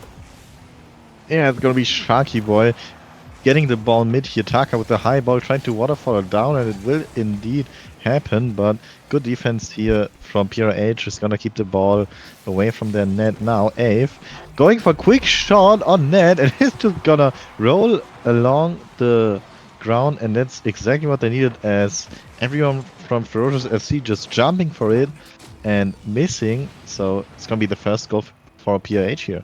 And a quick start for PRH here to take the lead. Bloop's touch a little bit too far away from him off of that corner. And now a little bit of a bump on Bloop as well, as they seem to be wanting to shut him down in particular. Now you can see on Ferocious FC, instead of Drake, we have Taka back on the main squad.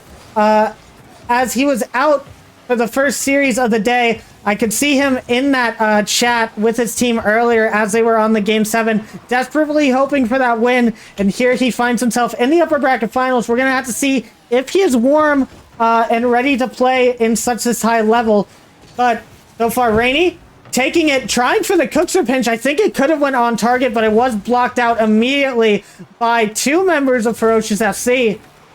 And now we're going to continue moving on forward. Sharky looking for the shot. It's going to go out to Bloop. He puts it slow. Ave is going to be able to take this ball to the side. But Bloop still with opportunities. Looking for that net. It's going to only go to Taka now. And Astroneer back in his hot shot card that he loves so much. And so far, not a lot of opportunity for Ferocious FC here. Yeah, you've already touched on how Taka's back in their team, and it looks like maybe they need to just get warm with the new team that they have here, with Taka coming back instead of Drake. It has worked out for them with Drake before, but we also know that Taka is able to do some incredible things, and we do see FFC push forward. Now Taka with a shot a bit high off the backboard, and no one there to follow up quite yet. Chuck is gonna keep the offense going here though, looking for a very interesting reset, I believe, but instead it is just gonna be a great setup for Taka. The PRH defense apparently being shocked by whatever Sharky was doing as much as I was, and it's gonna lead to the equalizing goal after about 2 minutes into this game. Yeah, a bit of a double commit on the side of PRH. Astroneer kind of stuck in net, no momentum to them. Can't really go up for any sort of save there, and Taka taking their time, making sure that they can place that right in the top corner of the goal, make it the hardest for PRH to try and come back and get the save. And now, a demo on Ave. He spawns in a very fortunate location. The only RNG that you'll ever get in Rocket League is when you get demoed, whether you're going to spawn on that left or right side. RNG worked out in his favor this time. But now, Sharky beating him to that touch. Rainy gonna have to take this out from their own corner. And Taka we'll try to get that towards another player. Bloop misses the ball. Taka avoiding the bump, but the ball goes straight up. Ave looking for the shot. It's straight down, and Sharky will get this save. Good defense on the side of Ferocious FC here. Yeah, great defense by them. We did see a double commit come out on that last save that Sharky was able to get, so if PRH can just get a bit more continued pressure, they might be able to see the defense of First FC crumble and lead to a second goal for PRH here, as Rainy gonna try for a shot off the sidewall. This time no double commits. Taka with a clean hit towards the side as Bloop tries to take the ball away, but double demos on the backside here, and a great shot by Avery will lead to a 1-goal lead for PRH again, and Rainy doing all the dirty work there. And Ave, nice job on that dunk off of Bloop there, leading to that goal. Definitely fortunate that the ball bounced straight down for him, in a position for him to take that shot. And Astroneer going to be going up for another quick one real quick.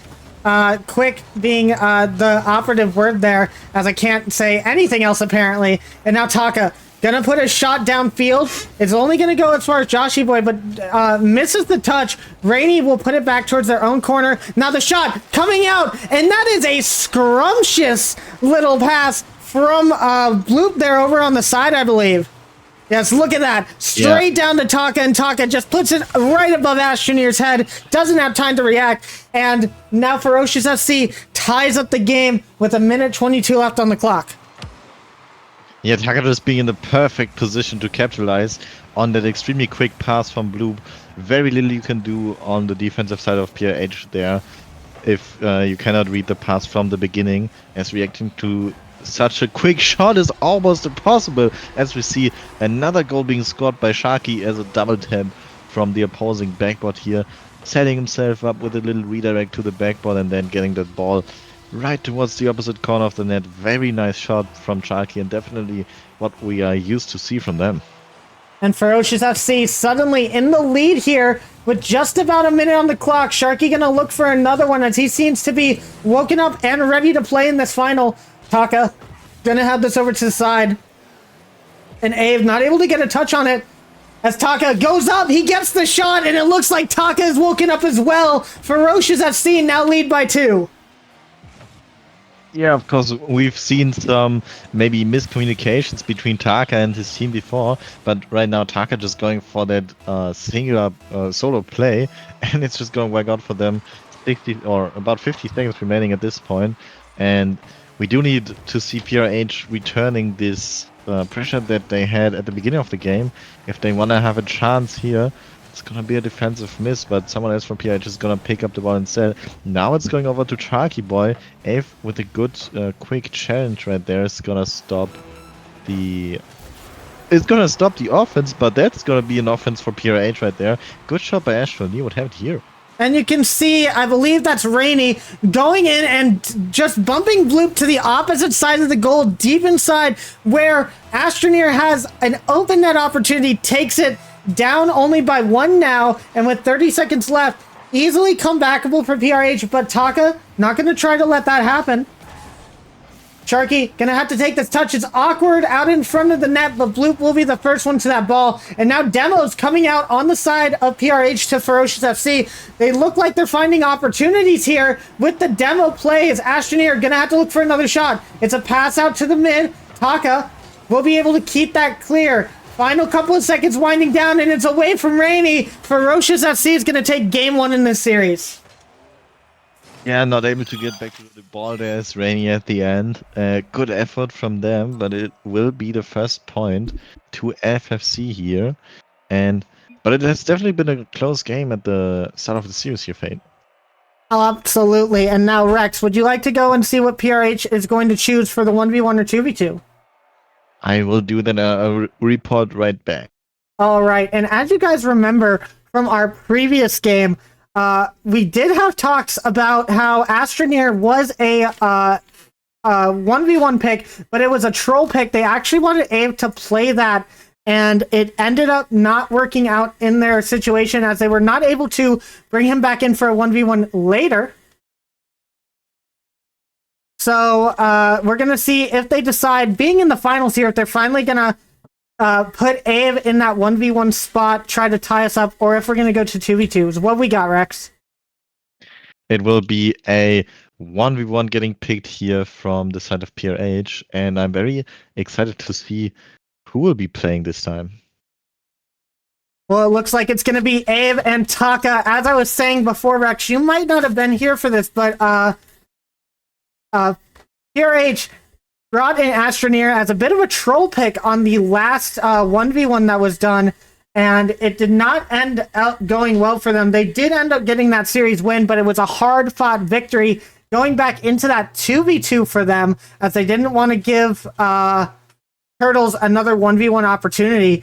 And now we can see that they mean business here. Ave coming in against Taka for game number 2. They're going to look to tie this series up. Yeah, and we see both teams really sending who we know of them for the 1v1 here. Definitely taking this serious, as of course, going into the grand final with 2 lives to spare pretty much is gonna feel very good, and Taka is gonna get a demo, and with that an early lead after just 7 seconds into this 1v1. And it's just a once play we already come to know and love Taka. And yeah, Taka, good job off of that kick out to take the aggression Perfect grab on the boost there and just gets right behind Ave and gets the demo when needed. It looks like another goal going to come out, but Taka misses the shot. He's going to wish for that one back as Ave now going to have some boost, going to be able to work with this one. Taka trying to put it over to the wall, but getting beat by Ave. The bump coming out, though, going to mean that no pressure coming out, but a good 50 from Ave. He's going to rush over towards that boost. Who's going to get there? It is going to be Taka, surprisingly getting that boost there, and it means a lot of pressure going to be off of onto Ave now as he has to scramble back for boost. Definitely not in possession of this ball now. Taka taking it on the dribble, trying to fake out a flick. It's going to go for the musty. And now he's going to have to rush back as Ave has a free net to look at. Shoots his shot. It's going to be blocked by Taka. And Taka looking extremely well in this 1v1 so far. Yeah, absolutely. We see him good on the offense, good on the defense.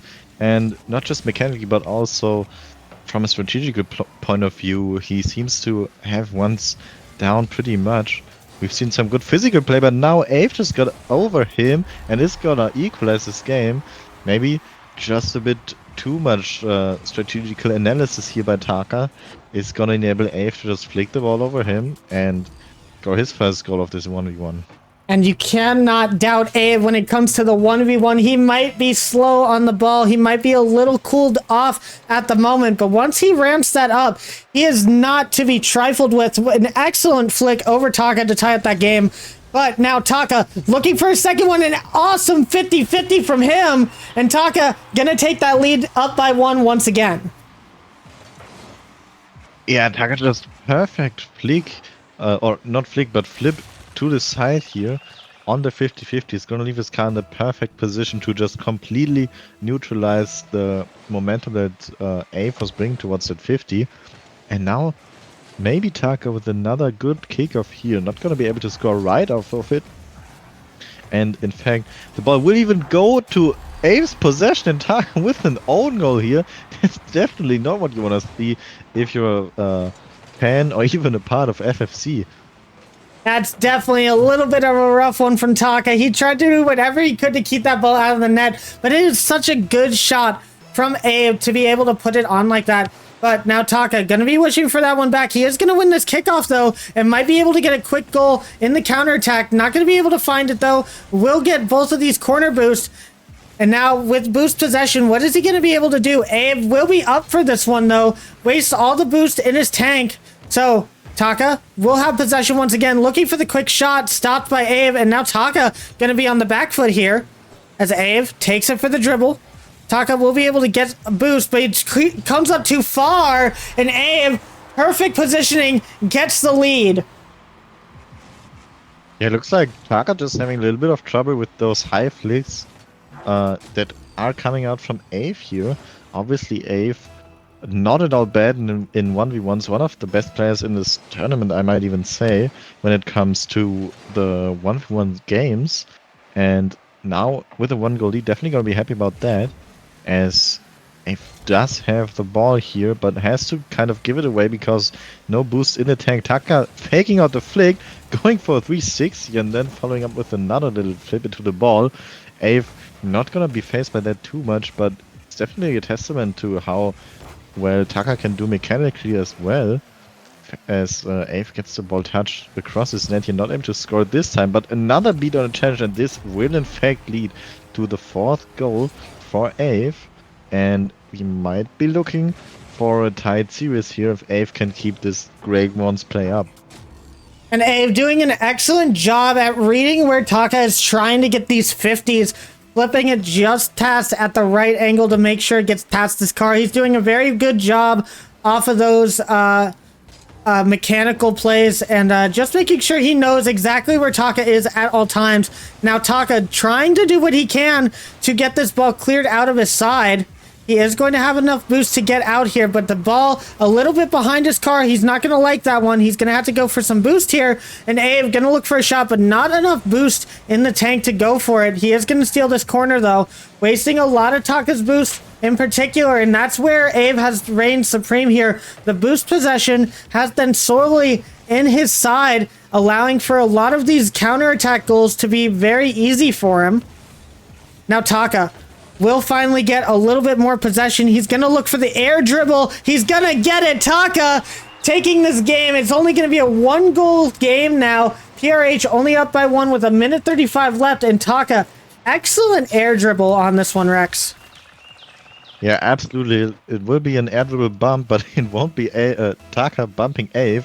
Instead, it will be Ave just missing the ball by a little as Taka gets that last little touch on it and will cut the lead by Ave and half. And with such an amazing 50 once again coming out from Taka, it will equalize this game once more. You can just see Taka utilizing those flips in those 50 situations super well, and then it just leaves them with an open net to score.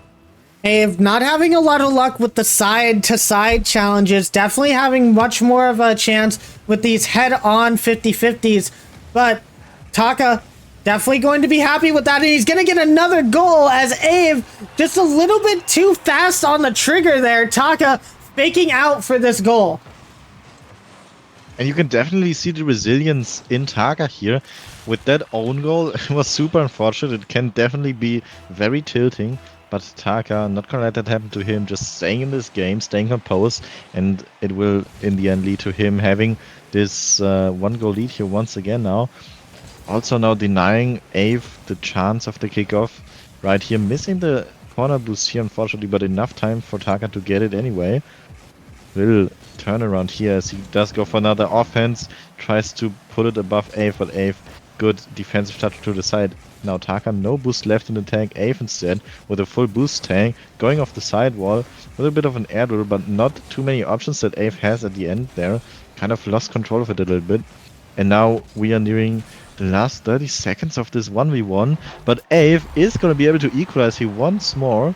Very well done by him in the corner. Could have also backfired, but it didn't now, and it's a very important goal for Ave.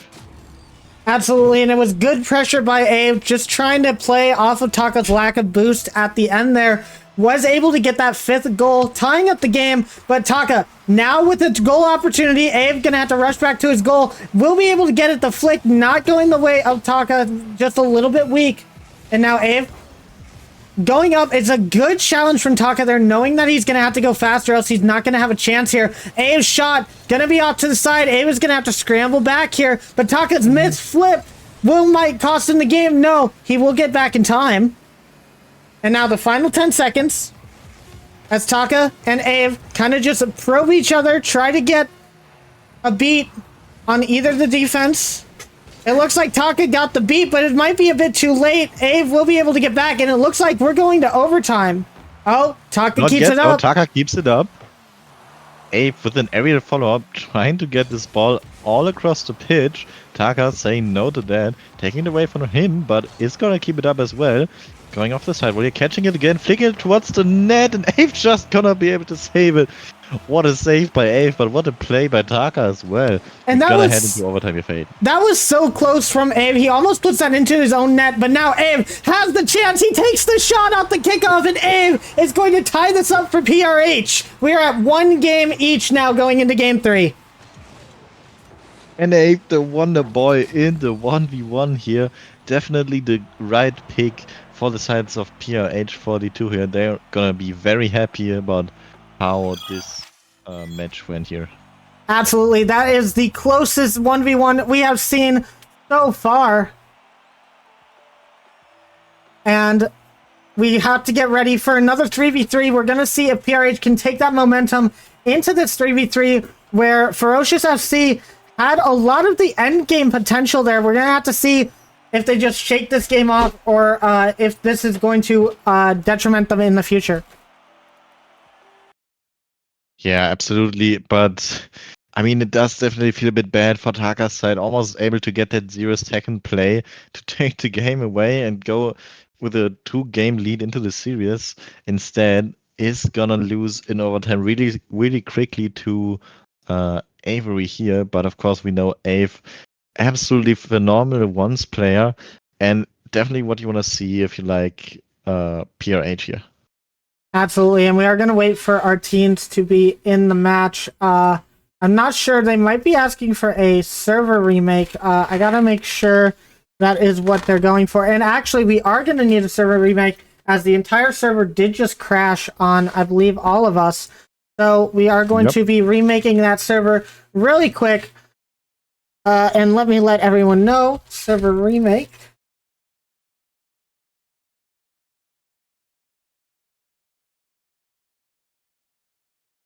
And now we will get ready and make sure that everybody is comfortable in this server.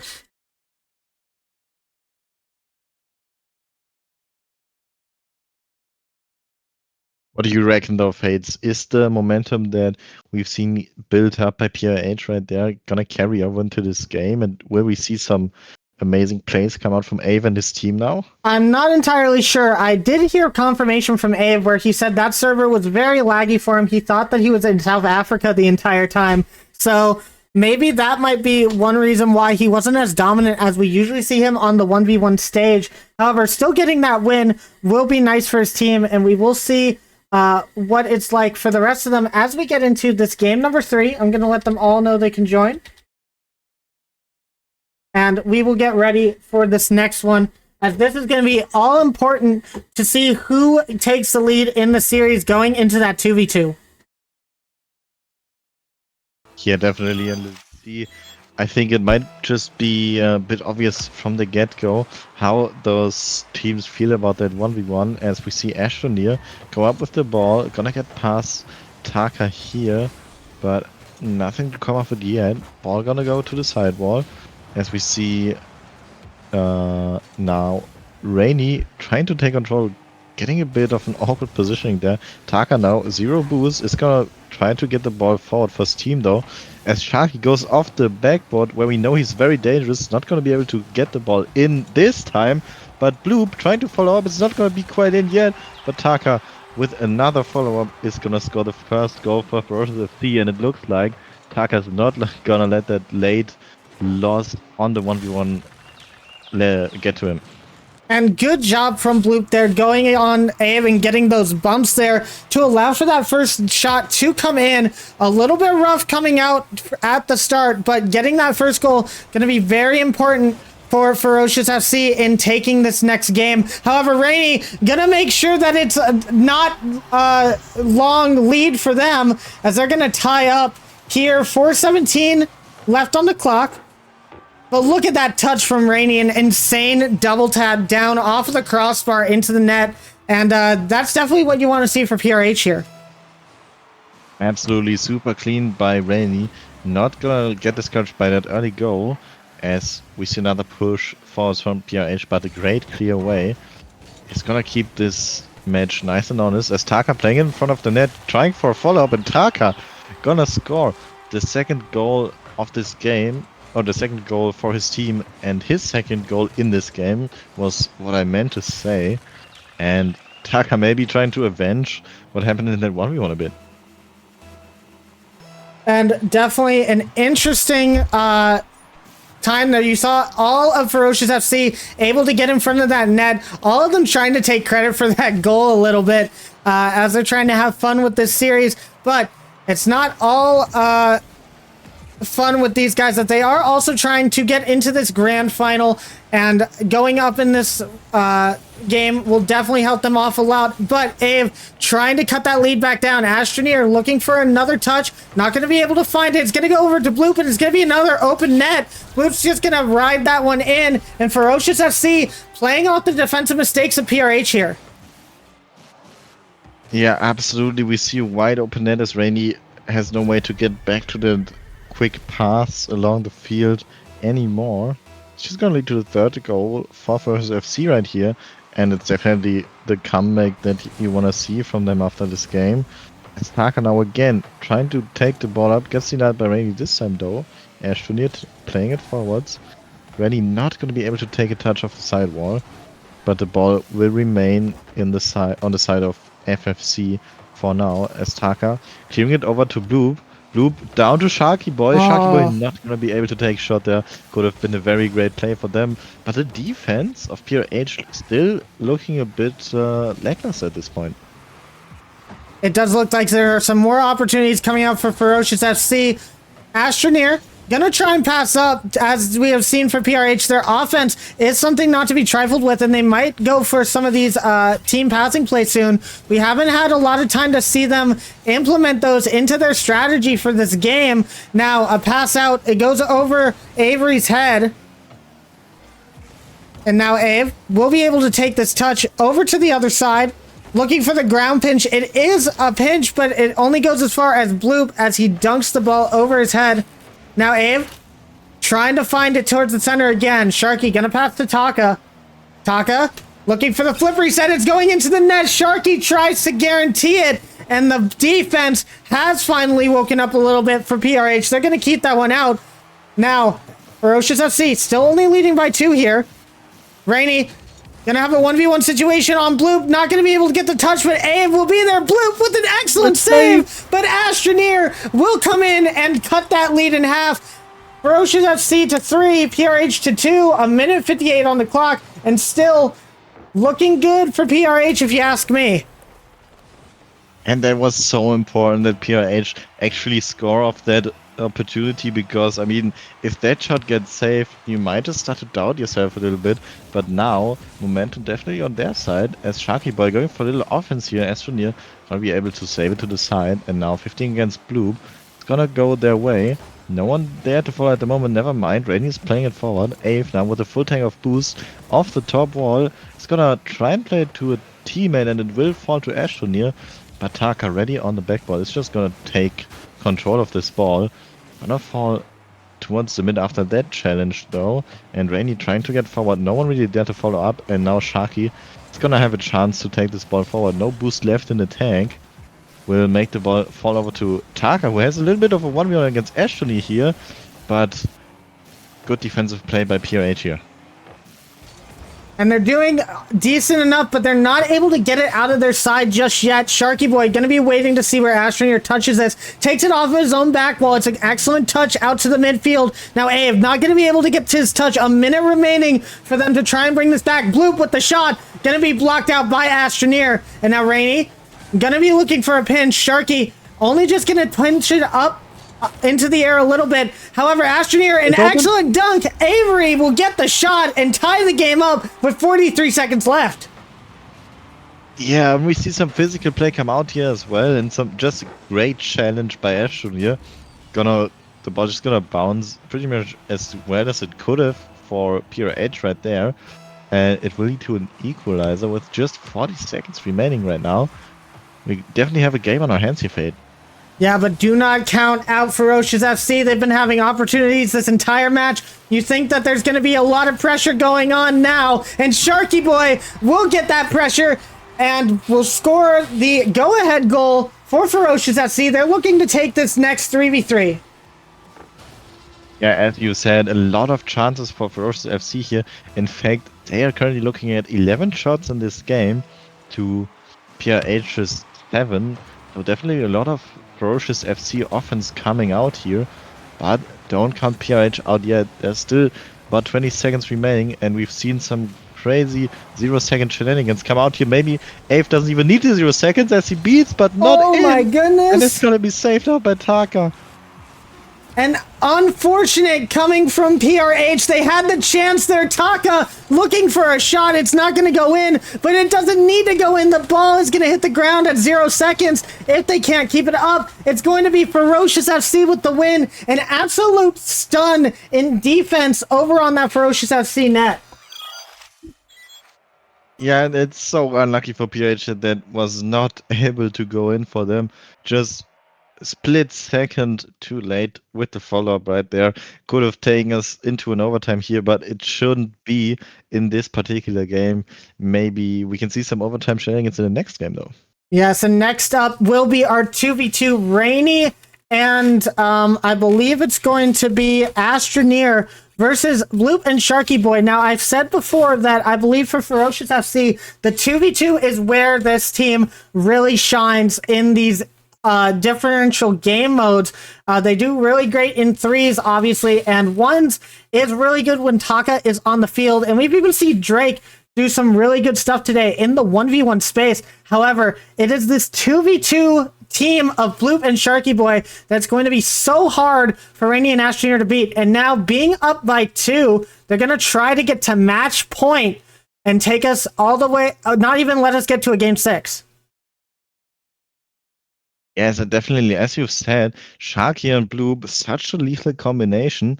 If Bloop can get those pinches and Sharky can get those redirects, we definitely know he's able to get, or even just those solo plays, so many options on the side of Ferocious FC, but we also know some great chemistry on PRH. I'm definitely looking forward to this campaign. Absolutely, as we get ready for all of our guys to get into the game, they have joined up on their teams. 2v2, this is going to be a very interesting one. Will PRH be able to come back here and tie up the series once again? Or are Ferocious FC going to go ahead to triple match point? We start off with the kickoff. Bloop looking for a pass down to Sharky. Sharky wasn't expecting it, going for the boost instead. He's going to be able to take this up to the top of the net, but can't get past any of the defense. Astroneer, not a lot of boost in their tank, so they're just going to get dunked by Bloop here. And Rainy gonna have to look for a pass. And this is gonna be extra interesting. Usually what we've been seeing this entire weekend is Rainy and Ave getting a lot of passing plays done in this 2v2.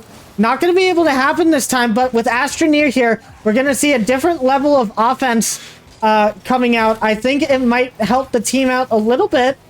We shall see as we go along in, but so far, Ferocious FC with all the pressure here. And it's going to look like it's going to be a shot, and Bloop will score the first one. Yeah, I was just about to say that pressure might just pay off right here, and indeed it does. Sharky just getting a little bit of a pop on that ball, gonna take it above Ashley, I believe it was, and leave Bloop with a great opportunity for a shot, and also obviously great placement by Bloop. Bottom left corner, there's no way for PRH to save that ball, and now it seems like we're going straight into another offense for FFC, as we do see a nice clear from the side of PRH here though. Bloop now with a long shot towards the net, has to be saved by Astroneer, but gonna leave them in a bad position off the crossbar towards Sharky, and Sharky will put in the second goal for Ferocious FC. And Bloop with the long clear. Usually in the 3v3 it's not going to work out, but in 2v2 you have so much more space to utilize. And Bloop, seeing that no one is downfield in a good position, puts that long. Astroneer is in a very awkward spot to get the save on that, and Sharky Boy will be able to come in and collect that goal for his team. Definitely looking good for Ferocious FC going into this game too. And Rainy gonna have to try and help stem the bleeding a little bit. Astroneer over to the corner, looking for a touch. They found one. Astroneer gonna try and get it down. I'm sorry, Rainy, I mean. Trying to get that down to an open net. But we see Sharky Boy just flying to the other side for some reason. Wonder what he was doing as he's just sitting over near the boost. I wonder if he's having some disconnection issues. If so, we just have to play on. He seems to be okay now. And now Astroneer looking for the shot will be stopped by Sharky Boy. And Sharky just going to try and keep taking this forward. He's off the corner. And Rainy will be able to try and clear this, but only goes as far as Bloop. Bloop in the 1v1 situation with Astroneer. Gets the flick out. Astroneer doesn't need to get the save. Lucky for him, it's off the post and out. But pressure still mounting for Ferocious FC here. And PRH going to need to figure out some way to get this ball in the back of that orange net. Yeah, and we definitely see differences in the kind of long clears from both of those teams. Usually if FFC goes for a long clear, just sends them right into an offense. But the difference is really just if there's someone from the opposing team ready to receive the ball from your long clear, and if there is, it's basically just a pass to the opposing team, as Rainy tries for a pass to his own team this time. Sadly gonna be saved away from FFC. We still did at this 2-goal deficit for PRH here, as we are nearing the 2-minute mark in this game. Bloop gonna play the ball high here, trying to maybe go for another goal, but we do see some offense mount for PRH here. Astroneer gonna keep the ball in the corner, Rainy with another touch and a miss coming up from Sharky Boy here. It's not gonna cost them, as they will actually be in a good position to receive Bloop's ball here. Bloop again off the sidewall, gonna get another touch and almost gets it past Rainy. Not gonna happen now though. Rainy with a pinch of their own It is gonna go pretty slowly towards the side though, and 90 seconds left at this point, Fade. Now Bloop over to Sharky, the pass coming out, but not a connection on the shot, but Bloop might have an opportunity of his own. The pressure keeps mounting from this Ferocious FC squad as they won't let it come out of the opponent's half.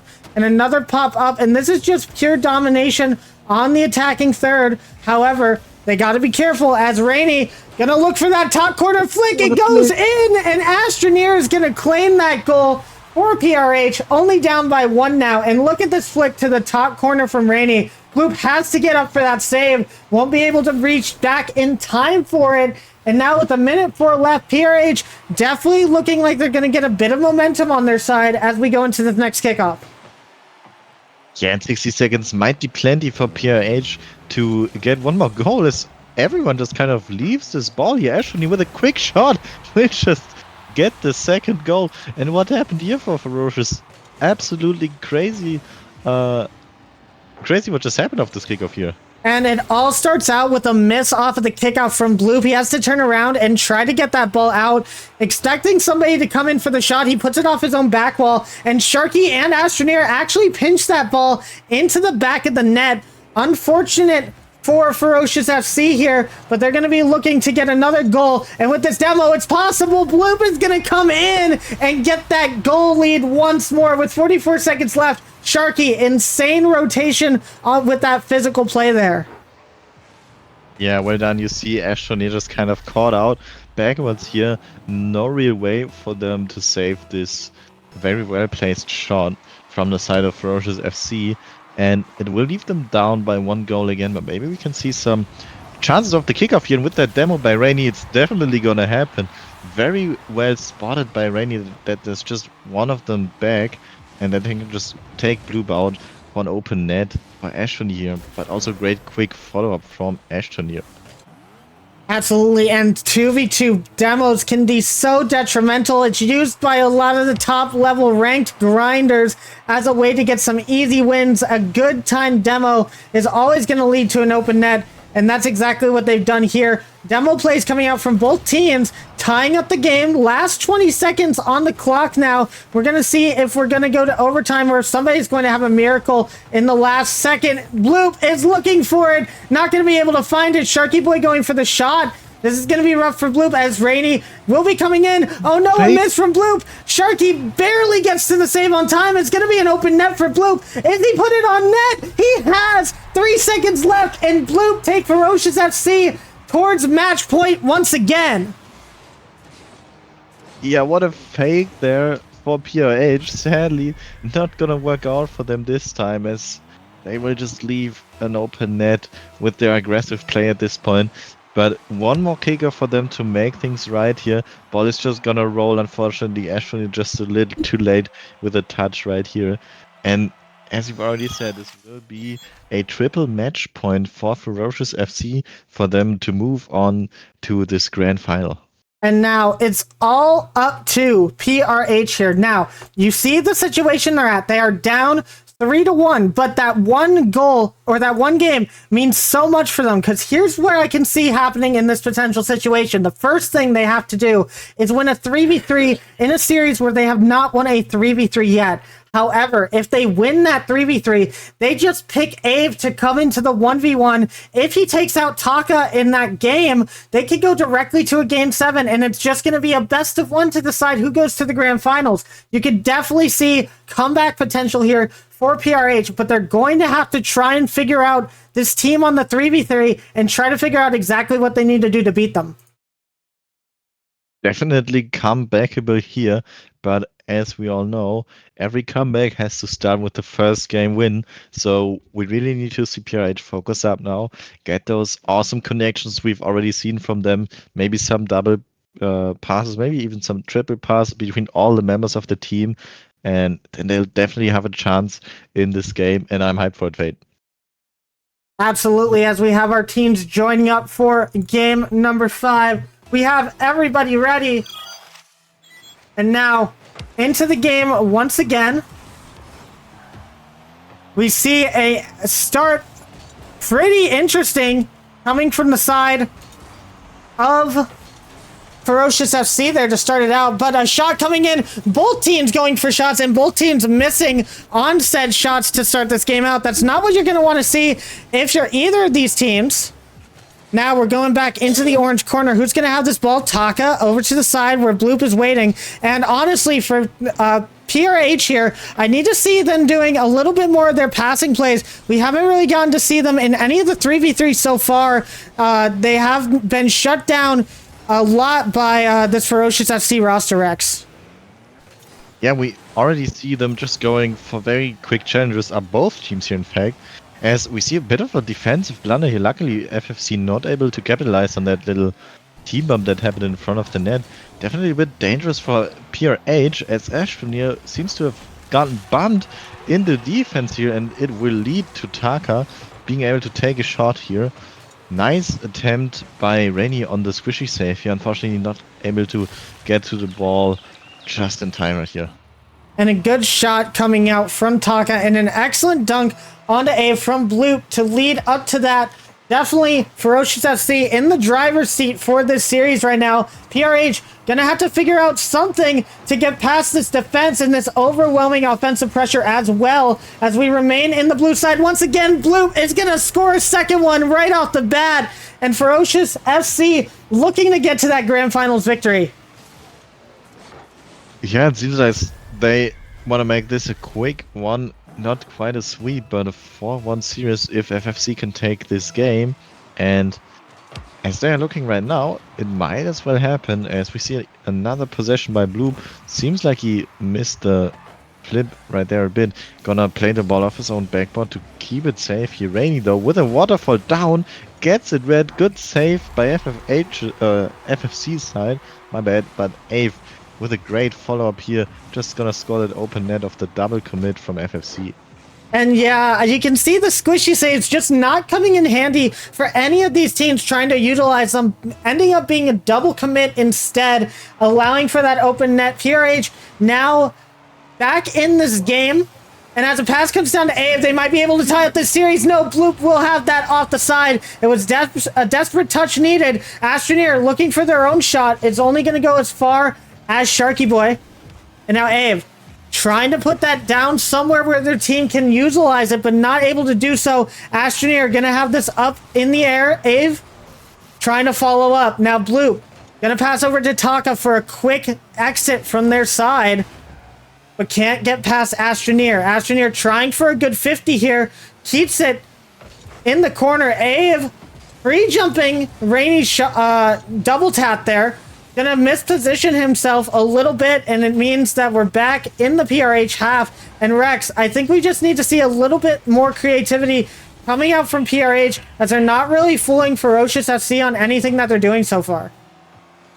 Yeah, I did like the try that came out from Rainy and Ave there, but just a little disjunction on the communication, it seems, as Ave was already pre-jumping before Rainy took his final touch. But if they can clean that up, they might still have a chance here, as we see Ferocious FC's defense not the greatest either here, but Ashton just gonna put that shot way wide of the net. Would have been definitely the equalizing goal here, as Blue trying to outplay the PRH's defense.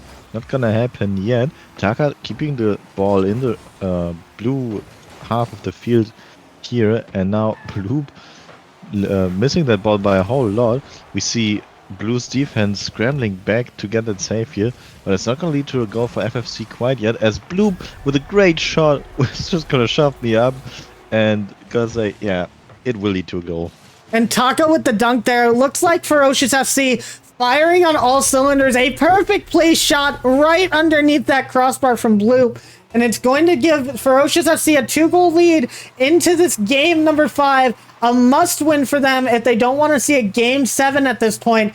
And with grand finals on the horizon, they're going to be looking to take this series really quick so they can rest up for when that grand finals does come out. But Abe gonna be trying his hardest to make sure that PRH is not out of this just yet. He's going to get this goal. A really nice touch from him off of Sharky Boy's save.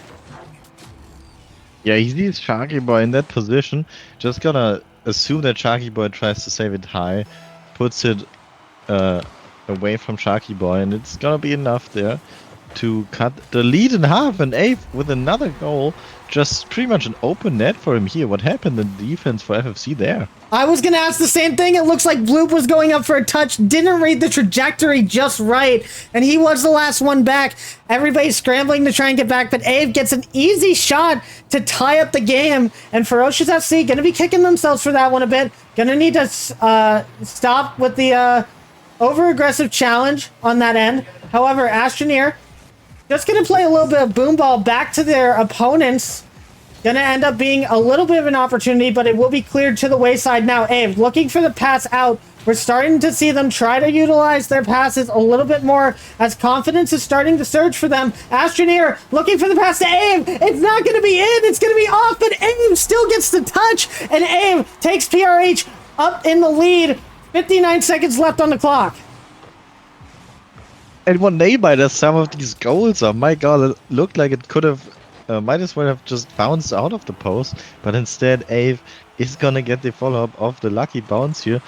Almost exactly 60 seconds remaining for FFC if they don't want to go to a game 6 right here. And as we've already said, game 6 might not look so bright for FFC here, so if they want to end the series quickly, they have to score within the next 40 seconds. And now Sharky not able to get the touch there. Astroneer gets a good recovery, and that's going to be a 5th goal for PRH. Look at this one. So, ball off of the post. Sharky gets an insane save, but Astroneer landing with his wheels on that back wall, able to immediately jump and get that flip into the net. It's incredible from him, and a much needed goal to put PRH in a more comfortable spot in the last 30 seconds of this game. And now a touch coming out from Bloop and one of his teammates. I wasn't sure who it was. Who was it? It was Sharky Boy, and now it's a 1-goal game once again. My god, look at that. Bloop is not just good in the pinches of the sidewall, not just good in the pinches of his own crossbar. He even gets pinches against his own teammates, and it's gonna lead to the 4th goal for his team here, but they still need another goal within the next 20 seconds here, and PRH definitely try to not let that happen, as Bloop trying for some offense. Rainy, not with exactly the touch they wanted here, I think, but the last 10 seconds. Oh no, and what is that? It's a miss from PRH on the defense, and it's gonna lead FFC with an open end. And at this point, Fate, I think we're going to overtime in this game. We might just be doing so, and defensive blunders on the side of PRH gonna allow that tying goal. You're gonna really be kicking yourself in the foot for that one. However, remember, even if PRH lose this, they still have the lower bracket to look forward to. However, they're gonna try and take this in regulation. Bloop gonna be across the corner though. It's gonna be an awkward one. Taka's gonna be up, and it's 0 seconds. Ferocious FC go to the grand finals. And once again, just some crazy 0-second shenanigans happening right here. The amount of overtime things and 0-second shenanigans we've seen today is absolutely crazy, Fates. And for sure, FC just gonna cut this series a bit short, I think. Absolutely. That was an insane series from Ferocious FC. It looks like they were dominant in a lot of that. Besides the 1v1, they had their 3v3 game on lock, and unfortunately for PRH, they are going to find themselves in the lower bracket fighting up against Hay Munchers, a repeat of the first game of Championship Sunday to determine who's going to be in the grand finals. I'm going to go ahead and go and talk to Ferocious FC and see how they're feeling after that match.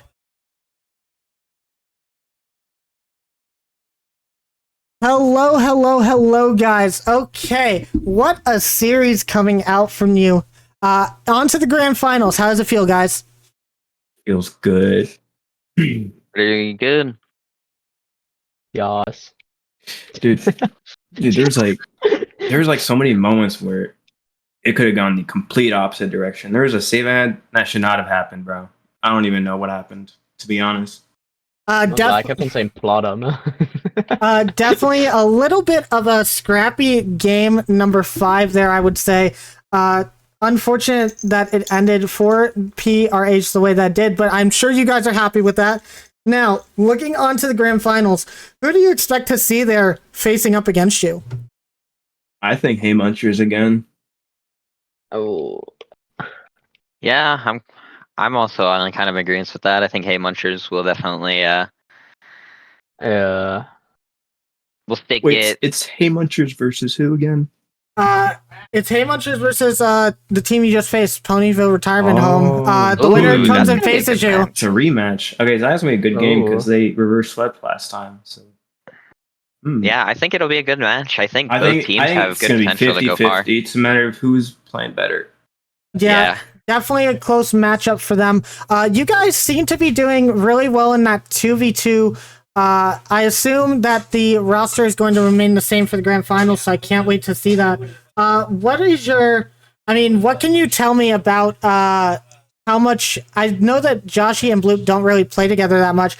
How easy is it for you guys to mesh on that field while playing those games? We feel pretty good, in my opinion. All the rotations are there. Like that's a common problem when normally solo queuing, I guess, with people you don't really play with. But our rotations are pretty solid, I think, and that allows us to just get good touches and do our thing. Yeah, and I think the combined effort of we're all pretty seasoned players at this point. It comes from a lot of experience and time. So I think all that combined really comes together on the field at the end of the day, and that's why we thrive in those team environments.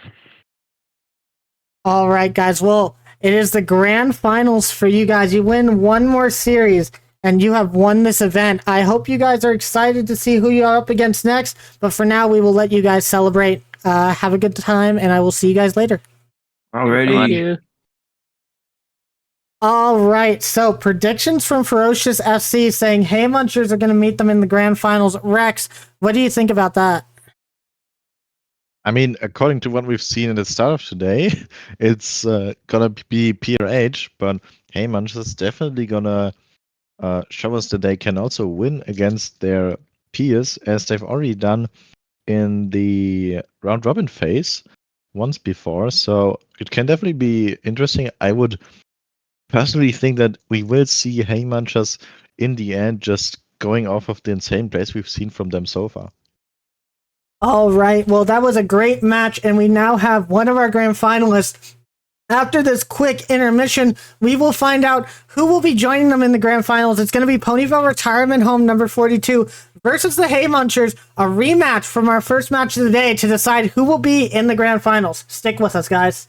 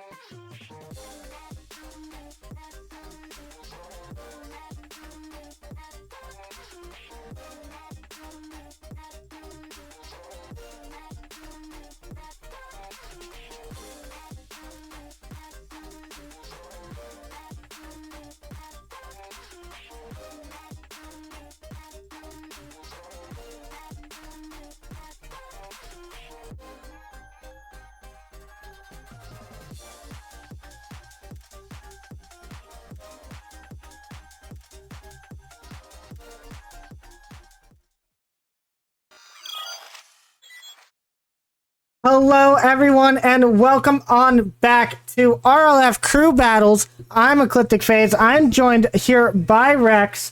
Rex, we are about to get into our lower bracket finals. And it will be a rematch of the first series that I was unfortunately not able to join you for. So good for me that we can run that back, I suppose. And what do you think about this matchup, Fade? Definitely an interesting one. Let me show you guys where we are at here.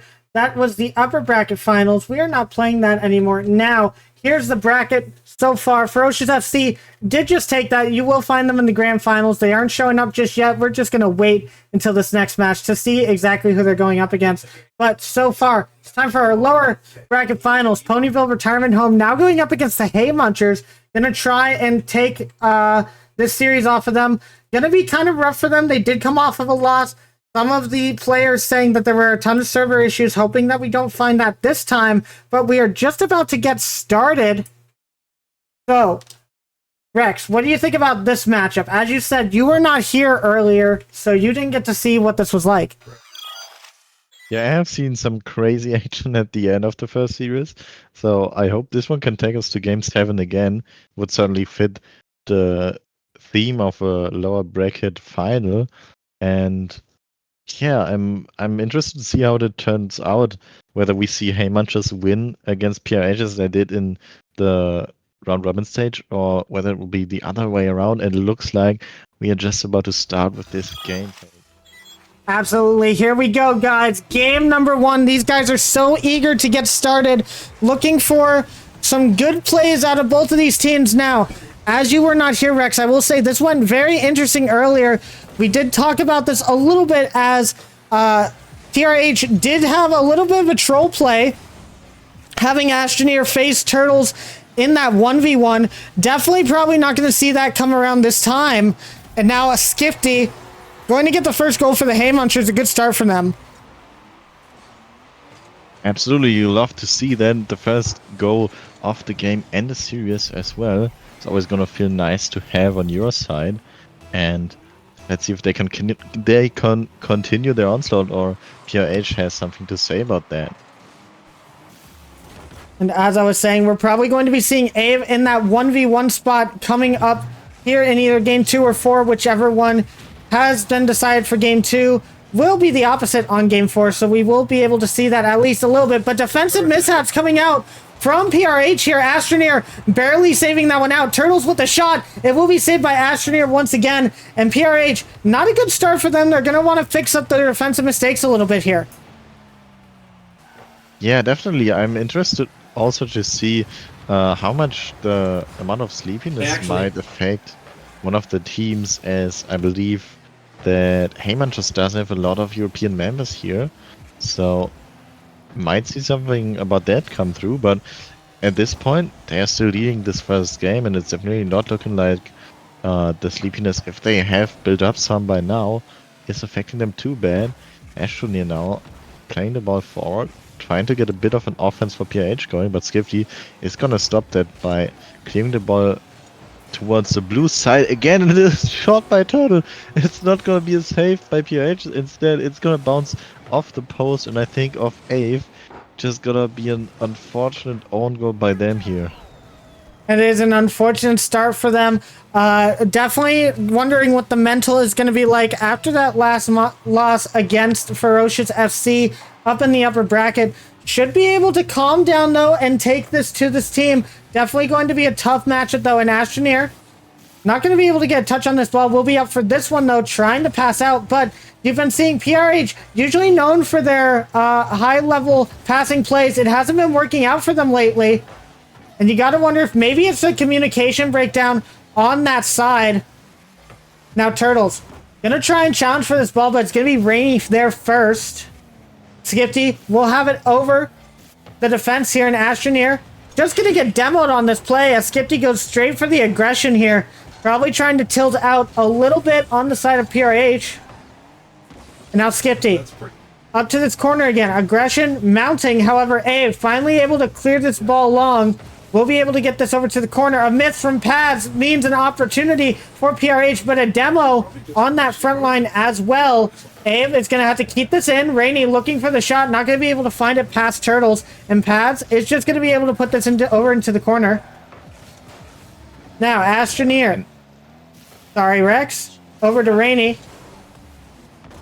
Yeah, it seems like PRH not able to keep their offense going long enough that it actually leads to a goal. But right as I say that, just a quick pass over from Avery to Astroneer, and it will indeed lead to their first goal. We still have a bit more than 2 minutes remaining in this match, so definitely enough time to see PRH mount a comeback against their brony rivals here. Yes, as we've talked about many a time, this storyline is one for the ages. The NA version of Team Crusher basically versus the EU version of this team. Now, last time we saw them play, PRH took that game, but before Haymunchers took it, and it looks like Haymunchers is trying to repeat that trend, make a pattern go here, as Tad's gonna find their third goal for the series.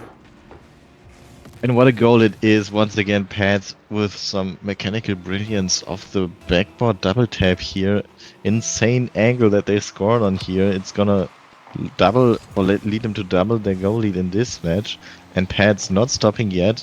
Another pass from them forwards to Turtles, but AF this time not with an own goal, but instead with a good saving touch towards the side. Pads without any boost won't really be able to get anything else on that ball. As Astroneer now playing it forward, another demo coming out from Haymuncher's side, and it looks like they definitely want to rely on that physical play a bit to break down the offense from PRH here.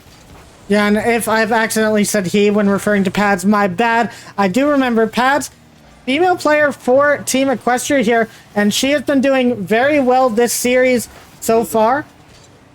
As she moves ahead, gets this touch, will get the flick, tried to get it over Abe, but Abe did play that defensively well. Turtles, however, with the pass down, it's going to be Astroneer able to get that save, and it's going to be a long clear. Less than a minute left, however, for PRH to be able to find a couple more goals, try to take this one into an overtime, and there might be a chance here. Astroneer goes to the shot, going to be stopped by Skifty, and Turtles going to be taking this one out here. Rex, looking good for Haymunchers to start the series. It's very difficult right now. It looks like they are very good at shutting PRH down at this point. Every single one of the Haymunchers members has scored a goal, so you really can't be sleeping on any of them. And it looks like they want to control this ball and keep this offense going here. But that's a good clear coming out from PRH. And with 20 seconds remaining, we definitely need to see them put this up a bit, and with a great shot by Abe, just threading the needle through the defense of Haymunchers here. That's definitely still able to happen with 12 seconds on the clock fade.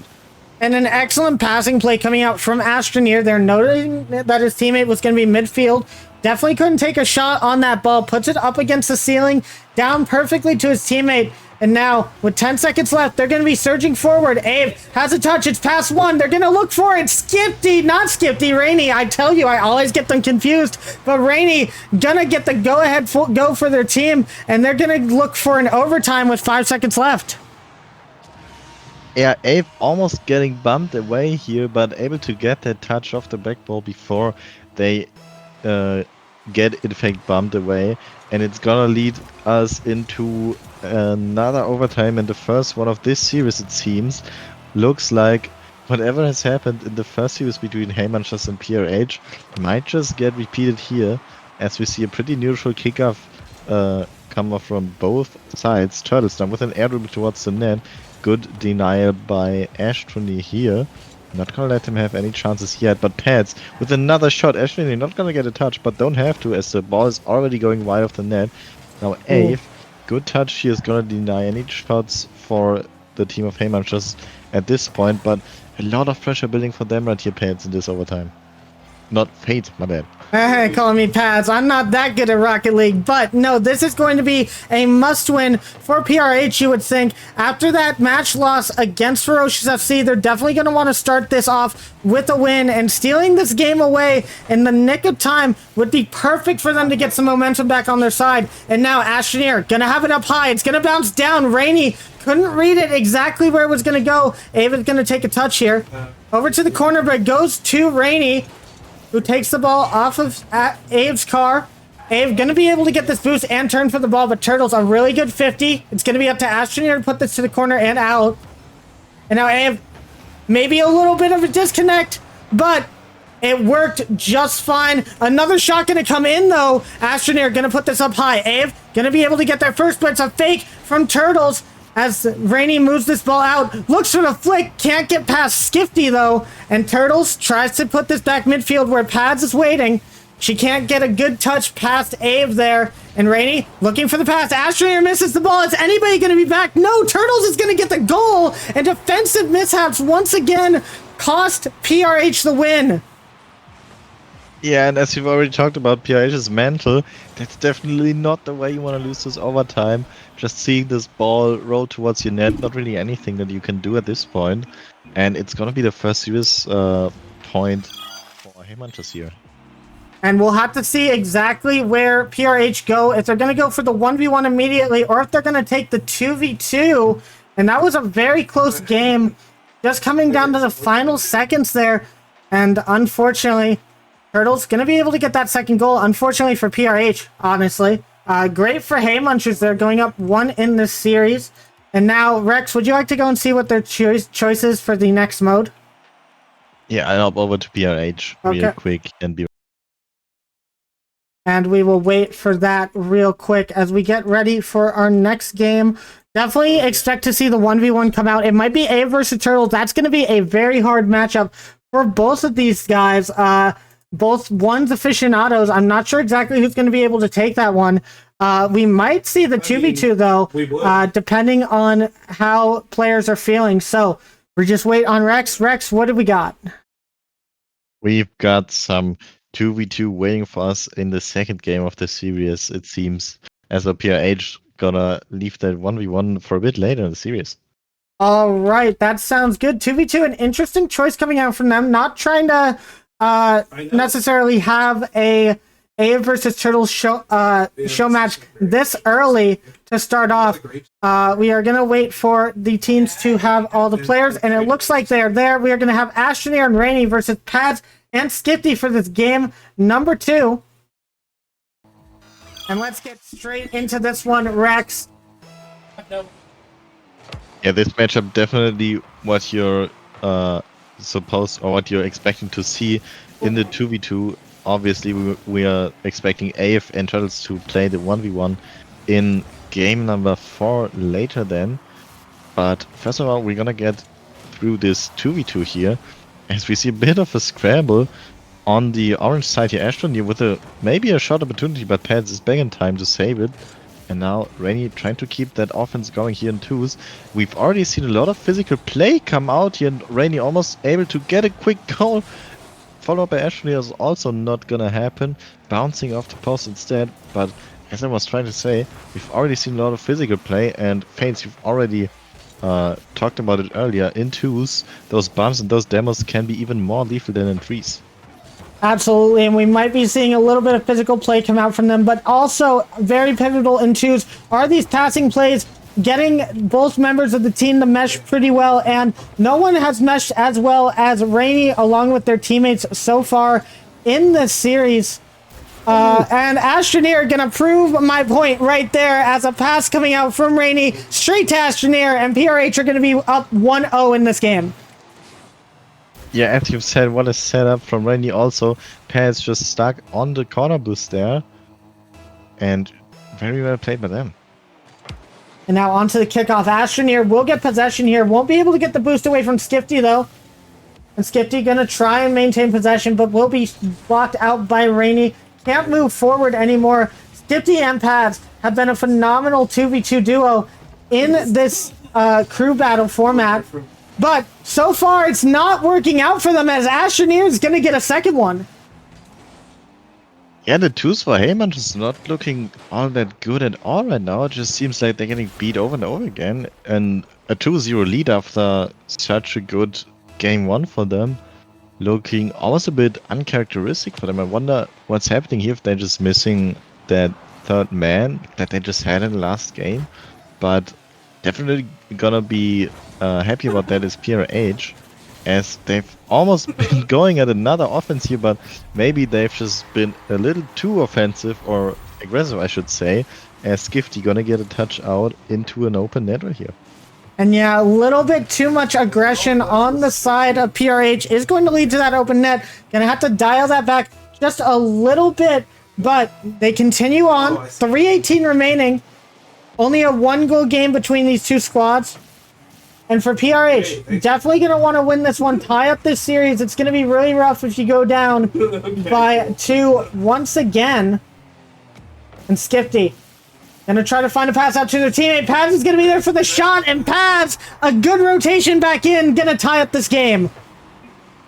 Yeah, this is looking way better for Heymanchers right now. The last one, a little bit of a defensive mishap from PRH, but this one definitely we see Heymanchers' offensive prowess here with a great pass over to the midfield and then a good follow-up by Pads, as we already said. Gonna make this game equal with about 3 minutes remaining to play here. And you can see they're having a kind little chat in the text chat there. All smiles on these guys. They're just playing to have a good time, trying to find some friendly banter between one another, as they are all members of the same team at the end of the day. However, each of them want this win, and Pads might want it a little bit more, as they're going to score a third one for the Hay Munchers.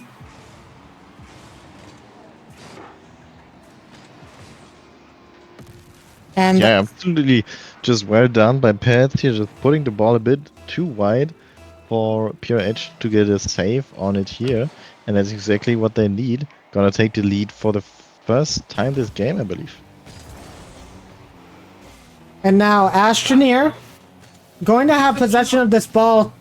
You can see Rainey trying to get a couple of bumps on the defense there, trying to mess them up somehow. It hasn't worked out so far. Skifty gonna look for another pass, going off of the corner here. Rainey will pinch this out to the side, but Pads will be there waiting. An excellent pinch down, gonna make it really awkward for Astroneer here.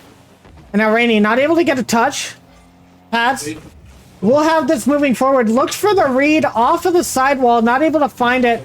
And now scrambling back, but the touch off of the corner, way too strong for PRH to be able to find anything. However, defensive blunder coming out from Pads. Will have to run back quick and fix that mistake. Does so, and will be able to dribble this out into the attacking third. However, Astroneer will have that block. And now, between Skifty and Rainey, it goes to Skifty. Astroneer taking control of this ball, but it's just a boom forward where Pads is just sitting there waiting. And I think that the retirement home might need to take a little bit more control in these 1v1 situations. They're not necessarily realizing when they have the space Rex to be able to take these 1v1 plays. Yeah, I definitely would agree with you on that. And here again, you can see a little bit of a clear attempt, but Skifty just there to keep the pressure on. And this game definitely not looking as clean as we've seen before from both of these teams, but currently it's working out in Heymancher's favor, as we see a demo from Rainey. This ball is coming dangerously close towards the net from Pads, and in fact it will just bounce in off the crossbar, leaving them with a 2-goal lead with about 50 seconds left in this game. And Pads placing that shot perfectly on the crossbar to go down and in. Gonna be a rough one for PRH here, as it looks like they might be 45 seconds away from going down 0-2 in this series. Gonna have to come up with something real quick if they want to try and tie this game up. Now Rainey gonna try and take this past Pads, but Pads just playing that one to their favor, getting the 50 all the way over to Astroneer here in the corner, making sure that they had to jump up for that ball, keeping all the momentum away from their car. And it's basically playing the clock at this point if you are Skifty and Pads, as 15 seconds now on the clock. We see a little bit of an overcommit But Skifty will be back to get this. And with this clear, Rex, I think game 2 is going to be Hay Munchers. Absolutely, I think this game is completely over. Let's see if we can get another goal for Pats. It's gonna bounce off the crossbar, and even though we're already 1 second, ball is still bouncing on the ground once, and Pats able to get a little follow-up here for 5th goal in this second game, and it started out so well for PRH, but not able to follow it through here. It's gonna lead, it's indeed gonna lead to a 2-0 scoreline in this series so far. All right, and I guess it means it's time for 3v3 once again as these players will get ready to get back in the server and get going once again. Ponyville Retirement Home, definitely in a tough spot here. Gonna have to start trying to come back between these games, and they definitely have their work cut out for them, Rex. Absolutely. I mean, as I already said, it started out very well for them, and then it just kind of started falling apart. Maybe Haymatch has figured something out. Maybe PRH just got a little too overconfident, as we've definitely seen a few times in this game. But I hope they can get their things together for the next game here. And I think that 2v2, while not going in PRH's favor, might be really good for Astroneer and Rainy. Looking a little slow on that first 3v3, might be able to ramp up their pressure now, and with Ave in the back line, will be able to start getting some more goals for their team. And as we all know, goals are what matter in this game. If you get more goals than your opponent, you're gonna win that game. Actually, in fact, 100% of game wins involves one team scoring more goals than the other. Did you know that, Rex? It's super interesting, but I believe that's not quite right for tournament matches, is it? And we are waiting for our last member to join, waiting on one more person, and then we will get this next one underway. And it looks like everybody is here. Everybody is joining in, getting ready for this game, number 3. And we're going to see what PRH can do to bring this to a game number 5, at least, if they can win this one. Yeah, I mean, I'm definitely hoping that they will take us to another game 7, but we first obviously have to go to game 5 for that to happen. So let's see if PRH can get a little bit of an offense mounting here, as we see Ave going for a shot down. It's gonna go a bit high, as Heyman just try to play the ball forwards for an offense of their own. Turtles with the offensive physical play here, and Skifty just trying to take their time. It's gonna get demoed for their trouble. Rainy not gonna get a touch here yet, but alright, 50 in his own corner is gonna make the ball go away for now. Definitely see a bit of pressure coming out for Heyman already here, but now we see actually the first goal come out from PRH with a quick counter attack. Great pass here and good follow up by Avery. And that's an insane touch from Avery. I don't think anybody on the team of Haymunchers expecting that to come out with so much speed that it did. Excellent redirect. Turtles tries to save it, but accidentally saves it into his own top corner. Definitely not going to like that if you're Haymunchers, but you also know you have a couple of games of a buffer right now, but you're not going to want to allow PRH to get any sort of momentum going into this 3v3 here. And now Ave trying to take the ball by himself, cutting in front, and trying to put his team on his shoulders here. Now Astroneer all the way in the back. He will be able to save this one. Turtles challenging quick, and Ave going to be able to put this up to the other corner. Not able to get a touch on that. Rainy and Pads with a 50. And now Pads looking for the drop down to a teammate. Skifty not able to get the touch. And Turtles going to have to rate back as another shot goes on net. Stopped by Pads this time. And a lot of aggression coming out from PRH. That's what you like to see, Rex. Yeah, and it also looks as though they've kind of dialed up the speed a little compared to the first game at least, and definitely also what you've already been going at.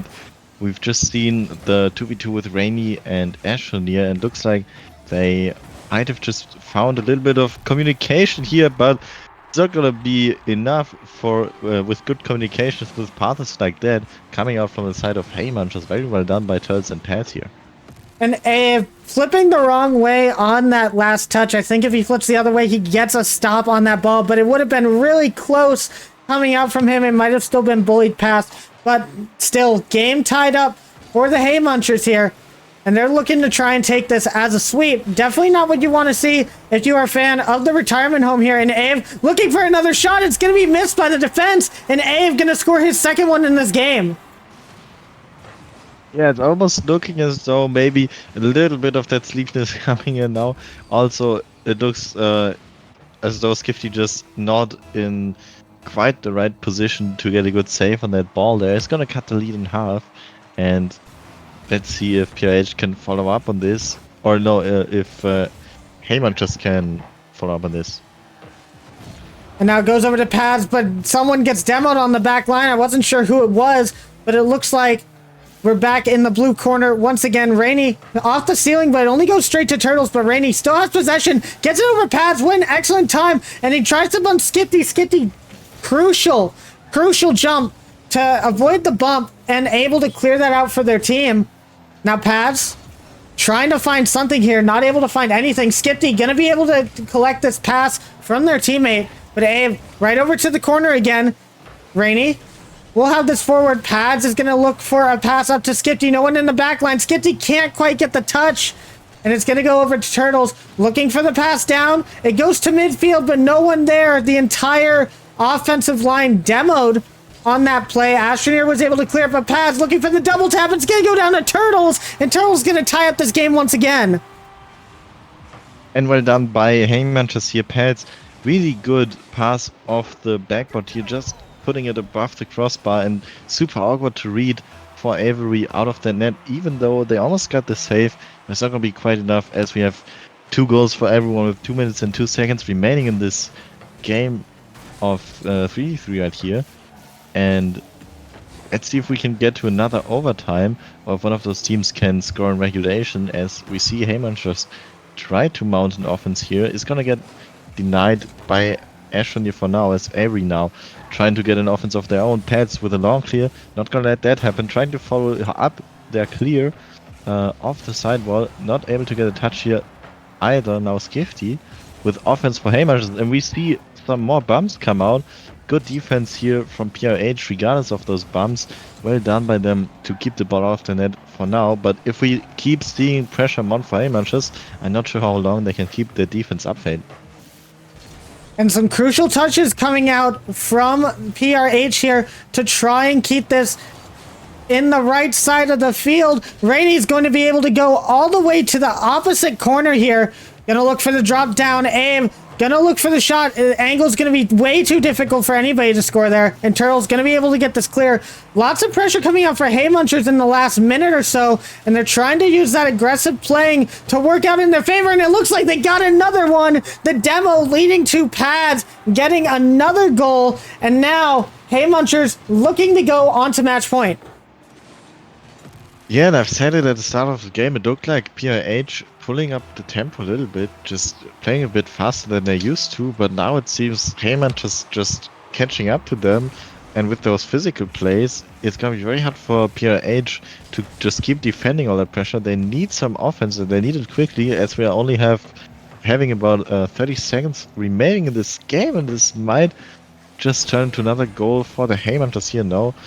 PRH able to defend it in time. Definitely had to scramble back there a bit. Of course, if you want to dial up that offense, you can't be over aggressive, or it might just lead to a quick counterattack for the opposing team as we go into the last 15 seconds, and we do need to see a goal from PRH within in the next 10 seconds here, Fade. And Abe gonna be trying for that, doesn't get a touch, gets demoed by Pads. That might be it with this, as the ball trying to stay up. Abe spawned in front of it. Astroneer will keep it high, but it's going to hit the ground. And Haymunchers is going to take this. They are on match point, quadruple match point for them. As we look into the 1v1, it's going to be Abe versus Turtle to decide the fate of this match. Yet another demo at the end of the game there for Haymunchers, making sure that PRH are not able to keep it up. Definitely going to be a little tilting for PRH, I believe.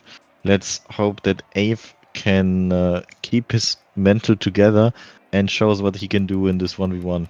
And Abe looking very dangerous in that last game. I think that he's got a really good chance of taking this one to Turtles. Both of these guys very proficient in ones. I think this is going to be the first time that we've seen them fighting in a 1v1 in this tournament. Definitely excited to see it. I think this is going to be a really good match. I think so too, and I definitely hope so. We've already seen both of these players play a lot of ones, and it's always been very spectacular. Let's see if they can bring to the table what they usually do. And so far, we are waiting for everybody. Once they are ready, they are now going to be joining in. And here we go, guys. Game number 4. Hey Munchers looking to take this in a sweep, but PRH are going to try and upset with the reverse sweep now as Ave and Turtles go head to head. Ave going to have the ping advantage here on Turtles. And we're going to be able to see that come into effect possibly, but Ave right now just gets a simple first goal against Turtles here, and Ave now up by 1. Yeah, Turtles just overcommitting on the offense here. And as you already said, it's going to be a pretty simple goal for Ave to follow up on that. Nothing that Turtles can really do being in such a bad of a position after the missed offense here. And with a good kickoff win by Ave, I was about to say that it might just be a second goal, but very well recovered by Turtles here. Not out of the weeds quite yet. No boost left for Turtles.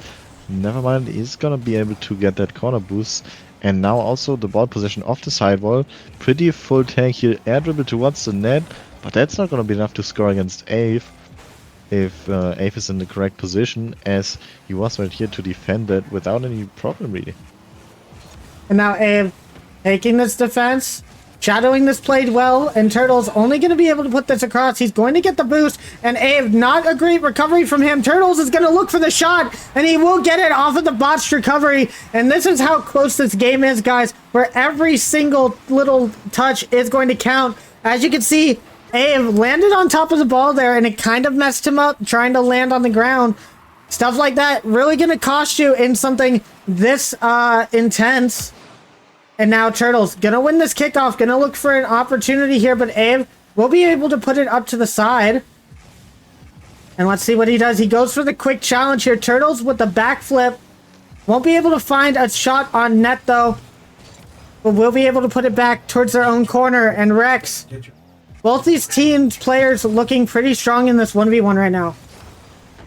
Yeah, absolutely. You could see on that goal by Turtles right there, Ave. His recovery was just a little off, and he was just about half a car length too far back to get a save. But those are the little distances that really count in 1v1s, as Ave showing a perfect shot into the top left corner here. No real way for Turtles to save that from the position that he was standing at, and it's gonna lead to a 1-goal lead for PRH at this point. And Abe doing a really good shot with that shot, noticing exactly how far Turtles was away, and noticing that there was a slight space that they could get in the top corner for that shot. Placed it perfectly as well. But now Turtles, with offensive pressure, he grabs the corner boost. Abe gonna be stuck on little boost, but able to get the save. That is what you can do as a good 1v1 player. Definitely found a situation he was comfortable in and able to get this demo on Turtles, allowing for this possession now. And Turtles gonna have to watch for the shot. It comes in. It's gonna be saved to the side. And I don't think Abe did get the boost. So Turtles only 12 to work with. So Abe should have an easy save on that flick and does so. Turtles gonna be able to put on the pressure though. Looking for the air dribble bump. He is gonna land it. And hey, Munchers tie up the game. Yeah, very unfortunate for Abe there. Good save on the first shot by Turtles, but then not able to drive in front of the net, instead just bouncing off the crossbar, and that's just gonna lead to another shot for Turtles, which will equalize this game.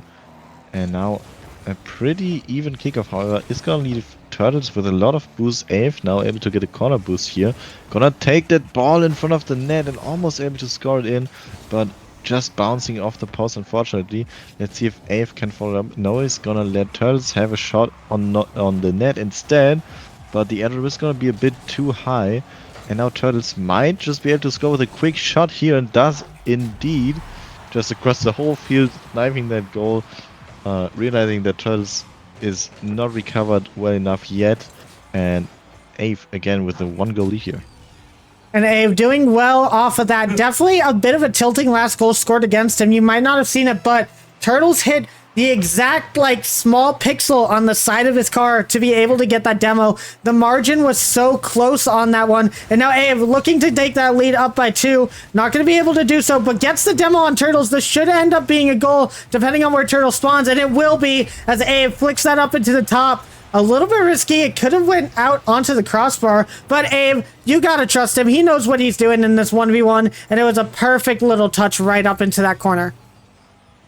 Yeah, that riskiness is definitely what I was thinking too, especially as you've already talked about Ave possibly being a bit tilted. Just think about if he missed that flick, but luckily he didn't, and it's gonna be a 2-goal lead here. Turtles putting that wall wide, but it's gonna have the boost advantage right here. Avery still with a bit in attack, gonna grab some pads and Shadow Turtles play here. Ball next to the sidewall here. Good beat by Ave above Turtles though, but also nice defensive touch from Turtles back into the corner. It's gonna deny a score opportunity from Ave yet, but the ball is remaining in the blue half now. Ave clearing it away, trying to go off the sidewall maybe, instead just takes his time trying to play the ball low. 15 against Turtles, but it's not exactly going their way. And this was exactly what Abe wanted, but not like this. Turtles is going to be able to get a really nice 50 on the shot. The ball just rolling in, and in that 1v1, there's not going to be anyone else to protect that goal. Abe tried his best to find the perfect angle to get that 50 at, but being on the back foot there, heading towards his own net, did whatever he could. Turtles going to be a 1-goal game now between him and Abe, but this one, definitely a close one. Now Abe, with ball possession, gonna look for the dribble, gonna be able to get it, and Turtles backflipping on that a little bit, probably not expecting it to come out at the angle it did. Abe now up by 2. Yeah, just very good bounce dribble here by Ave. It's very dangerous if you see your opponent bounce dribble like that, because they just have so many options. They can cut it, they can pop it high, they can shoot it like Ave just did. And Turtles, it seems, either misflipping or just trying to cover an option that Ave didn't go for here. And yeah, it's just gonna lead to another 2-goal lead for Ave here. Let's see if Turtles can cut it down. No, good save here by Ave. Not gonna get beaten on the 50 this time, but Turtles still with possession and almost a full tank of boost right in front of the net. Very good patience by Ave here to save that ball though. And last 30 seconds here. Let's see if Ave can finally get out of this defensive positioning here. But it will be Turtles with the offense here, as Ave unable to get any boost at this point. Also missing that pad, unfortunately, there. He can grab it now. And luckily for Ave, Turtles not really with the best follow-up here. Now is gonna score though, cutting the lead down in half. And we still have 7 seconds on the clock, so we might see some 0-second shenanigans, or even just some kickoff shenanigans coming up from Turtles here fail. And you could say congratulations to Abe on that entire little touch right there. I think as long as this goes in his way, he will get this win. As 3 seconds, the boom goes forward. And I gotta say, a lot of what gave Abe this win on this one in particular is going to be that defensive play in the back. You could see during that whole exchange that Abe had no boost. And Turtles grabbing every single corner and middle boost multiple times even. Abe still staying calm on that back end. Definitely can't say that he's tilted anymore after that match, as he seems to be in his element with that. But now we go back to threes. Once again, a 3v3 is going to be the next game. And then Abe's team, if they can win it, will get to pick the next game mode. And I probably would assume that they're going to go back to ones and try to force a game 7. Yeah, that might happen. But did you see the message in the lobby chat right here? Oh, I see this. I see this. It looks like A's team forfeiting the match. It looks like they think that they're not going to be able to stay in on this one. So, very interesting coming out from them. I think that they are accepting defeat here, knowing that the retirement home probably takes this next, or knowing that Hey Munchers probably take this next one. Definitely a very interesting turn of events here. I'm going to go ahead and check with the players and make sure that everything is good.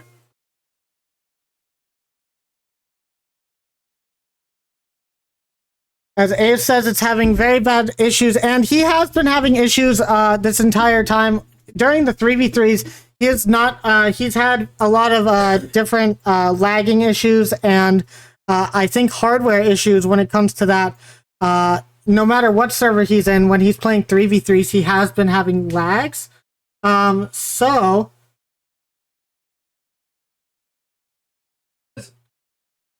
we are just going to see exactly what people want to do here.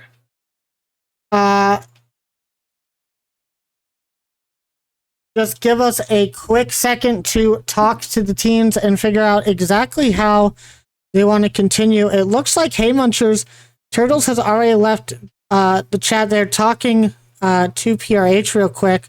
So I wonder if they're talking with them. And I guess, Rex, we just have to wait and see what the official synopsis of this is. I think that it is going to be a forfeit from PRH. Definitely unlike them here in the finals, but if they are really having as many troubles as they say they are in this 3v3 space, they probably think that Hey Munchers is going to take this next game. Yeah, definitely an interesting development we see right here. But yeah, as Ave is already saying, it seems as though they have a lot of server problems, and might as well just end it on a positive note. If you're Ave and just win that, or just won that 1v1 here. Yeah, well, I think we are going to get a confirmation. It looks like Ave and his team are going to be giving the forfeit over to Hey Munchers, placing them in the grand final against Ferocious FC. So, guys, I guess we will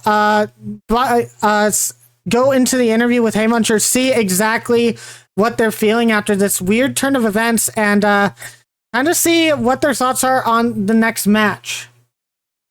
So give us just a second.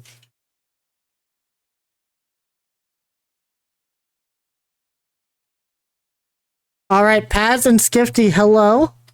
Hello. So it is looking like it is going to be official. Ave's team is going to be forfeiting the rest of it to you. I think they are having a lot of trouble. Ave has been talking in particular that he's been having some hardware or game issues whenever he's in 3v3s. It just likes to stutter a lot. But at this point, I think you guys are in the grand finals now. So I guess, how are you feeling? Good. We're feeling good. Job's good. not done though, so. Yeah. Job is not done. Now you guys are going to go up against Ferocious FC now. So I'm hoping that this is going to be a good match. Is there anything that you're looking forward to in particular for these teams that you need to account for? I'm really looking forward to sweep. And Bracket reset. Bracket reset. Bracket reset.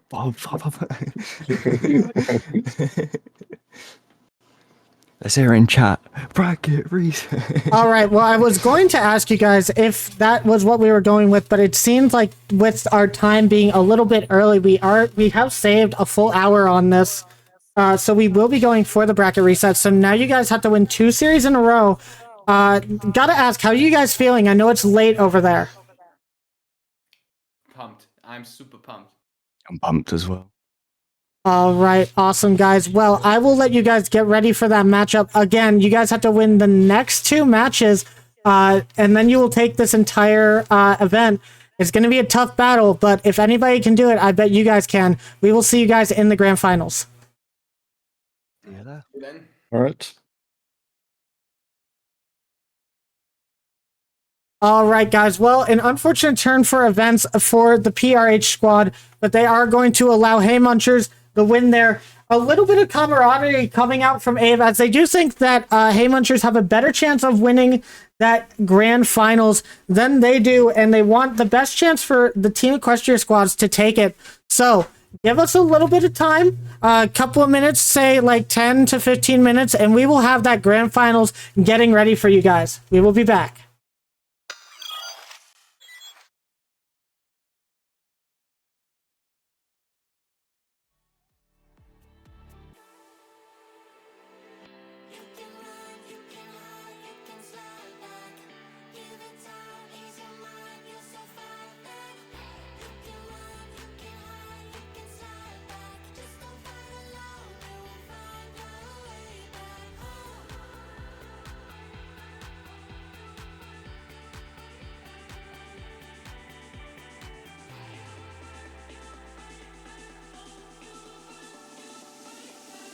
Find your way back home.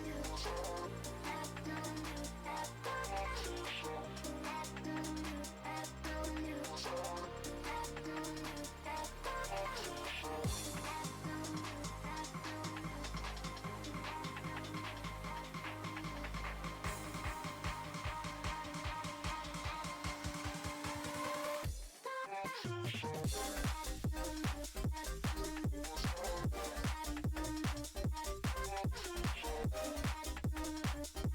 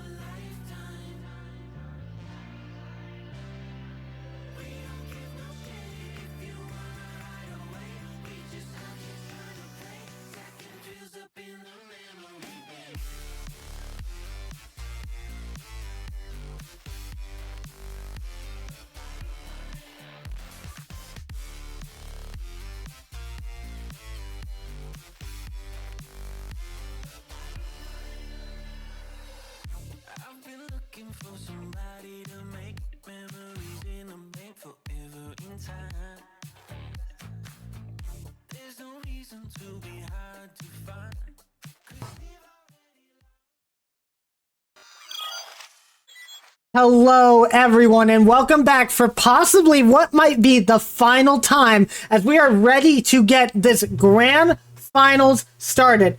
Rex, you're back. Me, I'm Ecliptic Fades. As I said, Rex is here with me as the co-host. Rex, are you ready? I am so ready.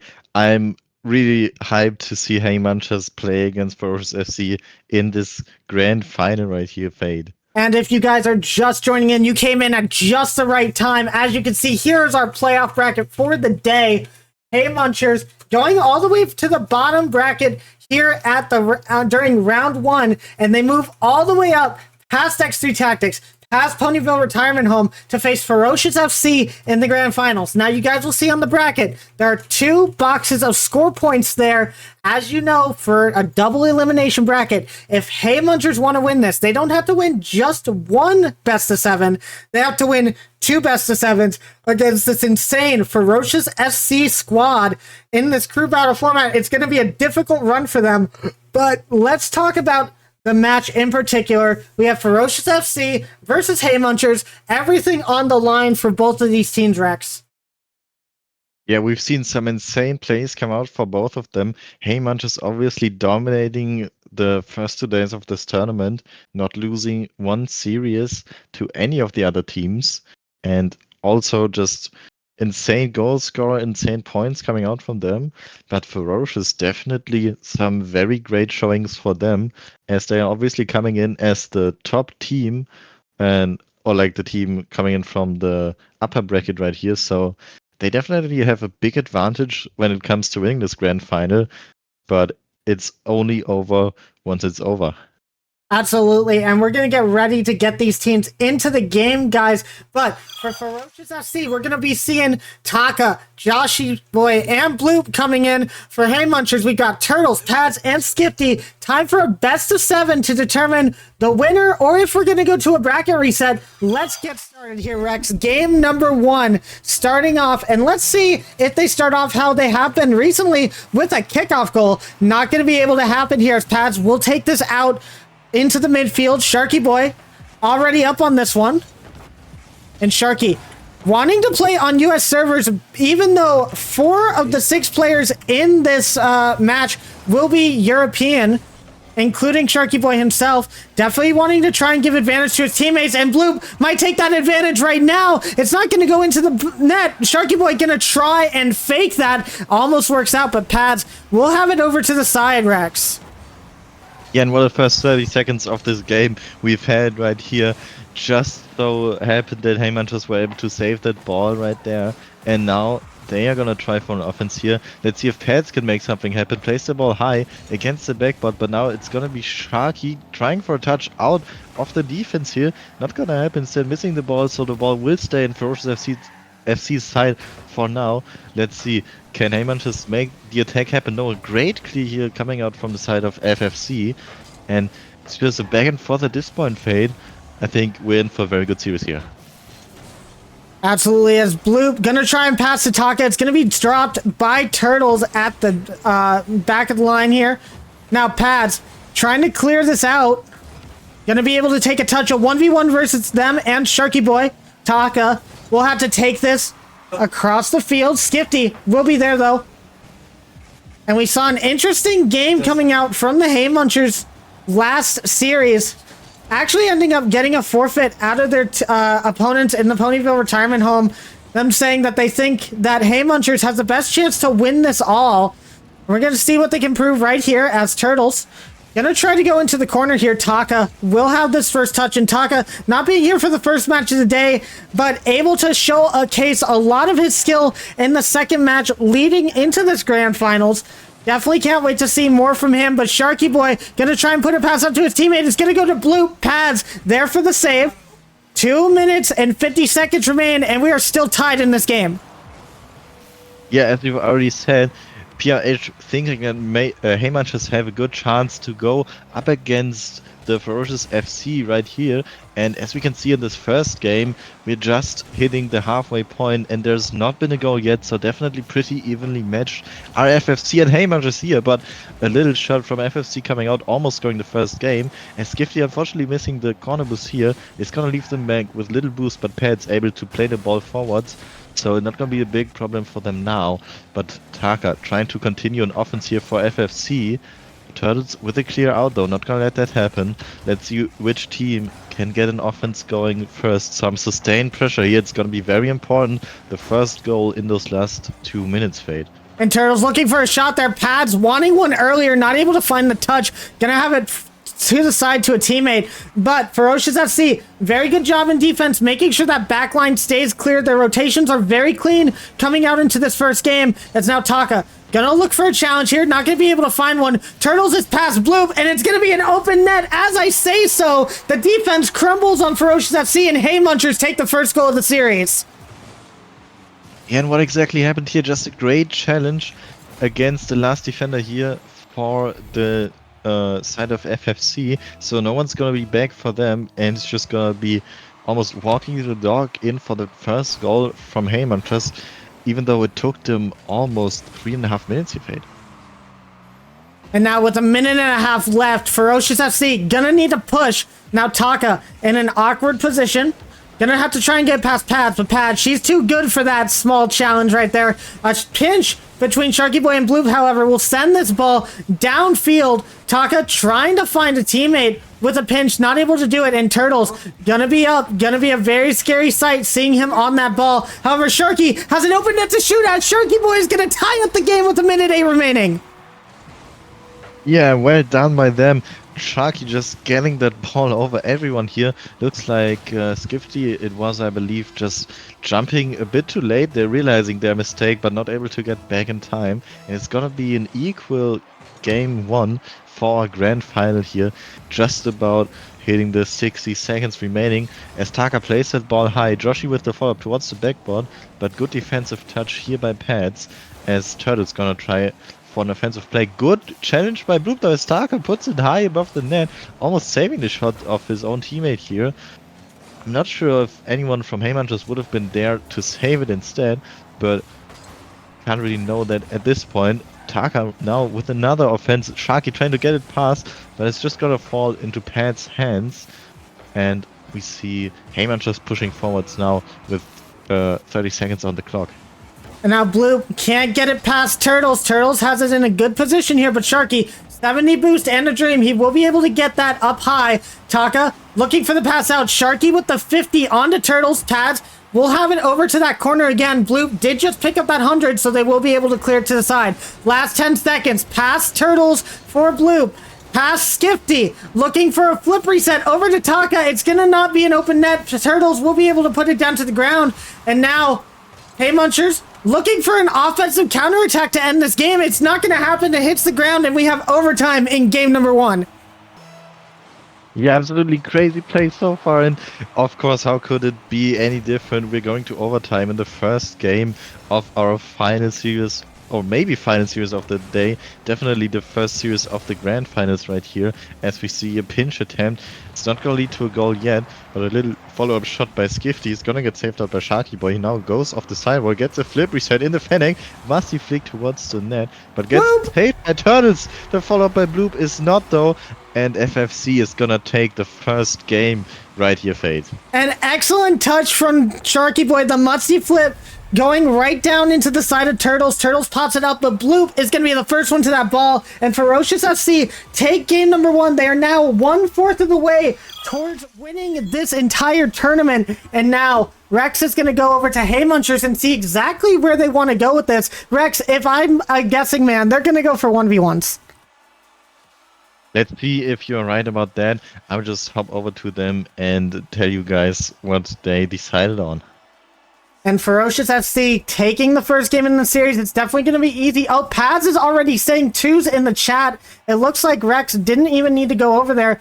2s, excellent game mode choice from the Haymunchers here. Gonna try and look to see if they can tie this series up Again, they have to win 2 best of 7s to take this, so they're going to want to take this first series as quick as possible.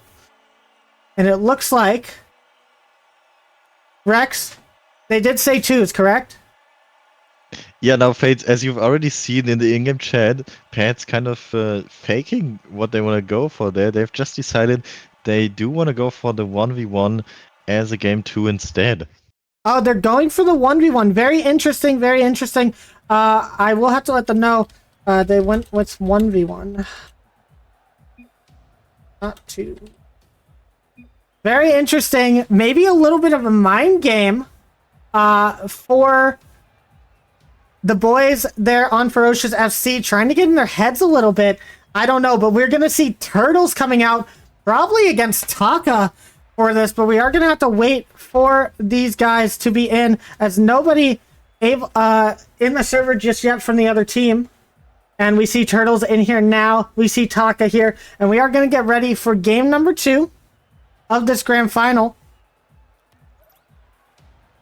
Yeah, but as we wait for those players to join in 1v1, there's been one very interesting thing that I've noticed about the last game phase, and that is that team Ferocious FC had almost 2,000 more boost used than Haymunchers, so definitely using a lot of boost in those attacks here, as we could see with their attacks, but not gonna need a lot of boost for this player's Turtles, as they score a quick first goal in this 1v1.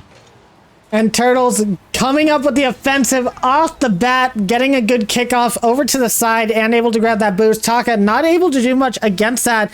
And I mean, it is Turtles. We know how he's been playing this entire weekend on this 1v1 space, basically being the one person that no one has been able to beat just yet. And Taka gonna look to try and do that to secure his team a 2-game lead in this series. But Turtles gonna be trying to tie this up. I definitely think a good move from the Haymunchers to take this one to the 1v1. They do not want to go down by 2 here, and they don't want to let anything get past that squad of Pads and Skifty. So I think relying on Turtles for his 1v1 prowess is the best idea. However, Taka, not a bad ones player in his own right, will be able to save this. If you guys remember, Taka has had some really good games against some of the highest level 1 players in the server right now, and he is going to get this flip past Turtles. Taka is going to score an equalizer for this game number 2. And as you can see here, almost a perfectly timed flip for Taka. Turtles was just about to turn in for the challenge here. Taka realizing that, or maybe just having the right feel for Turtles at this point, and it's gonna lead to a quick equalizer, not even 1 minute of our 1v1 match here. An interesting little tidbit for you guys, as I can see on the other side, while both Haymunchers have muted themselves on the side of their team, except for Turtles. Turtles the only one actually talking to his team, possibly at this point. Taka has both muted and deafened himself. He is in his own little state of mind for this 1v1. He's going to be trying his hardest to get this win for his team. And now Turtles going to be able to move this forward. Looking for the bump, does get it. Will he be able to turn on this ball? He will. An excellent demo play, not a demo play, but just a bump play in general coming out from Turtles.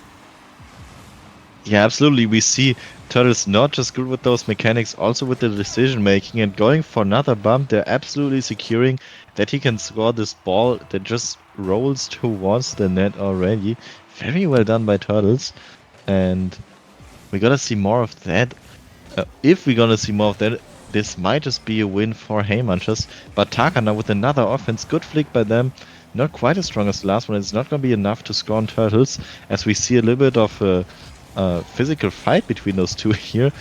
Turtles going away with no boost, and will they be able to save it here? Yes, they can get under the ball and backflip it above their net, denying the equalizing goal here by Taka.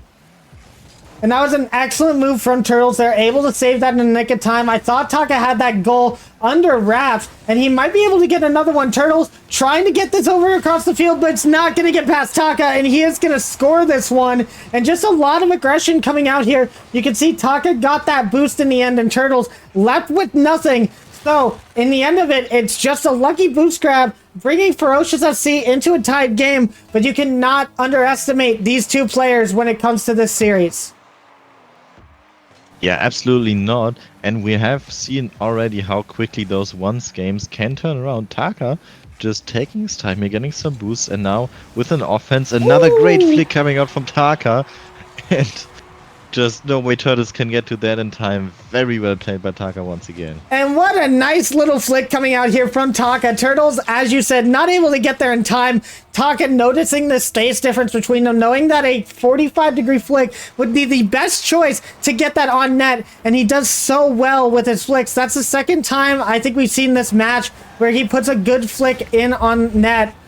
The first one, not going to be able to go in when he tried, but this one, definitely able to find a little bit momentum. And speaking of good flicks, Turtle's gonna have it right over Taka's head. Turtle's gonna tie up the game. Yeah, Turtles coming right back, saying, hey, I can do good flicks as well. Just getting it above Taka, scoring the equalizing goal. Once again, it's gonna be 3 goals for both teams, and we're down to 2 minutes and 18 in this 1v1. So still plenty of time for both teams to score. And Turtles is gonna try to get a 4th goal here. It's not gonna happen. Off the kickoff and gets a weird bounce of Taka. If Taka can control this might just be the 4th goal. And it is indeed. Let's look at the replay once again. Can we see what happened here? Yeah, Turtles just flying against Taka, it seems, and not gonna be able to get back to the ball at all. And definitely a good move coming out from Taka to take that lead once again. And this game going back and forth like we're on a seesaw at this point. Now Turtles, again with the possession here, has 100 boosts. What's he going to do with it? Another flick, and it is going to go in. Turtles tying it up again. But at this point, with Taka having the lead, if this pattern continues, Taka will score the next one. Yeah, and I mean, if we happen to go to overtime, then Taka's definitely going to be happy about the pattern that is forming right now. Because obviously, in overtime, it doesn't really count if Turtles can follow up with the goal. If Taka's the first to score, he's just gonna take this 1v1 and gonna go into a 2-0 lead in this series. But we do still have about 90 seconds in this match remaining, so plenty of time for both teams to make something happen, as Turtles is gonna touch the ball back, collecting 100 boost off his one corner and getting his other corner as well, trying to just pop it above Taka, but Taka's not gonna fall for that this time, and keep the ball in the orange half here. Now Turtles gets above Taka though, but Taka with a great demo is gonna own the ball anyway, it seems. And you can see here, Turtles dribbling that ball. Taka gets a demo, but it just has enough speed to get past Taka. And no matter what he does, he just cannot catch up to it. And Taka not going to like this pattern going on now, as Turtles had scored 2 in a row. Turtles will take the lead for the Hay Munchers, and Hay Munchers going to really love this one as they want to tie this series up. However, Taka not going to make it too easy for him. He scores a 5th one. And what a great air dribble it was from Taka here. Great first touch leading to him. Perfect control on that air dribble. Just gets it around Turtles. And yeah, we are right back to even. This time only 70 seconds remaining. But yeah, the pattern kind of flipped on its head. And definitely interesting to see if we're gonna go to an OT, what that's gonna do to the playstyle of both of these, as Turtles trying not to let us go to OT at all. Getting a great challenge against Taka, just pushing the ball through right here. And an excellent 50 from Turtles. Taka seeing it on top of Turtles' car, wanting to get that dunk overhead. Turtles knowing that he's going to go for that challenge, puts it down for the low 50, puts it straight into the back of the net. Definitely good awareness here from Turtles to get that, and looking for the kickoff goal. Might be detrimental, but he will be able to get this 100 boost, and he will be able to look for a goal. Taka, however, putting it over to the side. Still no boost on his side, though. And Turtles gonna be able to move forward. It's gonna be awkward, but Taka gonna pinch it out. Look for some boost now. Is he able to find some? He is. Turtles is gonna have to back off a little bit. And a long touch over means Taka can grab possession of this ball. Doesn't get the boost, though, and Taka is on nothing. So he's gonna have to back up. Now Turtles with possession.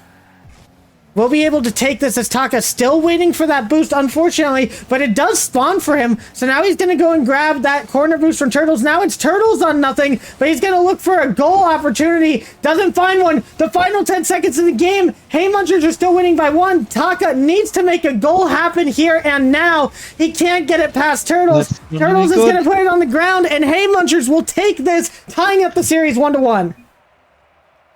Very well played here by Turtles. Also, very well done by Taka. Unfortunate bump there for him in the end. Just completely denying him any sort of 0-second shenanigans with the ball here. But yeah, well played by both of them. Well played from both as everybody comes back in, getting ready for this 3v3. You got to think that Ferocious FC not going to be too mad at that result. Having a very close game with their player there. Definitely going to have to wonder if Haymunchers go down in the series again, if they want to take the risk of going with that 1v1 or if they want to take the 2v2. But we'll have to see the result of that 2v2 in game number 4 before we can actually make an accurate prediction on that. And while we wait, everybody's joining back into the lobby. And Rex, what do you think about this 3v3 coming up? I'm definitely looking forward to see how this the end result of this 1v1 we've just seen is going to carry over, whether we can see some more confidence on either of the both sides, and yeah, just maybe also a bit of mental, maybe a bit of nerves coming in for either of the teams, as this is of course our grand final. And we have everybody joining in. It's time for game number 3 of our grand finals. We're going to see, can Haymunchers start to take the lead in this series, or will Ferocious FC take another game of 3s against this squad? Gonna start off with Skifty, looking for the shot there. Bloop will be there to save. And a lot of these players just have to sit out for 5 minutes. Might be a little bit cold pause on the 6 there. So we'll have to see who can score this one first. And that exact sitting out might also have something to do with the last second change from 2v2 to 1v1 right here. Could always be a bit of a strategic decision, but let's see if Pants can make a first goal happen here. Had a good setup off the backboard, but Loop gonna deny with a good touch, and Taka with the demo is gonna leave the defense a bit awkward here, but Turtles does well enough, is gonna save the ball towards the side for now.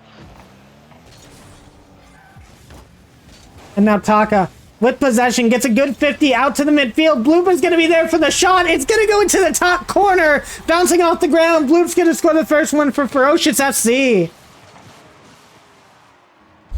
And what a touch that is. Perfect pass over by his teammate Taka there. Just puts that at the right angle. Joshy Boy also up, kind of faking out the defense a little bit. And now 4:04 on the clock remaining. Haymunchers going to have to find an answer here. Yeah, absolutely. Just a great touch by Bloop there, as we are already used to. Now Sharky getting beat up by Turtles though. Turtles obviously looking for some offense of their own. Bloop not gonna let that happen. Clearing the ball very wide. Trying to follow it up, even off the ceiling. Gets denied by Skifty though with a quick challenge. Now Bloop trying to get in mid once again. Not gonna happen yet. Taka also with an attempt to keep the ball here. Bloop will keep it in the orange half. Sharky Boy trying to play it forward, gets denied by Turtles though. Can he follow up with it? No, Taka instead playing it forward once again. The ball remains in the orange half, and we see a lot of field domination here from the side of FFC. And now Turtles trying to change that up a bit. But yeah, Fates, I do think that FFC have shown very good offense in this game. What do you think? Their offensive pressure is always mounting, and that is something you have to worry about with these FFC players. They have been so good at making their shots count. Their accuracy has been very nice today, as Taka's about to show us once again. And the pass down from, I believe, Bloop. Bloop doing so much for his team on the back end of this right now. Taka having an easy open net to shoot at, and Sharky Boy up in that net, trying to make sure that no one can be there, trying to bump out any sort of defense that might be in the area. But yes, this offensive pressure from FFC has been insane so far this entire tournament.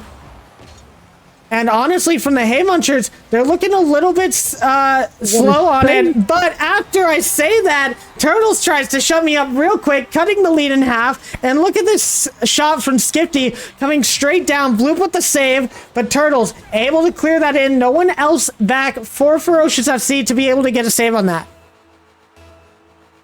Yeah, and Bloop doing everything that he can in that situation, getting a huge save with a pinch against his own crossbar. As I've already said before, Bloop not just good with those offensive pinches, even got them ready for the defense. But now Pats is gonna try to get some of that field domination goal towards Hay Munchers. Still keeping the ball here. Another good challenge against Sharky, and the ball does fly high mid. No one of Hay Munchers there to capitalize on that yet though. And we do see a little bit of an FFC attack mount here. Can Pats clear it away? Somewhat, but Sharky still getting a touch. Skifty though, playing it towards net, but Taka is gonna be back in time. Gonna take it up high here. And a little bump, I think, from Taka on Pats as well. But great positioning from Pats even after that bump is gonna lead to a clear out for their team. But good demo from Bloop will relieve a lot of pressure here. And a good save over by Skifty. It might not be enough. Pads will be there for the save. And Turtles to take this one out. You've seen Ferocious FC with their boost usage, as Rex said, over 2,000 in their game number 1. And I bet that they're going to contest that one here. A lot of their challenges coming into the air. A lot of aerial plays, as this is what this squad is really good at, especially coming off of that back wall. We're going to look for Taka here. Going to get a pass back to Sharky, but Sharky just going to play that one safe. Bumping his teammate, however, is Taka expecting a little bit more of a push from Sharky there. And now Taka flying off of that wall again, looking for the shot. It's going to be high. Good on the Hay Munchers for noticing that no one was going to go up for that shot. And now Turtles trying to put it mid for his teammates. Not going to be able to find anybody. Bloop, an excellent pass down to Sharky. It's going to be an open net. Is he going to be able to nail it? No, but it goes down to Taka. And Taka is going to get a 2-goal lead for Ferocious FC. Yeah, very well done by them there, Sharky.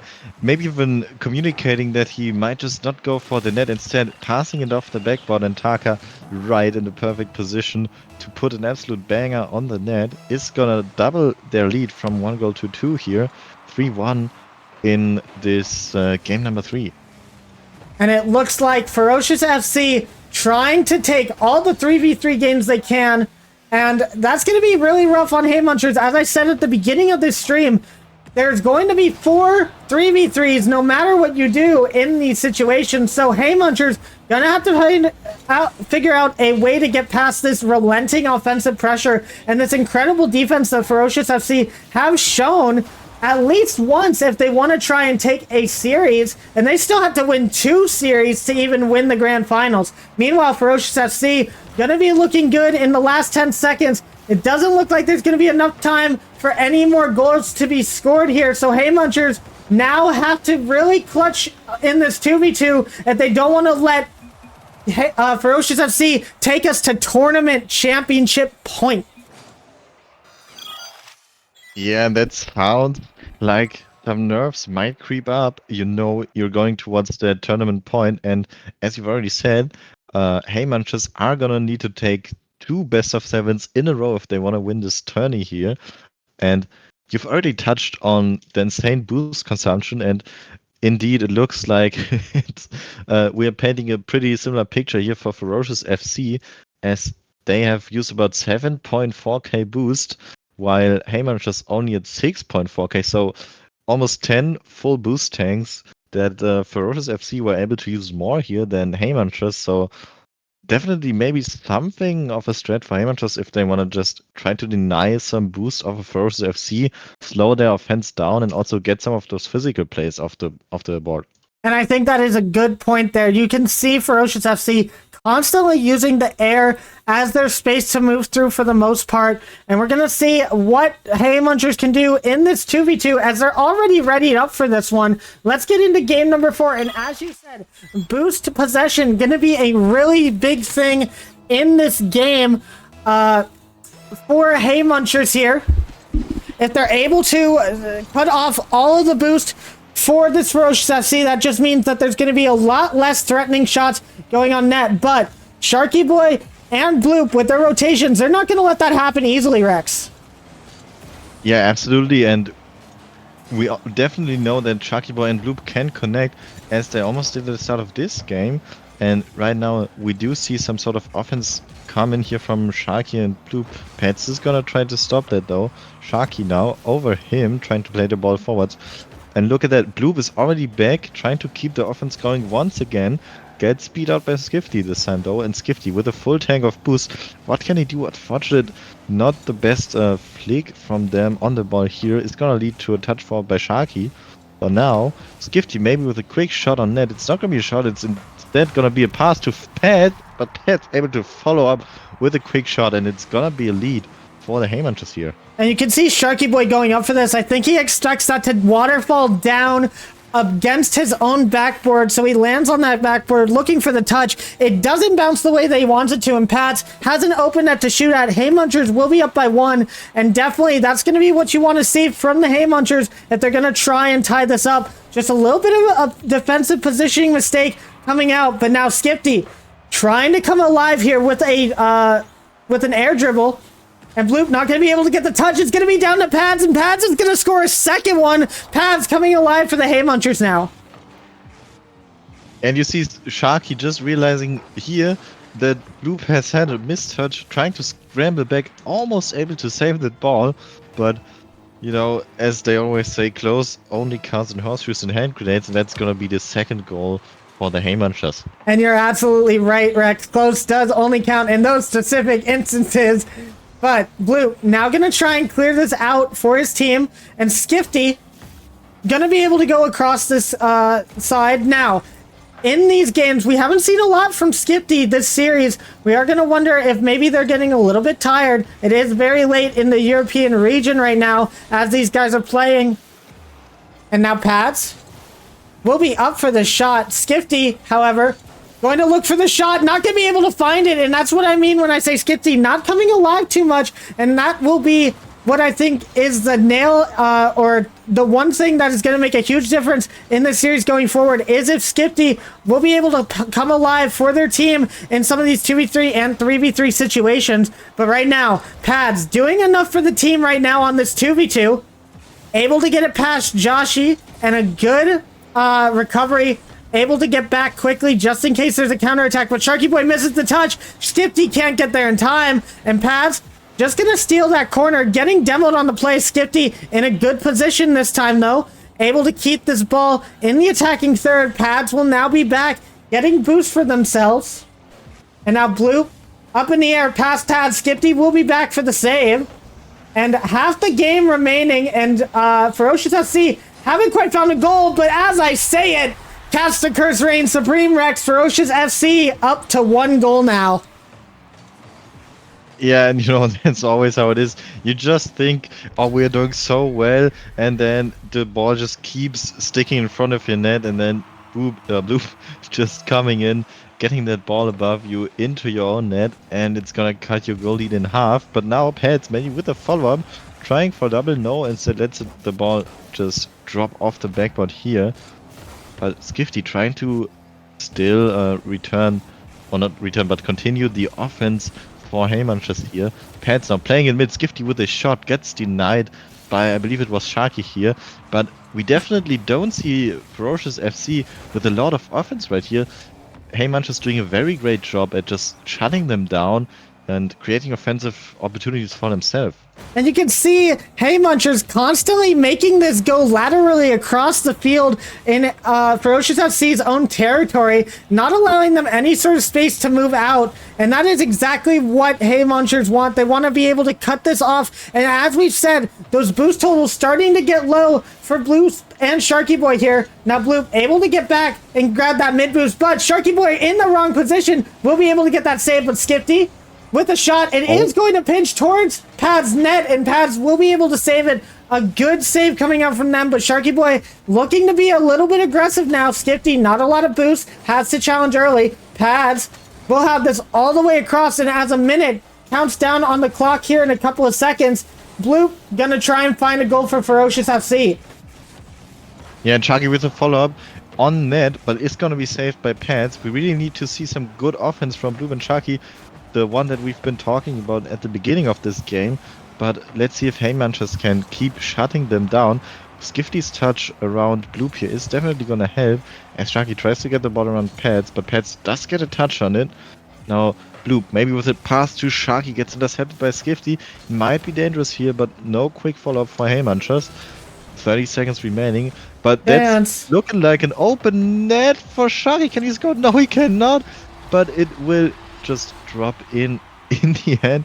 That could have been very nerve-wracking for FFC Fate. And Sharky accidentally putting it up high. Pads not entirely sure how to get this out of the net, and Bloop will come forward, but Sharky will get credited for that goal, tying the game up. And Hey Munchers, 24 seconds left. They're going to want to try and end this in regulation. Not going to want to give overtime over to Ferocious FC here. But Ferocious FC looking to end this now. Pads in a very awkward touch, but he got it. She got that off of the corner.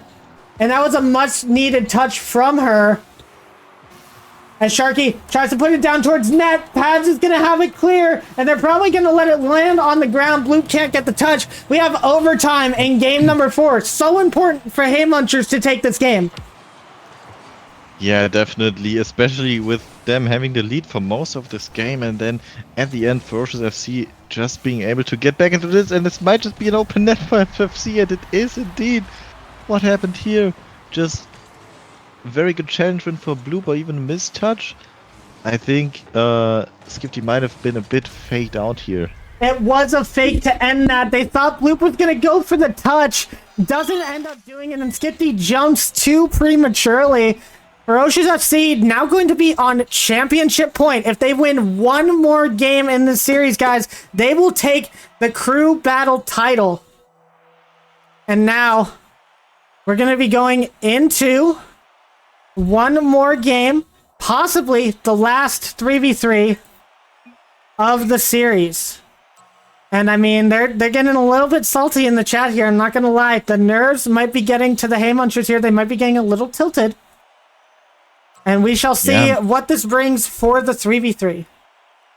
Looks a bit like tilt, but yeah, I mean, there's only one thing that's gonna help them: just play a little better and win the next game. That's definitely gonna make them tilt a little less and get the mental back up and going. But in order to win the next game, you're gonna have to focus. Absolutely, and we have to wait for all the members to be in. I think one person is missing. I think we are waiting on... Oh, we have a connection lost in the server. I think everybody's getting booted out. So, Ping Diff maybe playing a bit of a factor in that last game, as they did say it was a pretty pingy server. So we are going to have to get back into this one. And we will let all of the guys know. I wonder if they're still in the server and if they want us to join. And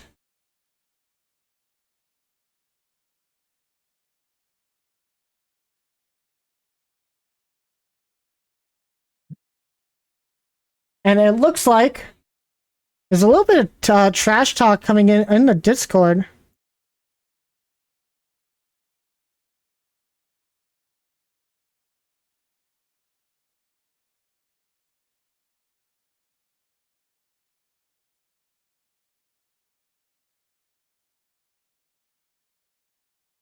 And dealing with that a little bit as we wait for all of these guys to get back into the server. We do see people starting to join in. And it is going to come down to a 3v3 here. We're going to see Hay Munchers on the back foot here, but they will get to choose the 2v2 or 3v3 or 1v1 if they win this 3v3 matchup. And you have to expect they're going to go for ones, Rex. Yeah, it looked pretty well for them, and maybe to just fill the time we're waiting right now for a little bit. Once again, in the last game, we've seen Ferocious FC use about 800 more boost than Hay Munchers did, and it did indeed lead to a game win for them in the end. But something that's also very interesting is that Hay Munchers had 60% field domination against Ferocious FC's 40. So seems like there's just been a little bit more of defensive mishaps by Haymarches or a little bit of more precise offense for Ferocious FC because Haymarch is definitely dominating that field with the ball right there. Absolutely, and we will have to see exactly what they bring to the table in this 3v3 to try and bring this series back. And now, players starting to get ready. And here we go, possibly the final game of this series, of this tournament, as we go into Game 5 here on DFH Stadium. And you gotta wonder, there was a lot of trash talk happening after the last game, going into this one, and the players all saying that's trying to be mental, get in the heads of their opponents. And you gotta wonder if maybe there is a little bit of tilt, or maybe if that's going to help Pads show up here as they look for a shot. Not gonna be able to find it. Put to the side, and now Blue gonna be over Turtles here. Now, Turtles trying to bump Sharky on the play, now Pads. Trying to get this clear, gets it past one. And Blue Now Blue trying to go out, but it's going to go to Skipty. Skipty going to have to be able to clear this, and a lot of aggression coming out from both teams here, but nothing quite yet to find the net, Rex. Yeah, and I'm very interested to see, especially now that you've mentioned all the trash out there that was happening behind the scenes. Definitely interesting to see how the physical play is gonna turn out in this match, because that can as always be a big driver of frustration and also tilt for both of those teams. And I think we've just seen the first demo as I was talking about that. So no big focus on physical play to get some tilt out here, as the ball does indeed go back and forth as you've already said, Fade. Now a little pass from Bloop to Sharky. It might just be in. Bloop going for Sharky's signature redirect off the backboard. Unfortunately not gonna happen at this time, but Sharky able to boom the ball forwards once again. Turtles is gonna take control, has no boost left in the tank to make anything happen with it, and really to Bloop taking a shot on the orange goal that is gonna be saved by Skifty and turned into a counter attack here. It's going towards Blue's net and a double commit from FFC here. We're getting a bit scrappy here, Fade. Absolutely, but we do see possession here for Ferocious FC. Gonna look for the shot, they're gonna get it. Sharky Boy gonna score the first one. Ferocious FC up by 1, and looking at that title right now, Rex. Yeah, absolutely, and it seems, or not it seems, but that first goal is definitely not gonna be great for Haymanch's mental here. They do have to keep it together and focus, but if they can score a goal now, it would be very good for them to just regenerate that mental and get a bit more hype for this game, I think. And I mean, there's a lot to think about when you are on the Haymuncher squad. All of them EU. It's 3 a.m. for Pads right now, trying to play their best out here, but might just be a little bit too tired. And I understand that it is a late day for these EU players.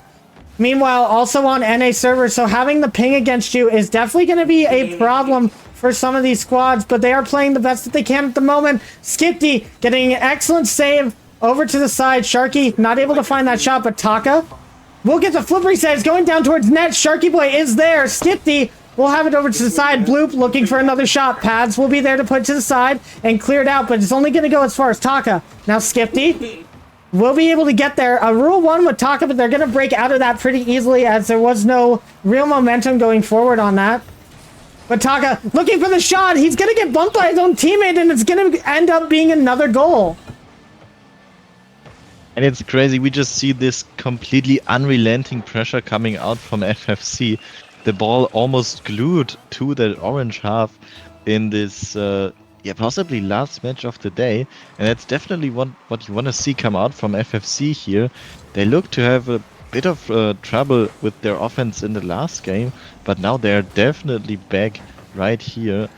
The ball off the kickoff already back in the orange half again, as Pads is able to take it out of it with a little air dribble, but Sharky once again just clearing the ball wide, just going right back towards Haymancher's side of the field, and with a shot down from Bloop once again, putting even more pressure on that Haymancher squad here. And now Taka taking it past 1. Pads Gonna have to get it past. Gonna look for the goal here. It's gonna be a pass to Skifty. They need to find something. A minute 20 remaining for their tournament lives. If they lose this game, then they are out. And the winners will be Ferocious FC as a minute closing in. Turtles trying to get over to Paz. Taz not able to find the ball. And Sharky back to Bloop. Bloop can't get the shot on net. And Paz gonna try and reset off the top of their goal, but gets bumped out of the way. Turtles trying to flick it over. The minute remaining sound has chimed. And Rex. Not a great look here for the Hay Munchers. As another shot comes in, it's not going to be scored. Pads looking for something. It goes over to Turtles, and we need to see some aggression come out. Yeah, absolutely. There's just about 30 seconds remaining, and Haymunchers do need to score here, but with that demo by Sharky, it's looking less and less likely. Also, ball going above Pat's head, and this might just be the final dagger that's gonna seal the deal for Ferocious FC here. We only have 26 seconds remaining, and they would, or Haymunchers would need to score 3 goals in this time, which is only about 8 seconds per goal. So we definitely need to see some kickoff shenanigans happen here if there's any hope left for Haymunchers. And we do see a shot put on net, but it's gonna be saved out by Bloop, and a big clear by Taka. I think this game and this tournament might just be done and dusted, and I believe it's gonna go over to Ferocious FC, especially with that another goal from Bloop 4-0 in the last game here, Fade. And it looks like 3v3 was the way to go for this Ferocious FC roster, taking the win. It's gonna be a 4-1 victory in the grand finals for Ferocious FC. I think the Hay Munchers put up a valiant effort, but I think the time constraints and everything getting to be a bit too much. I know these guys are extremely tired, but as this ball hits the ground at 0 seconds, congratulations to Ferocious FC, who will be your RLF Crew Battle Champions. Well played to everyone. What a day, what a weekend it has been even. We've seen so many great matches, so many great rivalries, but in the end, Ferocious FC just going through with their upper bracket run on this championship Sunday. GG to them, and GG for this tournament win. All right, Rex, let's go ahead and hop in with the Ferocious FC boys, see how they're feeling after that win. Let's go. Ladies and gentlemen, good. we have our winners, Ferocious FC, taking it in the upper bracket grand finals. Tell us how you guys are feeling. Feel good, Let's dude. fucking go! Let's go! Yeah, dude. Drake, our cheerleader here. Let's go, dude. All right, it's been an amazing weekend from you guys. Multiple switches in and out, but you guys, no matter what the squad was, you guys always seem to really be cohesive, especially in that last match. Those 3v3s were some of the best games that you actually had this entire tournament. Tell me what you guys were thinking as you guys were in this matchup. I don't know. I think it was just like last time, but as long as we rotated and did everything fundamentally okay, then we could pass to each other and go for some more creative plays. No, I actually remember that. We were like in one game, we were like tied or losing, and I was just like, we just need to get creative. Bam, we got like a flip reset into a pass. Yeah, that was insane. Now, Rex, any questions for the winners? Yeah, absolutely. You already touched on your creativity, and obviously to be creative, you definitely do need a lot of boost. So was it something that you were consciously thinking about, or did your boost consumption just kind of fall in naturally from your playstyle? There were some moments for sure, like boost was nowhere to be found. I think there's one game where I was like, guys, I haven't had boost. I've only picked up 2 boost packs this whole game, and it was like 2 minutes left. Yeah, there was some rough moments. And well, probably were the other guys who boost starving, but whenever that happened, it was just tricky. And that's what honestly led to some creative plays, because it just makes things a little stranger, unfamiliar. All right, guys. And now, quick question on the 1v1s. You guys still had problems against Turtles there, but it was really close. what was going through your head, Taka, as all of these goals were going in? It was such a back and forth game. Yeah, dude. Like, it was honestly like there were 3 or 4 flicks. I think 3 that like went in. Every single time I'd think of a new way to approach it, and they wouldn't work just because of how well Turtles could time the flick. Like I would insta challenge, I would like shadow into the very last second, and then I went in between. All 3 of them he scored. So, and I guess I picked up on it too because I got 2 flick goals just like that. So we were both in our A game like that, but he was tearing me up at some moments, doing some stuff I couldn't even predict. So. And question, you guys ended that in a 4-1. Did you actually expect it to be as I expected this to go game 7. I'm not sure about you guys. Did you guys expect that to go any lower than game 6 even? I didn't expect anything, to be honest. I hadn't played them before. They played well against Abe's team.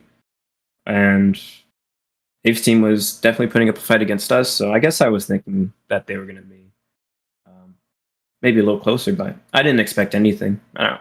I didn't really think like that, I guess. All right. Well, guys, I will let you know that a couple of prizes for you guys win. Your logo will be made into an official emote and or sticker for the server. Also, along with that, let's go. Along with that, each of you 4 will also appear in our first actual like RLF branded content video. I'll get you guys all the details later. We're going to do a guess the ranks where you guys are going to look at some of the replays from some of our other members in the server and try to guess what ranks they are based off of only being able to see a car.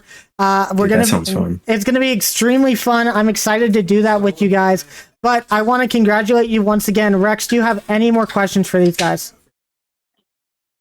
I do have one more question specifically for you, Joshi boy. We've seen you pick the NA servers multiple times. Was that kind of more a team decision, or did you just want to eke out a little more advantage for your teammates? It was not a team decision. I've been giggling about this nonstop. I feel a little bit devious about this, but I've been Okay, so if you know, usually I'm on hotspot most of the time, and that playing on NA servers is horrendous to play on. I usually am around between like 130 to 160 ping. But recently, due to my friends' parties and stuff, I've been staying at my friend's house, and obviously he's been allowing me to play on his computer with good internet, and so I've been able to play with what I would normally play on an EU on my hotspot. So for me, picking NA was more just a strategical and giving us an advantage because my team is, I mean, Drake, Jay, Bloop, and Taka, they're all NA. So I thought, why not give them, like, you know, make it all comfortable, because it's not like it would be any different for me if I'm playing on like 85 ping. I already play that at home on EU, so it's like, yeah. Also, I just found it was kind of funny and a little bit devious of me. All right. I mean, that's definitely a fair decision, and obviously it seemed to work out great for you guys. All right, one more question, specifically towards Bloop and Joshi here. This is the second time you guys have teamed up in a tournament, and it's also the second time that you guys have won a tournament. This squad that you have between you two is looking so strong. Can we expect you guys to team up for more in our future events? Of course. I mean, Joshi and I, you know, even Taka in our threes group, you know, we just had fun, you know, and chilling, you know, and we enjoyed ourselves, and yeah, we just vibe, you know, we have fun, we laugh at our mistakes, you know, we don't take it too seriously, and have a good time, you know. I think that's really the key, is keeping your mental, you know, upheld and just having a good time, you know. I think that's what leads to the most chemistry between Joshi and I personally. Yeah, it does seem like you guys are both the types that have a lot of fun playing this game, and I am happy to see you guys having such great success. Everybody, our RLF Crew Battle champions, Ferocious FC, we're going to let you go now, celebrate that win. Thank you. Thank you. Oh, GG's. Thank you. GG's to all. All right, Rex, there we have it, everybody. Let me show you the bracket real quick. Here's what we had going on this entire time in the group stage at the end. Hey, Munchers. up at the top at the end of the group stage, 4-0, only team undefeated.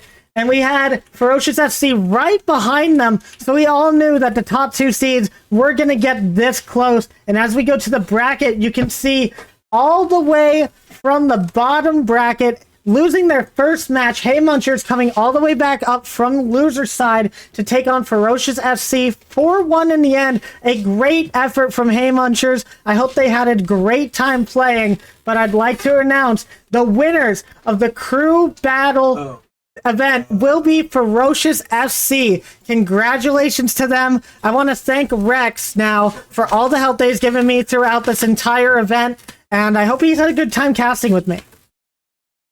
Absolutely, Fades. It has been a blast. As always, casting with you this weekend was so great. Of course, I'm a bit sad that I have missed the first series of today, but all the other series, what more could you have asked for? We had so many game sevens, we had so many overtimes, so many great plays. It has just been a blast casting with you. Absolutely, and I hope that everyone out there had a fun time playing or watching on Twitch. It's been an amazing experience to be able to do this. This is the first time we've done a 3-day event on the server.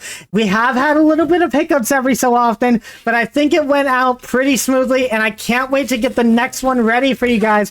We got a lot of stuff planned here for the next couple of months. Stick to the Discord chat if you're here in our furry Discord. If you're not, just join in whenever you have a chance. Every time the link is open will be every time we do our community casted games.